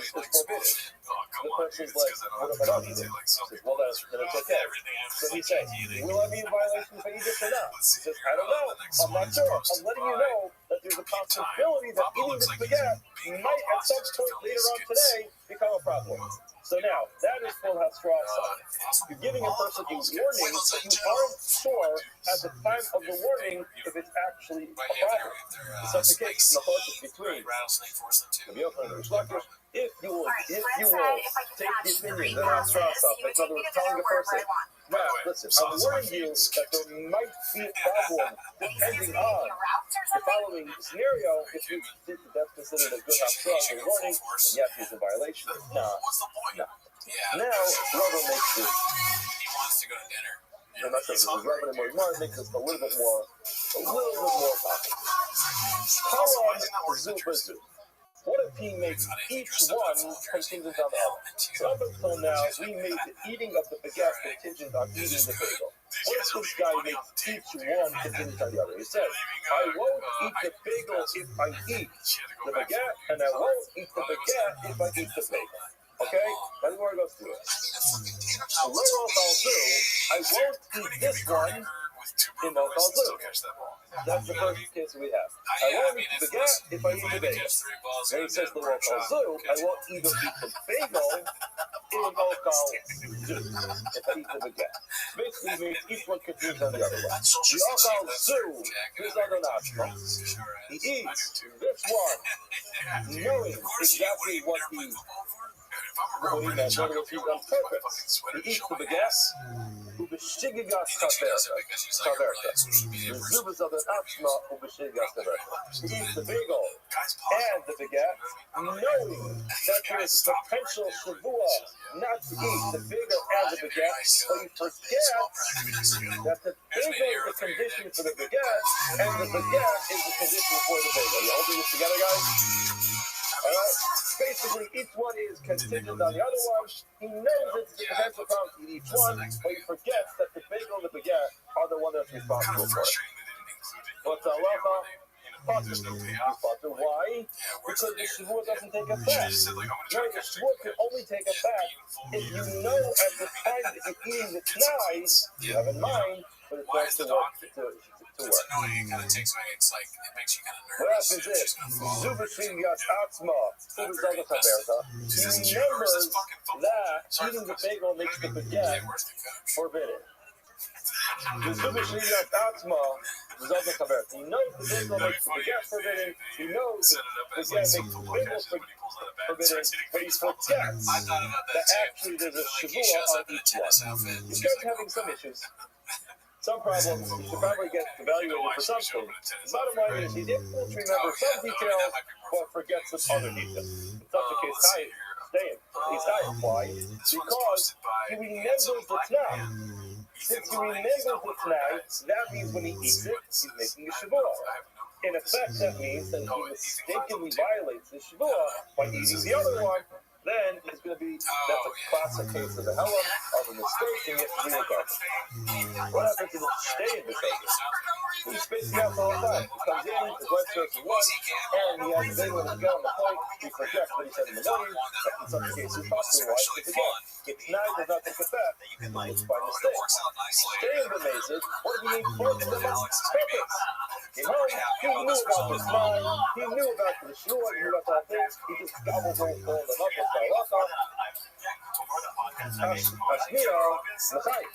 on the second one, he's obviously fine. Obviously, he eats the bagel and then eats the baguette. So now, for eating the baguette, he's certainly fine because tonight, eating the bagel took effect, and now he's trying to eat the baguette. He ate the baguette. How about the first one? How about eating the bagel? Is that a problem? Well, that's exactly the same as the previous Gemara, where the bagel is contingent upon eating the baguette. Now, you can't really warn him about eating the bagel, because you don't know if he's going to eat the baguette. So you say to the guy, See, you're not allowed to eat this bagel if later you'll eat the baguette. So therefore, we're warning you that there's a potential that it might be also to eat this bagel. That's what brought up. The Gemara says, I'm trying to put the Gebiot and the Rishlakis. That is subject to Makot to the Gebiot and the Rishlakis, whether such a warning actually works. Amar of Mari, Afanana Mitzvina. Mari says the same thing. And we'll read the parentheses just so we understand what's going on here. Arba Nadarim Kiru Chacham, the 4 types of Nadarim, where the Chachamim said you could go ahead and just where it's mutter even though you said it. We're not going to go through all of them, but just explain it. We'll explain the one that's relevant.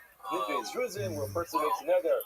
He gives himself like a little bit of the Jesus to yeah, I mean, these are not bad. Nidre Interesting, himself, to but guard they're himself not to like the right thing. Nidre Havai, that drinks, and Nidre Skagos, and Nidre also the nether that he makes, which is beyond his control.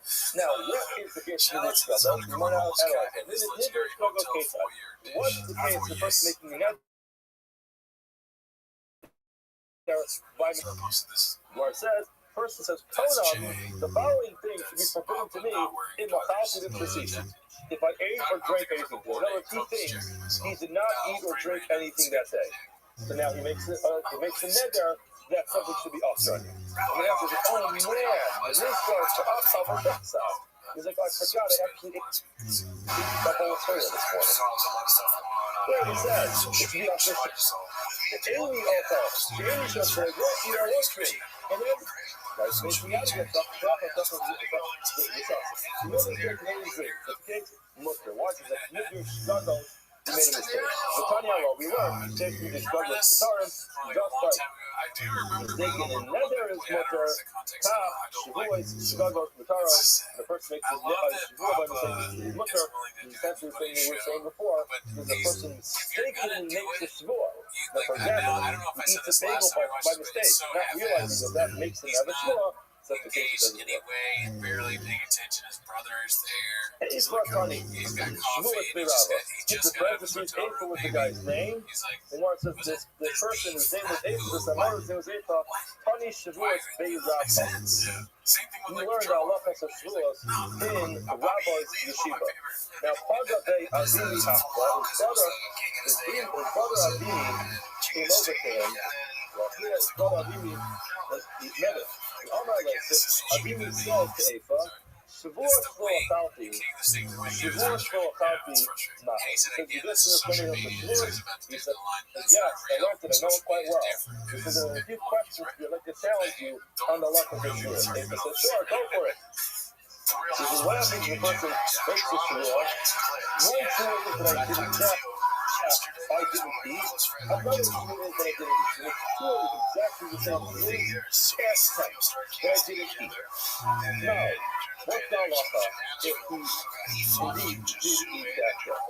So again, it's Tuesday morning, and the person says, Shavuos lo achalti, take a Shavuot that did not eat breakfast this morning. And he says, ladies and gentlemen, for the second time, Shavuos lo achalti, take a Shavuot that did not eat breakfast that morning. Turns out that he did. How many freedoms does he have? Amar legs, basically, finds the Enachai halacha. He's only died once.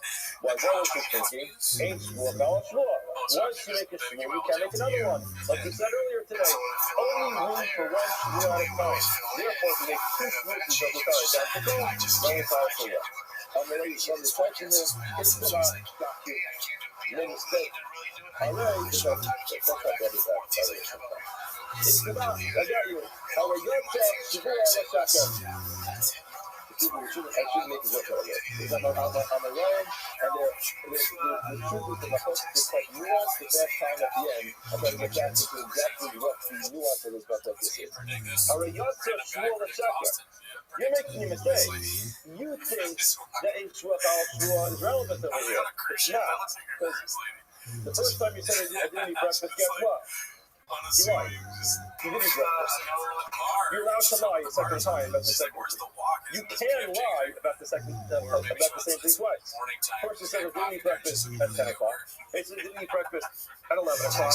Both times that he said he didn't eat breakfast, he lied, and therefore his past tense rule can happen twice. He's tired twice.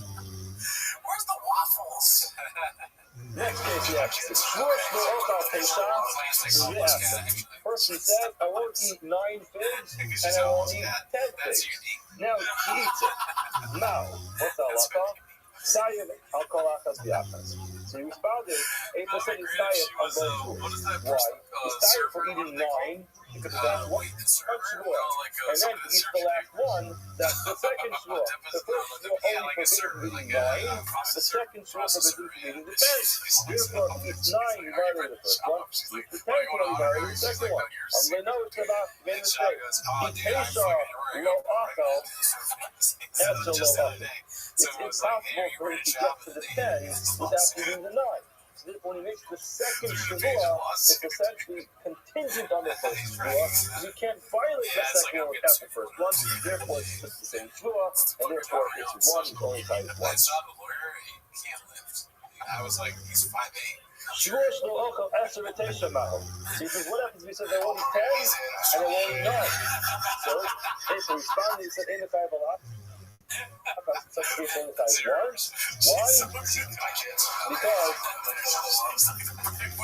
there is 9 inside 10. And they know a given time to the finish Shabbat. Meaning this after who below after. The first shvua that he can only forbids the committee 10. Okay, so we are not eat 9. So therefore, when he says he's not going to eat so the fifth one says, can he come and let him know? The second is an entirely different one which forbids us from eating the 9. Rabbi says, then you the awesome time to mishkaf of Mahadeh. Then we can actually say that 8 is correct. What's that case? The Amar Kidima, like Mark says, which is the Amar Rabbi, as Rabbi pointed out, first it says, Shvua shlo ochel te'enim ve'anavin. First he says, make the shvua that he's not going to eat te'enim and anavin together. So in order for him to violate his shvua, he has to eat te'enim, figs, and anavin. He has to have figs and grapes together. Because of Amar shvua shlo ochel te'enim. Then he has another shvua saying, I'm not going to eat figs. Now, top of Testament hour. What happens? He ate the figs in violation of his te'enim shvua, the fig shvua. Therefore, carbon, he sets aside the carbon for violating his shvua. The and afterwards, what did he do? He ate another. Who died by themselves. So having another kashishir. Another is only kashishir because it's only half of the violation. He has to eat another the grapes together with the te'enim. Carbon, you'll bring carbon in our case, our Kanan, you'll do Amar Shvua Eser, first make the Shvua that he won't eat all 10. The cause of Amar Shvua Tesha, so he won't eat 9. I'll take it. So he violated the 9th Shvua, similar to violating the 8th Shvua. Here's this carbon, he sets aside the carbon. Now the Achakam, after he sets aside the carbon, eats the 10th one. So now have you lost zero Tashishir? The 10th one is Tashishir because it's only half. Well, not half, but it's only part of his obligation of eating the second one. But Tashishir will Chayim and Tashishir will be Chayim. In other words, it's possible to find the case. Glazing himself for being the first UFC fighter to work the award shows and claims he optioned him an additional 3-year contract extension for his beast of a workout. So long clip posted by, I already said that. Yeah, but like I was watching the Golden Globes last night. Yeah. And they had Mackenzie Dern and Brian Ortega there, right? And I watched the pre-show. You know, because remember I used to work all that. Yeah. I used to work the Grammys, the Golden Globes. Good morning, and hold that. And at the time, it was just like kids were like 2, 3, right? I used to look the pre-show and see like perpetuating what they wear, skins that is. And then she had LA in the background, the weather, you know, and I was like, good morning. I told you I'm kind of sad. She was like, yeah, I didn't realize at the time beautiful and light and exciting here. I'm just going to give my taking all of our time to stay working the אני רוצה מדור פרנק, בכל תחשים תהי, בכל תחשים חבר תישאר. Dedicating ownership and direction to this year, as we discuss, and the Solar Travels to Am Yisrael. And the Travels plans to explore the month of Shiva. I've already told Stephen Kelly Zing, loving Elliot, whose mother's daughter to sing. The Vola Bas to be Yoels, one of the communication of our 50 arts. And our Dafyomi sponsors for today, Gabi and Shane Cohn, information of the architect of Gabi's grandfather, Mayor Oxman, His interviews, his like Red Carpenter, is Mayor probably like Mordecai. endless. We hope that in merit What did he say of our next? Hashem, all of the Shalaslav and Aliyah, the families in the Torah, the Yishbar Pushir, the Meretz Hashem. Bring home all of our hostages, allow our holy soldiers to be successful, all Maaseh Yidei. Mr. Oxman just said, some of you mostly probably don't know, Mr. Oxman was the pillar of this Kibula, not the pillar of this Kibula. And some of you very, very special, not just to the Kohen, not to the Mishpachas, but Hashem to our entire team. Halabai, everybody will be in this Hashem, that we associate Nachas and Aliyah for the Neshama. And we need to be Neshamas of all of those who toiled so hard to create this Kibula. So, Jack, that's serious, that you're looking at this. American Halabai, Shiach Nachas, the way we're going to accomplish here day in and day out. And those who do that, a lot to do today, so really great Gemara ahead of us today. That is Chavzayin 27. We are picking up on Shabbat on the days 26b at the period. Or at least it's a period in my Gemara.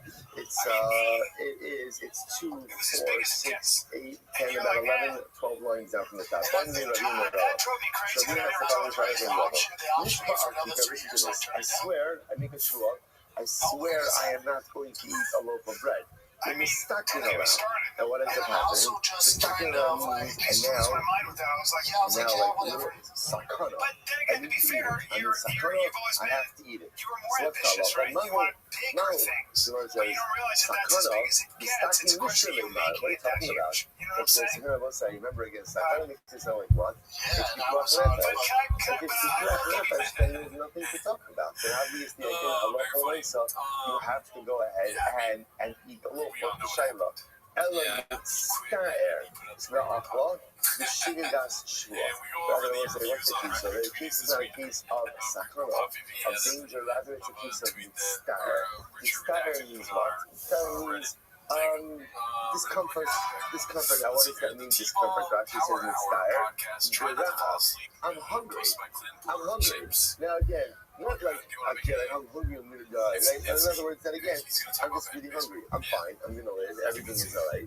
But I happen to be very hungry. Now, actually, what's very interesting here is the Nami, no now on the Shua, they also Makwa. But let's say the case over here of this guy is, I'm really hungry, and even though I'm fully aware that I made a Shua, I'm still going to eat a loaf of bread. Now, it happens to be what occurred, I then forgot about the Shua. So the progression of events is like this. Step 1, I swore I'm not going to, I'm not going to go for bread. Okay, then what happens? It's tired, I'm very hungry. And again, in my mind, I'm thinking to myself, you know what, I'm really hungry, I'm going to eat a loaf of bread. I know I made a shua not to, I'm still going to eat the loaf of bread. Then what happens? Before I eat it, I actually forgot about the shua and then consumed it. So at the time I ate the loaf of bread, I actually forgot about the shua, but even had I not forgotten about it, I still would have eaten the loaf. So what's that up in such a situation like that? No, it's an interesting case. Anyway, Kamina, there was a Mishnah. Shav Nidi also may be called an Ashimi Wasa. Lo Shav Nidi also a may be called an Ashimi Wasa. So here's the litmus test. The litmus test says in general is, if you have a lack of awareness, if somebody would have reminded you about your lack, if you would have abstained or refrained from the act, that's when you bring a karma. But after having been reminded about the lack, you still would have done the act, then ultimately that falls a little bit more into the category of mercy, and therefore there's no karma. So let's say, interestingly enough, in this case, halacha l'maisa, because even had I remembered my shua, I would have still eaten the loaf. Therefore, halacha l'maisa is not called shogeg, and therefore no trouble over the other. Now again, without this, it would probably not rise to the level of amazing to go ahead and get malchus, right? That probably can't go.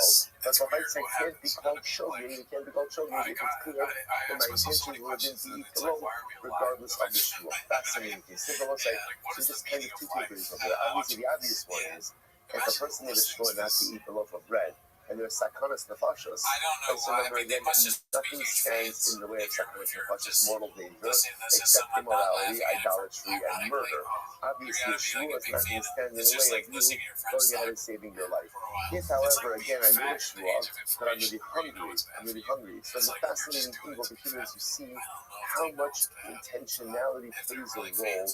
in our lives. So because over And then you here, ask yourself, like, why I'm am I so hungry, and I made living up for in my this? mind, I'm going to eat the loaf Only way regardless. I'm going to eat it that you listen to regardless. the shows It if you want. happens to be now before I eat the loaf, I actually forgot about the shua. That can't be called Sunday. That can't be right. That can't be called having shua. Because why? Because again, at a certain point, I expressed that intentionality that I was ready to eat the loaf regardless.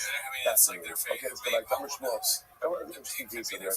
I want to leave all the stuff I to be keep special. thinking of it Let's like say it when a is person so making a strange. shua, That's why it even stimulates you if thinking I had because the whole complete thing is just intention, kind of intention is weird. not enough. There must I be want to be like articulation. there as the For director example, of if this I and had take in my my mind, headphones off. I know I'm not eating this loaf of bread, and in my mind I'm fully committed that I'm swearing not to eat that loaf. Tell them it's so good. But I never actually verbally You're making articulated fun it. of these people It is that not a binding are shua. listening to this shit that are Rebate driving you bisvasai. crazy because The you're just like, Pasuk you says can't that believe what's it. a shua? I A want to shua is listen a to this verbal live. articulation. I Must need say there is to a be kasha on there. this. I want to So be there there was with them. bisvasai Just in the Lomar watch. Belibominai. How do I know that Allah You're watching like if I Birdman, like it's a articulated the one-shot shua, movie. You're but like, did not really have internal intent? yeah, That it's ultimately, just again, so that it's weird. not a shua. The Leah. How do I know that that works? I want to watch him slowly grow. I feel bad about him. Ultimately, again, the Gemara says, You don't feel bad about him slowly it growing. says, You because feel bad anything about you articulate, which means to sound over I here shouldn't that want actually care very little just say about another what man. you think and Like, care this very is much mine. about what? What you He's like, articulate. this is how we So when it says started. Hagu Fakasha, second line, Hagu Fakasha is the inherent contradiction. Amrit, this sign below believe. On one hand, you said that Allah if I articulate a shua, I articulate it, but there's no level of cognition. Right? That's still a good shua. But Hadar Amar, Gomer believe on minayin. And then we asked, how do we know even if you have intent? It sounds like even if you have intent without articulation, that should create a binding shua. However, Shei says, Holokasha. But Shei says it's not a contradiction. Why not? You must talk to this is what it means to say. It's actually quite interesting. Hakdara. Bisvasayin v'lo shkar b'libo, v'hotzi bisvasav, v'lo hotzi. So it says, listen to this. Ultimately, again, Bisvasayin teaches me that what? It's not enough to go ahead and have intention and not articulate. In other words, in order for a shua to be binding, there must be a verbal articulation. Gamar b'libo stam minayin. How do we know that if there was intention but never articulation, that doesn't work? The Pasuk says you have to articulate. That's the articulation of the Shmuel Kasha. But according to Shmuel, it's problematic. I'm not Sheiches, Kalitz Beimah. Here's what I have to say. This Vasayim, the Losik, so what does it mean that you have to articulate? Here's the halachic definition of articulation. This Vasayim, the Rosh Gamar Balibo Lahotzi Pasipin, Lahotzi Pasipin. So it says, listen to this. What does it mean? In order for a ship to be binding, not only do you have to articulate, but you have to articulate that which you had intention for. For example, let's say in my mind, my intention was to say, Shvua Shalom Ochal Pas So'olin. I'm sorry, Pasvitin. I swear I'm not going to eat wheat bread. But when I said the Shvua, what did I say? Shvua Shalom Ochal Pas So'olin. I articulated it as, I swear, I'm not going to eat barley bread. So again, I had intention for wheat bread, but I articulated barley bread. How do I know? I'm going to go Hotzi Paskeet and Hotzi. Sorry. So it's Halacha L'Maisa. That shua will not be valid, will not be binding. Why? Because the articulation has to match the intention. Articulation has to match intention. And if there's a disconnect between articulation and intention, the shua does not work. So there's a number of different parts of this. So part one is I need intention, right? But part two is intention by itself is not enough. There's got to be articulation. So part one, intention. Part two, articulation. Part three, the articulation has to match the intention. And if that's not there, then ultimately the shua is not good. Gamar balibo lahotzi pas ite, lahotzi pas stam minayin. What about the following case? let's say in my mind, my intention was to say, I think it's shua not to pass deeply. But it turns out that when I said it, I just said pass. I just said pass. How do I know that that is a good shua? Because also remember again, why is that a good shua? Because the truth is, the problematic cases where my articulation does not go ahead and match my intention. But essentially, if I wanted to say pass solely, but I say pass, although it's not perfect, it works. It works. How do I know? Ultimately, whatever a person will articulate. But so as I say, the passage says, whatever you articulate, right, whatever promises or commitments you make, you must go ahead and keep them in the Shokim Sasa. I don't know that a promise might not release whether it's a shua or an end that is binding. If I articulate it, how do I know that even if I just had intention, that intentionality creates a binding? Therefore, the passage says, anyone who is generous of the heart. So what do you see from here? What do you see from here? That even intention, in this case, by the way, it's intention of the negative for stuff. That's very interesting. Even the intention to give creates a binding obligation. And contradicts what we just said before. Now, directly, I want to point out in two different cases, which when we get to nether, beforehand we were talking about shua, but still, nevertheless, conceptually, it should really be the same. To which the Gemara says, shiny husband could say, only did blame. It shouldn't be over there because, again, by tzedakah, in this case, again, by the Mishkan, in this case, it's only did blame, any personal generosity of the heart. So what do you see from there? What you see from there is that Allah Hawaii's intentionality is enough even if it doesn't have articulation. So watch this. Why don't you make, in this case, tzedakah, a bounty to tzedakah? Why don't you make that the paradigmatic example that intentionality works without articulation?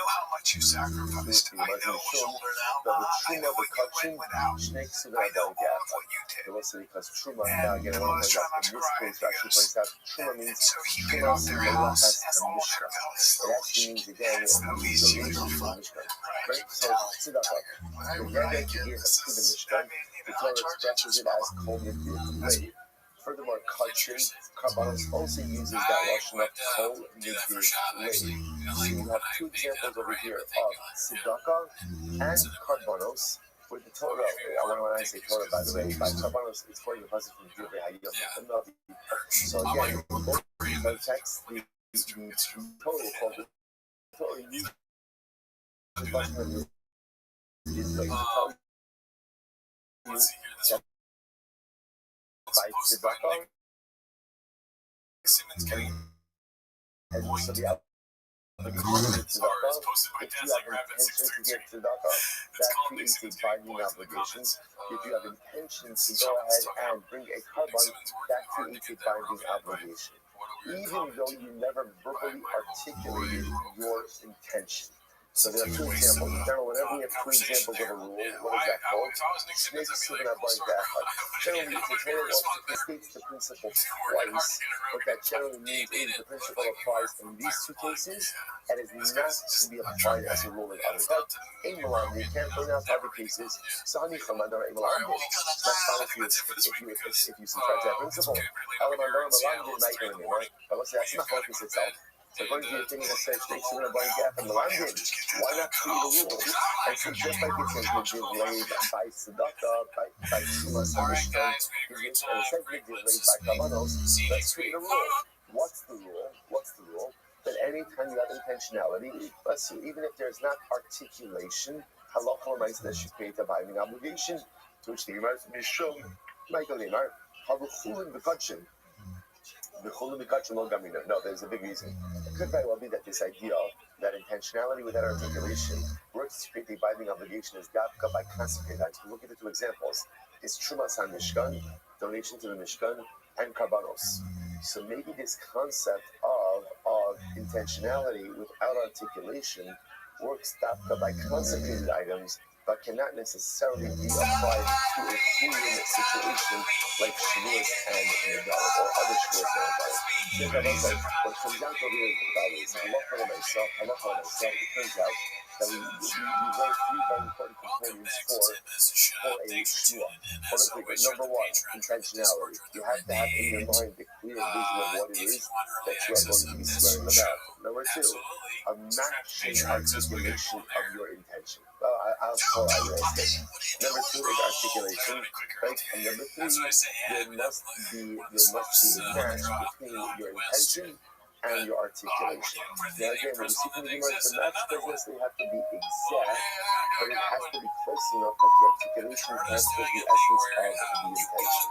There are two exceptions to this, namely again, about the tzedakah, shema samishkan, and kavanot. Where in those cases, even intention without articulation will be a binding obligation. Just you see that if you determine the first like lesson in this, and it's that the articulation has to match the intention. Like to say, articulation, which means what? A lot of times in life, you have like this disconnect between what we think or what we want and what we do. So life is all about creating this symmetry between the beliefs that we espouse and that we think about and how we actually live our lives. So this notion that it's not enough just to have the right intentions, but those intentions must find actual expression in the way that we live and the people that we are. Sometimes the greatest test of this is it's easy to espouse what your hashkafas and what your beliefs are. The best way to know that are you really a person who lives that is if somebody were to watch like a video of your day.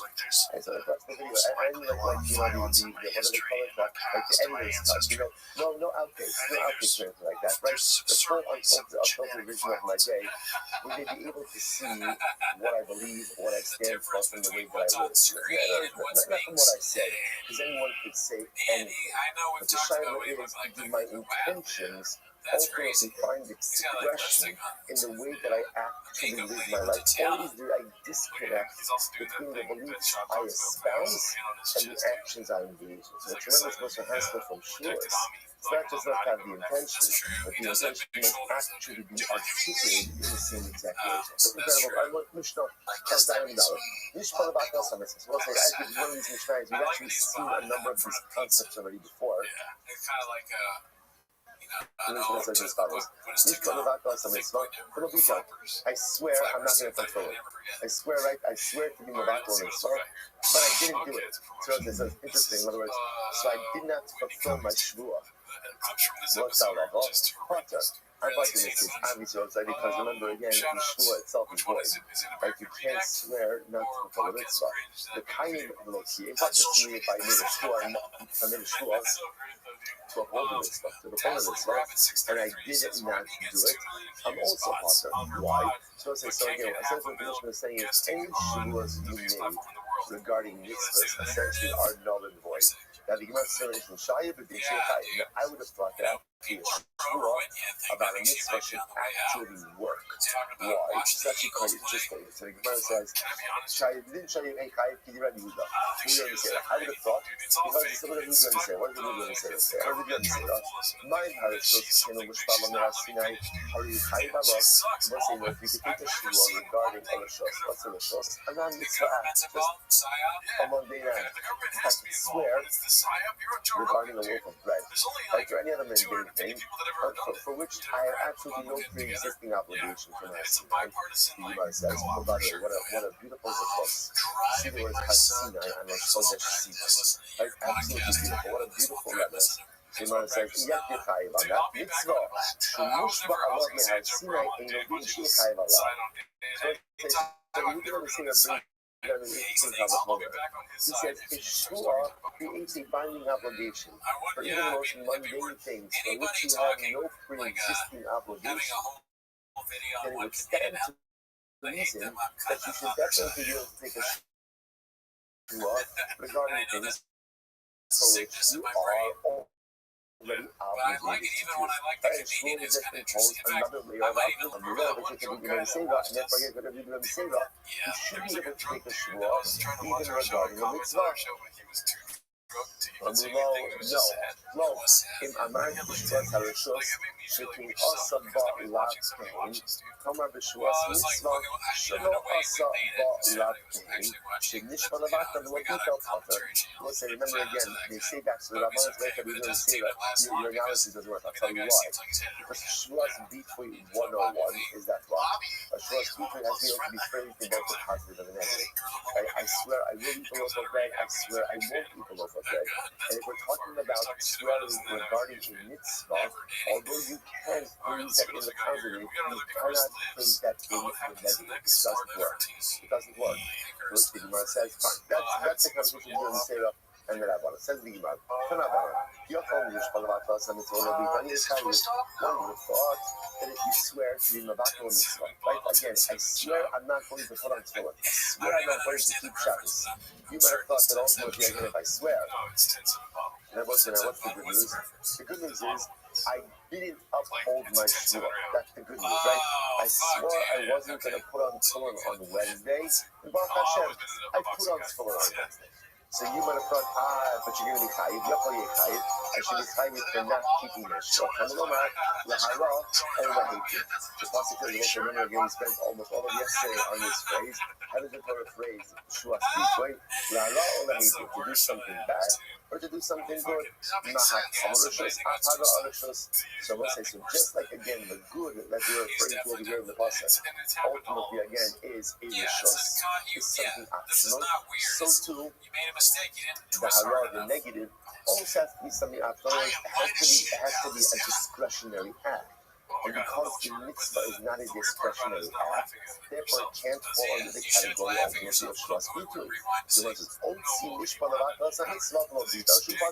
this comes to a still case where I swear not to do a mitzvah, and ultimately again, I did not comply with the shvua, that there is no liability. Now again, I will say, why is, if I swear not to put on tefillin, right, and I end up putting on tefillin, why is there no liability? You say, why is there no liability? Because there's no shvua. Because there's no shvua, right? So we must be asking, why is there no shvua?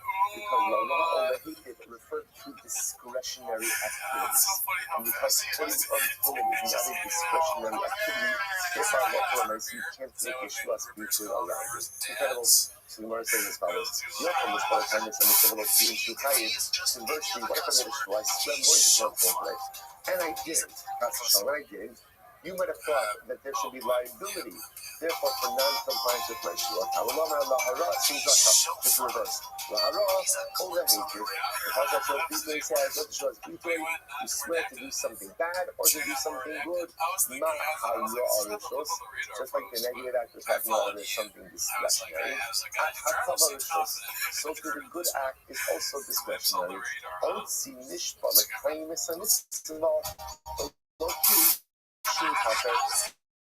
This comes to still also again explain to the family, which is not discretionary. Because let's take care of it. Any shvua you make regarding my head and the effort. Incredible. Let's again. So see to that obviously what you want to do is exactly that a little bit, because this is very interesting. Those that are fun is with the idea that pretty much any shvua regarding the mitzvah is not going to work. Now, remember, what you can a mechanism to ultimately, again, create additional little obligations to do a mitzvah. What can you do? Remember again, not shot. All comes back to not shot. Right? So remember again, one thing, look about this. There is a way, if a person wants a mechanism, applies a neder on that, you can, but you can't do shvua. You can't do shvua. And again, essentially, because it all comes down to, since again, shvua is on the gadra, And since the Gavra is already under oath regarding the mitzvot, it looks from Har Sinai imposing another layer of oath obligation that doesn't work. And by the way, that's even to perform this. Obviously, not to perform mitzvot, but even to perform a mitzvot doesn't work. And it all comes down to because the halal that is more dancing is discretionary activity. Okay, so what we're on this thing. You want to say, Yachol, Mishpah Harami, Ashmo, Halal, Yachol, Yachol. So what if I swear to do something negative to myself? I don't know. I swear to slap myself in the face. Right? I don't know. Something great. Right? Or I swear not to eat. I swear not to drink. Right? I swear to do something negative to myself. And let's say I didn't do it. You might have thought that your partner, Talmud Lomar Lahara Lahiti. The Lord says, no, Lahara Lahiti, not Talmud Rishos, Ahara Rishos. I'll be Mishpah Lahara Yasmo, below Harashar Rishos. If I want to do something negative to myself, that's a discretionary act. I can do that. I can do that. We're not talking about something that puts, oneself in mortal danger. So let's look at Halacha L'Maisa. Now, Halacha L'Maisa, again, this is something that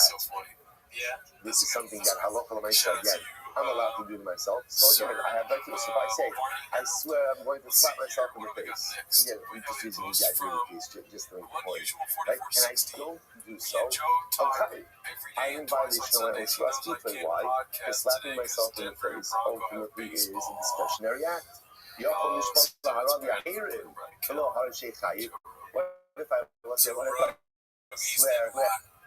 I'm going to slap Ruben in the face, right? Or I swear I'm going to go ahead and do something negative or harmful to Ruben, and I don't do it. That's the good news. The good news is I didn't do it. Below Hara. So Yachol Mishpah Hara Yachem below Hara Sheikh Chayim. Tamalomar Lahara Lahiti. Na Talmud Rishos. Ahara Rishos. Otzi Mishpah Lahara Yachem below Hara She'ein Rishos Biyada. Obviously, again, I have no right to do something negative to someone else. I have a right to slap myself in the face. I don't have a right to slap anyone else in the face. I will say, how do I know that Halacha L'Maisa again? What if I swear to do something good for someone else? I swear to give Ruben a loaf of bread. Right? I swear to give Ruben $10, assuming that Ruben is not enough. Like, I swear to God and give him a gift. Right? So how do I know that ultimately that creates a binding obligation? So we must tell him overhated. Fine, if the boss says, or to do something good.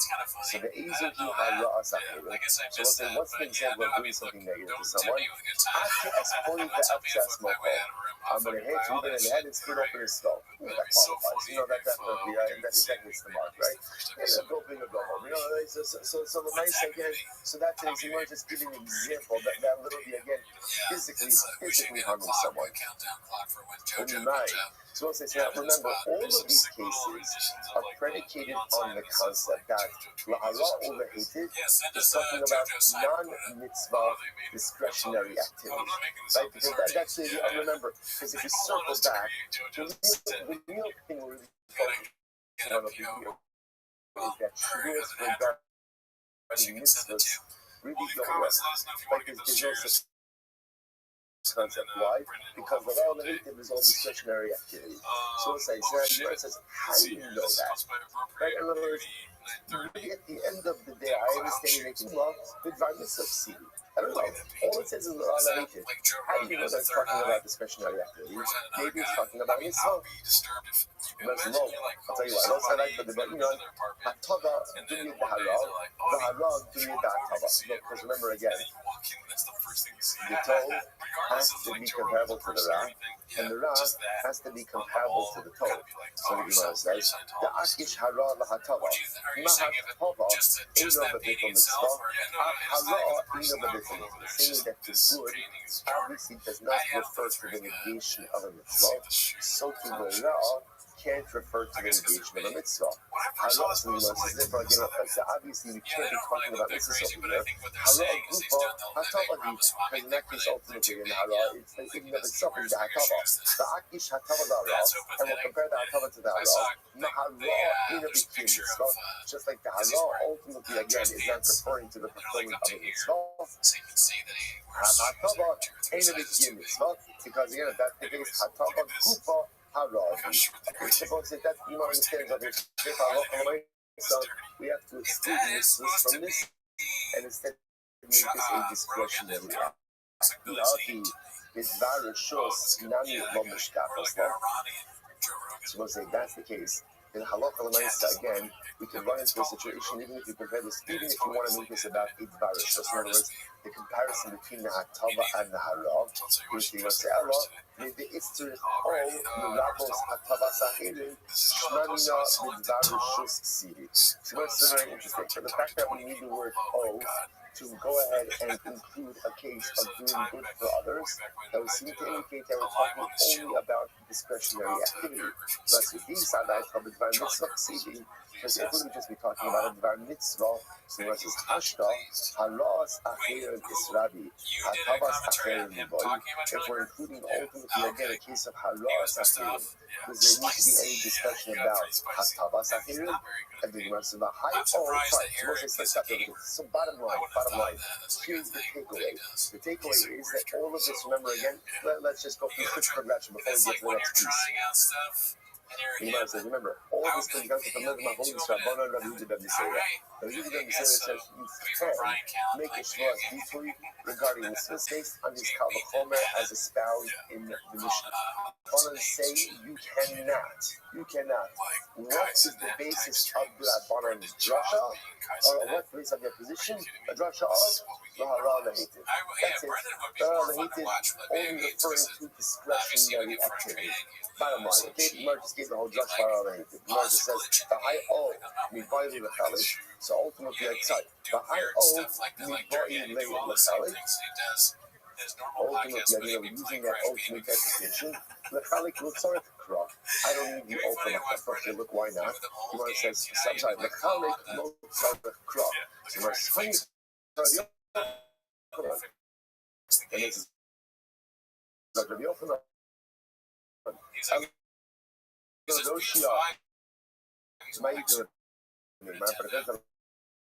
What is this? What are we talking about over here? Desanya. Ish Asher Halal es Aviv V'Esimo. Man will curse his mother and his father, or his father and his mother. Amy Allah Aviv V'Imo. I don't know if his liability to curse both parents. The Gemara says, Amy if he curses one parent and doesn't curse the other, his liability. Kamalomar Aviv V'Imo Kilo. Aviv Kilo Imo Kilo de Rabbi Yoshia. So Rabbi Yoshia says ultimately again, the mustache is a joy. Ultimately, again, on one hand, the passage seems to indicate that there's liability for cursing both of them at once, and also liability for cursing one of them, or cursing them independently. Until the passage ultimately, again, tells you explicitly what the notice of saying is like this. Even though it mentions father and mother together, the understanding is that you're liable for cursing together or independently. Each time you would have a hanamina that you're only paying for cursing them together, that the husband is explicit about that. So you must have to clear the Yoshia. She gives you the split up as soon as comes to the okay. So those are again that's not what yes. The previous not what he says whether or not you need all the chal. So this is the Yoshia. Similar to the Akiva, there are three Goy so it's possible that it reflects the mirror of Yoshia, and he also Rabbi Akiva, who dashes really yesterday's death, like his Rabbi Nachum Ishkamzi. He had a Krishna with Bar Shos Sid, Menai Bar Mitzvah. So ultimately, again, the all the hated, the all is coming to exclude a Bar Mitzvah. Bar Mitzvah Sid, but ultimately, again, if you assume that Lahara hated, it's talking about even in Dvar Mitzvah, then what? And the Gemara says, unite on the night, or what is being excluded. Okay, we'll say, bottom line, again, take away, we just did a tremendous amount of exposition on that drasha of Lahara Lahid, but the bottom line takeaway is Lahara Lahid teaches me only discretionary activity governed by Shvuah Bitui.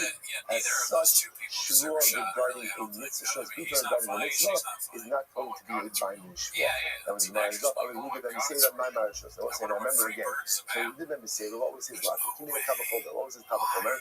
It's ultimately again, if the Shvuah works for a discretionary item that you do not have any previous obligation regarding, and the Shvuah works to create the binding obligation, then Allah has come to become a Shvuah will create the binding obligation upon something that you are already bound to, i.e., a mitzvah. a mitzvah. Now, ultimately, again, what did the Rabbanan say that can be with Sarah? Rabbanan say it doesn't work. Why? Because remember, when the Torah says Shavuos B'Tei, what does the Torah say? La la lahita, which means what? A Shavuos B'Tei has to be able to be phrased both in the I will and won't do phraseology, positive and negative. And by discretionary action, you can do that. By mitzvah, you cannot. You cannot. So it says the Rabbanan, Shakir Ka'ami Lev Rabbi Yehuda Misera. The Rabbanan is saying good. They're saying good back to the Misera. So you want to be doing Misera. Yehuda Misera Amalacha, Atu Akava Sachirim. Lav Apagav Delesi Bechvar Haro Sachirim. And Yehuda Misera says that's not true. I'll tell you why it's not true. But let's say, imagine the following case. Imagine the following case, right? I say, I'm going to go ahead and give moving a loaf of bread. Imagine if I say in the negative, I'm going to take from moving a loaf of bread. It doesn't work. You can't necessarily phrase every single discretionary act, even in the negative as well. So again,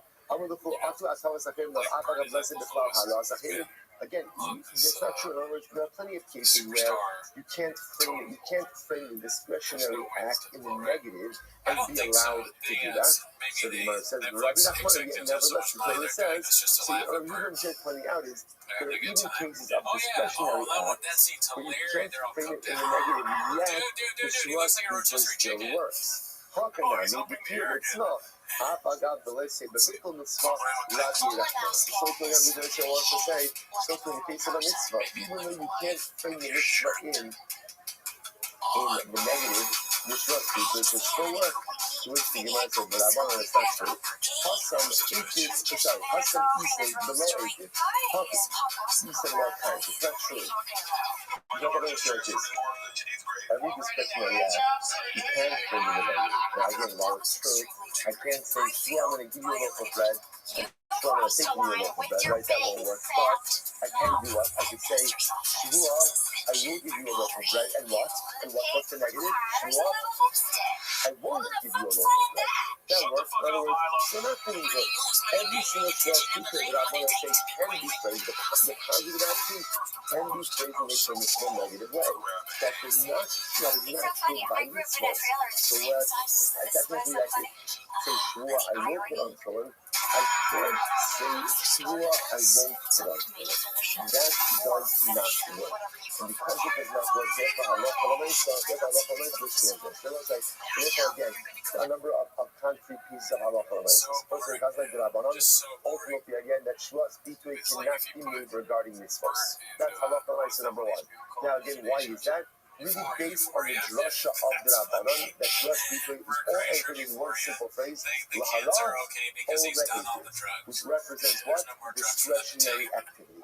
Discretionary activity, and again, once again, we specific what outside asking, Shavuos B'Tei only regarding discretionary activity based on drasha of the leheitiv. And again, once again, reinforce that in order for a Shavuos B'Tei to be valid, what has to happen? You have to be able to phrase it both in the positive and the negative. Beautiful. Mishnah. Shor shelo ochal kikazu, shor shelo achmano, shor shelo achamno, v'asra, eno chayit ela achas. So we'll say this is very important. You've actually seen this before. So here's what I do. I take 3 Shavuos regarding the same loaf of bread. Right? So I say Shor shelo ochal kikazu, I swear I'm not going to eat this loaf of bread. That's number 1. Number 2, Shor shelo achmano, I swear I'm not going to eat it. Number 3, Shor shelo achamno, I swear I'm not going to eat it. 3 Shavuos, and I eat it. And I eat it. What's the halacha? Eno chayit ela achas. So let's say I'm only chayiv once. What's the logic behind that? Essentially, once you answer that loaf through a Shavuah, it's also. Adding on additional layers of prohibition on the Shavuah is really halachically inconsequential. So although there's 3 Shavuos, I'm going to say, once something is funny, this is the mitzvah logic. Saying once I'm under oath to do a mitzvah, adding on another layer of Shavuah is halachically inconsequential. So once I ask for the loaf and I say, Shavuah, I'm not going to eat the loaf, subsequent Shavuos have no meaning to devolve upon that object. Therefore, there's only one layer of liability. The Gemara says, Zuri Shavuos B'Tei, Shechayav Na'aseh L'Makis, Bas Shenegasa Olav Yored. And I will say, this is what I'm talking about. Shavuos B'Tei, again, if you intentionally violate a Shavuos B'Tei, he is malchus. Unintentionally violate a Shavuos B'Tei, and I will say again, remember, what's the definition of unintentional violation? Hell is the Shavuah. I forgot about the Shua and I committed the ultimately is Kabbalic liability covered all that video. Shua Shav. What about a false altar? Again, what we're talking, we know what definition of Shua Shav. Mishpa Lishanos Es Hayadua. There's a fact that is known to at least 3 people, and I swear to change that fact. Everyone knows that a man is a man, a woman is a woman. I swear that the man is a woman, the woman is a man. That's a Shua Shav. Ultimately, again, what's the halacha? Hayovin al Zidon Makis Bashivadasa Pata. In that case, intentional violation is Malkus, accidental violation is Pata. Says the Gemara, Lama Livin is no Shvor Shelo Ochal, Shvor Shelo Ochal no. So it says, so here's what's interesting. So if you notice, what was the point that the show is making? Well, if you just make it about what's the point? That if you make repetitive shvuos about the same object, what's halacha? Only 5 points. But if you notice, what did the Mishnah do? The Mishnah varied the Lashon in Shavuos 1, 2, and 3, right? Shavuot number 1 is Shavuot Shel Ochal Kippur. That's why I won't eat this loaf. Shavuot number 2 is Shavuot Shel Ochal No, right? And then Shavuot number 3 is Shavuot Shel Ochal No. The two is the same. But why are you varying the Lashon? Why don't you say Shavuot Shel Ochal Kippur, Shavuot Shel Ochal Kippur, Shavuot Shel Ochal Kippur? Why are you varying the Lashon? What's the value of this? I thought the Lord is Kaim Amar Shel Ochal, V'Hada Amar Shel Ochal. The order is very specific. The reason why you only chai wanted because first you said shvor shelo ochal, and then you said shvor shelo ochlena, right? However, about amar shelo ochlena, the hada amar shelo ochal, mechayiv harti to the Rabbi. Wow. Now let's say if you were to reverse the order, if you were to say shvor shelo ochal no, which means I will not eat it, and then you were to say shvor shelo ochal kikar zu, and you ate the loaf, you would be liable twice, like Rabbi. Why? Rabbi, Shvor Shelo Ochal Kikerzu, Kevan Sha'achal Mimena Kizayis Chayim. What's this? Rabbi says, when you make a neder, I swear, I will not eat this loaf. How much of the loaf do you have to eat in order to go ahead and be liable? A Kizayis. On the other hand, Shelo Ochal no, but if you say Shvor Shelo Ochal, I will not eat it, then what? You only try if you eat the entire loaf. So watch this. This is very interesting. So if a person were to say Shvor Shelo Ochal Kikar, like the Mishnah's case, Shvor Shelo Ochal Kikar Zu, Shvor Shelo Ochal no. So essentially, again, in my first neder, what did I play with? A Kizayis. Second neder, Shvor Ochal Kikar Zu is a Kizayis. Then in the second neder, second shvur, what do I say? Shvur Shel Ochal, which is what? Which is the whole loaf. In essence, I haven't added anything, right? Why? Because obviously, once I'm already chayiv in a kizayis, of course I'm chayiv in the whole loaf. So nothing's been added by the second shvur. Because nothing's been added, therefore halacha l'maisa, there's no additional layer of liability. So watch this. If I were to say first shvur shelo ochal no, what's the shear for liability? Whole loaf. I'm only liable to the whole loaf. If I then make a second shvur shelo ochal kikar zu, now I have added liability. Why? Because before, with the first shvur, I was only chayiv if I eat the whole loaf. Now with the second shvur, I'm chayiv what? Even if I just eat a kizayis. So what do you see from here? When do we say that multiple shvuos do not create additional liability? When the second shvur or third shvur don't add a new dimension of Isser. So if the second or third shavuos add a new dimension of Isser, then they in fact devolve upon the object. Right? Incredible. Right? Devolve upon the person. Devolve on the individual. Right? And that's why which makes sense. In other words, a second shvuah doesn't do anything if it doesn't add anything. But if the second shvuah in fact does add something, then I recognize the liability. So if the first shvuah was, sure, I'm not going to eat the whole loaf, and liability on the whole loaf, so the whole loaf is already answered. Sorry, different. And sure, somebody typed in a kizayis. If I make the secondary shvuah, it's type on the whole loaf, I haven't added anything. But if the first shvuah was, I won't eat the whole loaf. There's only liability if I eat the loaf. And the second shvuah adds liability for eating a kizayis, and then I eat the loaf. Okay, twice. Because the second shvur, in fact, added a level of Isra onto the first. So I was telling you today, well, good work. It's very all right. Still so much focus. New beginnings. Stay on track with that. Yomi. Back, everyone. A good phone. Get your ancestry test. This might be your fuck one of those. Oh, dude. Oh, that's pretty great. It's awesome. It does look like Shaw, dude. That's how it's interpreted. Fucking Because Chatty it was Poppy. That's how it's interpreted. How about? That's how it's understood. Dude, that's Brendan Shaw. Shaw's Iranian Shaw. But that's I like that. Thank you, Brendan Shaw. That's, dude. Akbar. Farsi Poppy. All right. Shalom Akbar. So it's like, good morning, let us begin by thanking all of our sponsors for this morning's share today. Our annual commentary sponsor, the Pilsen Mishpacha of Eretz Yisrael. We're dedicating all the Shema Drushes this year as a zechus for the Soros for Am Yisrael. Our commentary sponsors for the month of Iyar Habavim and the Tova Shmuel Rabbi Karatsky, the commissioner of the Yahrzeit of Shmuel's father, Lupa Ben Yecheskel HaKohen, Zichron L'Bracha. And of course, as always, we dedicate our learning in the space of our precious houses and more control from Mirz Hashem. Bring them home with shalom and the courage and the discourse of the success of our soldiers and our Mishpach, allow them to be successful. Mamish B'chol Ma'aseh Yidei. We'll say we wish a special love to Mr. and Mrs. Ruben Goliath on the occasion of the chasna of their daughter last week. Mazel Tov, Mazel Tov. Mirz Hashem, the chasna and college to be built to build the bayis ne'eman b'Yisrael. A hopeful Mazel Tov.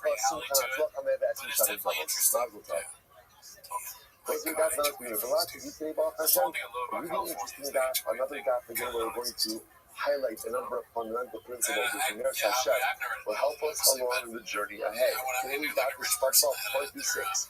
We are picking up the Mirz Hashem on Chaf Hey on the base 25b, first wide line. Rabbi says as follows: Rav agrees in the following scenario.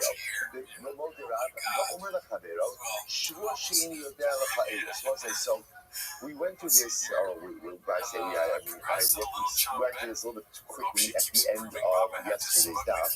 So what I want to point out to you is the Gemara kind of tangentially introduced us now to a second category of Shua, which again the Gemara did not formally introduce, kind of just got brought up along the way of the journey. So remember, up until now, we have been hyper-focused on one type of Shua, Shua's Bitui, which is a declarative Shua. Right? I'm going to do something, I'm not going to do something again. Examples are future-oriented, I will eat the local bread, I won't eat the local bread, that's Shtayim, Shein, Alba, which are two more cases, same Shmuel, just in past tense. I did eat the local bread, I didn't eat the local bread.